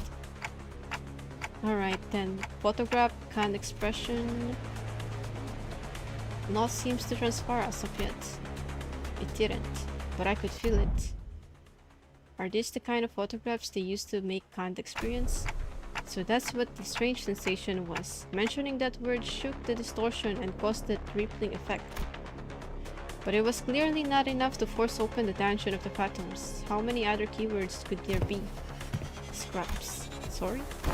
Oh, I thought we were all taking turns sharing what might have caused him to distort. I'm going by the way you folks were saying your piece one after another. I thought this was to be some sort of a Zen riddle. Not a Zen riddle, no, but the word scraps come from. See, when enjoying the benefits of slacking off at work, all kinds of mundanities come to possess far more interesting qualities. Sometimes even revealing secrets invisible to eyes focused elsewhere. Take our person of interest to it. He has been poking around this area of town with an eye-wateringly expensive camera in tow. So conspicuously that every store owner I lightly prodded for information had tales to tell about him. Each tale added another facet to the long saga of a once-driven man. A man with a can-do attitude, an uncanny ability to pull himself up with his own bootstraps, and a clear path towards Nest residence, who became so bewitched by photography that he eventually squandered his fortune on what was, in the end, nothing more than a pastime. And that went on until he found himself reduced to a pauper, barely making rent on a scrap heap of an apartment. In pursuit of his ideality, the man has lost grip of fortune and reality. I sought out his apartment and found a few scraps of his writing. When cold rain drips through the roof, when mold and tepid humidity together encroach from the earth, the mind begins to wander fast. Eventually, madness is evoked in a form indistinguishable from drunkenness. The pauper loses himself. A shadow darker than any I had seen on Kim's face crept beneath the shade of his eyes. No, I had seen that look once, in the past. Though it would be more accurate to say that I had heard it in his voice that echoed in his phantoms, distorted by guilt and regret. Perhaps I shouldn't be surprised by the fact that this distortion has, among the countless people here, taken a particular interest in bamboo-hatted Kim. Photograph, can't experience, and scraps. Like inserting a final piece of the puzzle, the space before us momentarily warped and flashed, opening a pathway to distortion's phantoms. Well then, we will be right behind you, Executive Manager. Miss Ezra, this is what I had seen then. The gateway to one's phantoms. Yeah, this is it, huh? Neat stuff. But before she could finish, Ezra had to redirect her focus from our discussion back to the battle. Most of the sinners were caught in the same predicament. Some managed to disengage from the battle and prepare to enter the dungeon of the phantoms, but Honglu, Gregor, and several others were still busy holding off the N-Corp employees. Ugh. You're gonna follow us right in there if we run now, right? Haha, probably. Even those who aren't chained to Dante like we are can travel through the pathway once it's open, so yeah, let's not drive ourselves into an even narrower corner. I'll keep them at bay. Hearing that, bamboo-hatted Kim's tap-tap.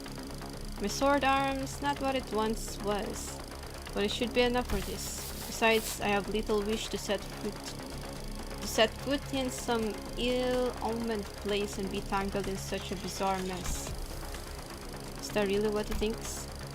There was something in his eyes that led me to believe this was about more than just staying behind to protect our rear. He was WTF. Eh? What a terrible front.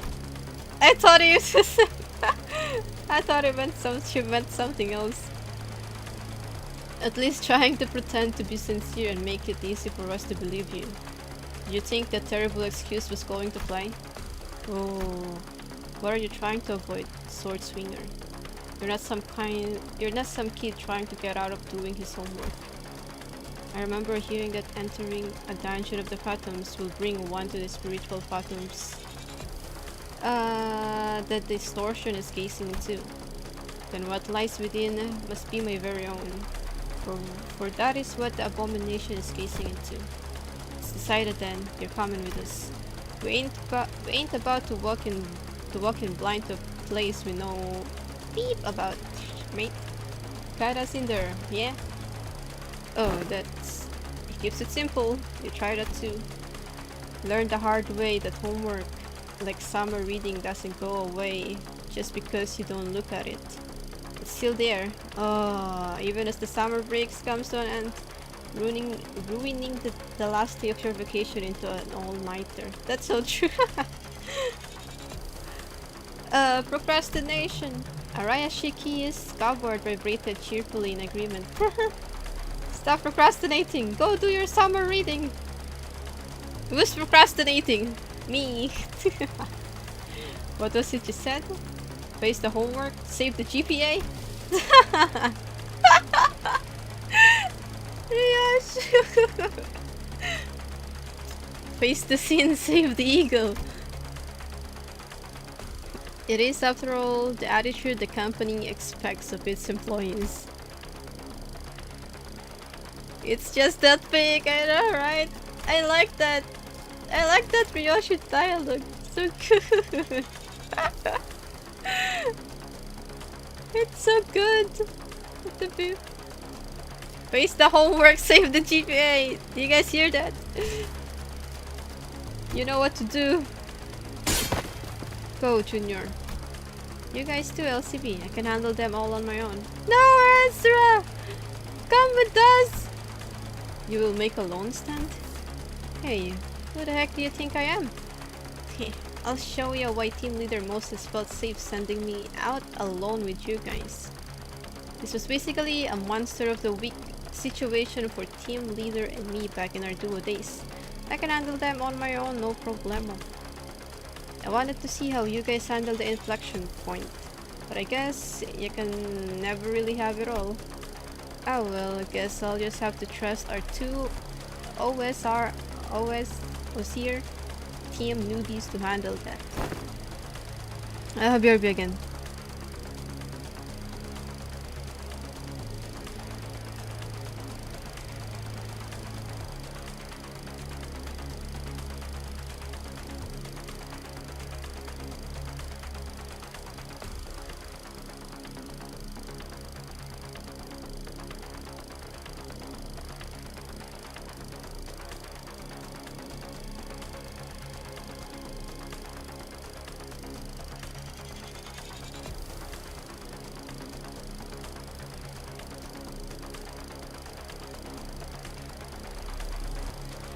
Alright guys, after this I have to end the stream. I'm sorry. Now that I think about it, I think I'm setting a pretty solid example as your team senior, aren't I? I don't like this, but it seems that I have no choice in the matter as long as this employee card hangs from my chest. What a sigh. Kim shook his head and joined us, dragging his feet all the while. I shall take the vanguard. Ah, Mentor, be warned that the entrance is floating. Take a tall step over or you may trip. I can clearly see that ink too. Bring me a ladder if you're really that worried, why don't you? Have you need of one? Engdu yandere. A mere chest, you did not worry. Oh, so Engdu will also stay, I guess, with Ezra, maybe? Wait, no, I don't know. No. Engdu will come with us, right? Ezra's alone! No! I need her to come with us. Yeah, I have to end the stream because situation calls for it. Ezra will whatchamacallit, She will lock in. She will beat everyone else.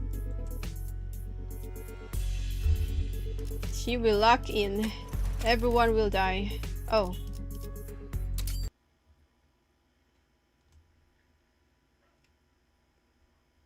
Sheesh. There's an update. Oopsie. It yeeted the game.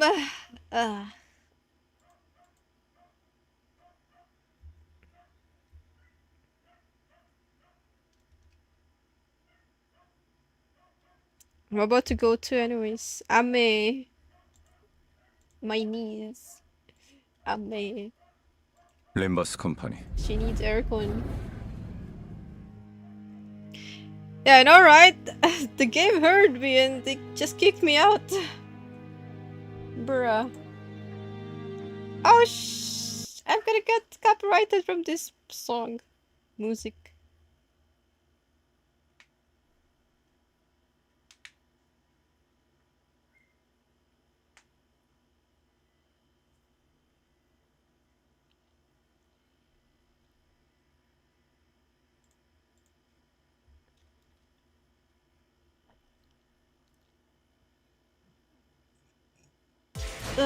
Okay.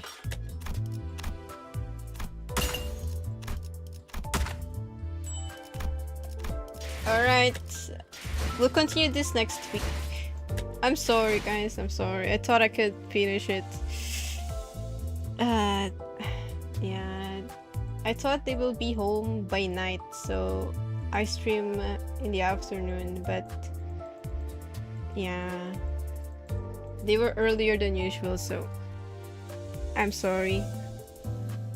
And anyways, I'll see you guys probably, if not Sunday, Monday. So yeah.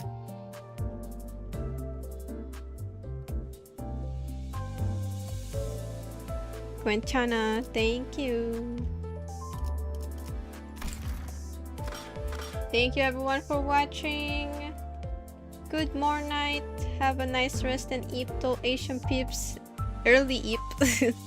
Have a great day ahead to all Western peeps. See you guys soon. Have a wonderful weekend, everyone. Oh, 7. Stay safe and take care always.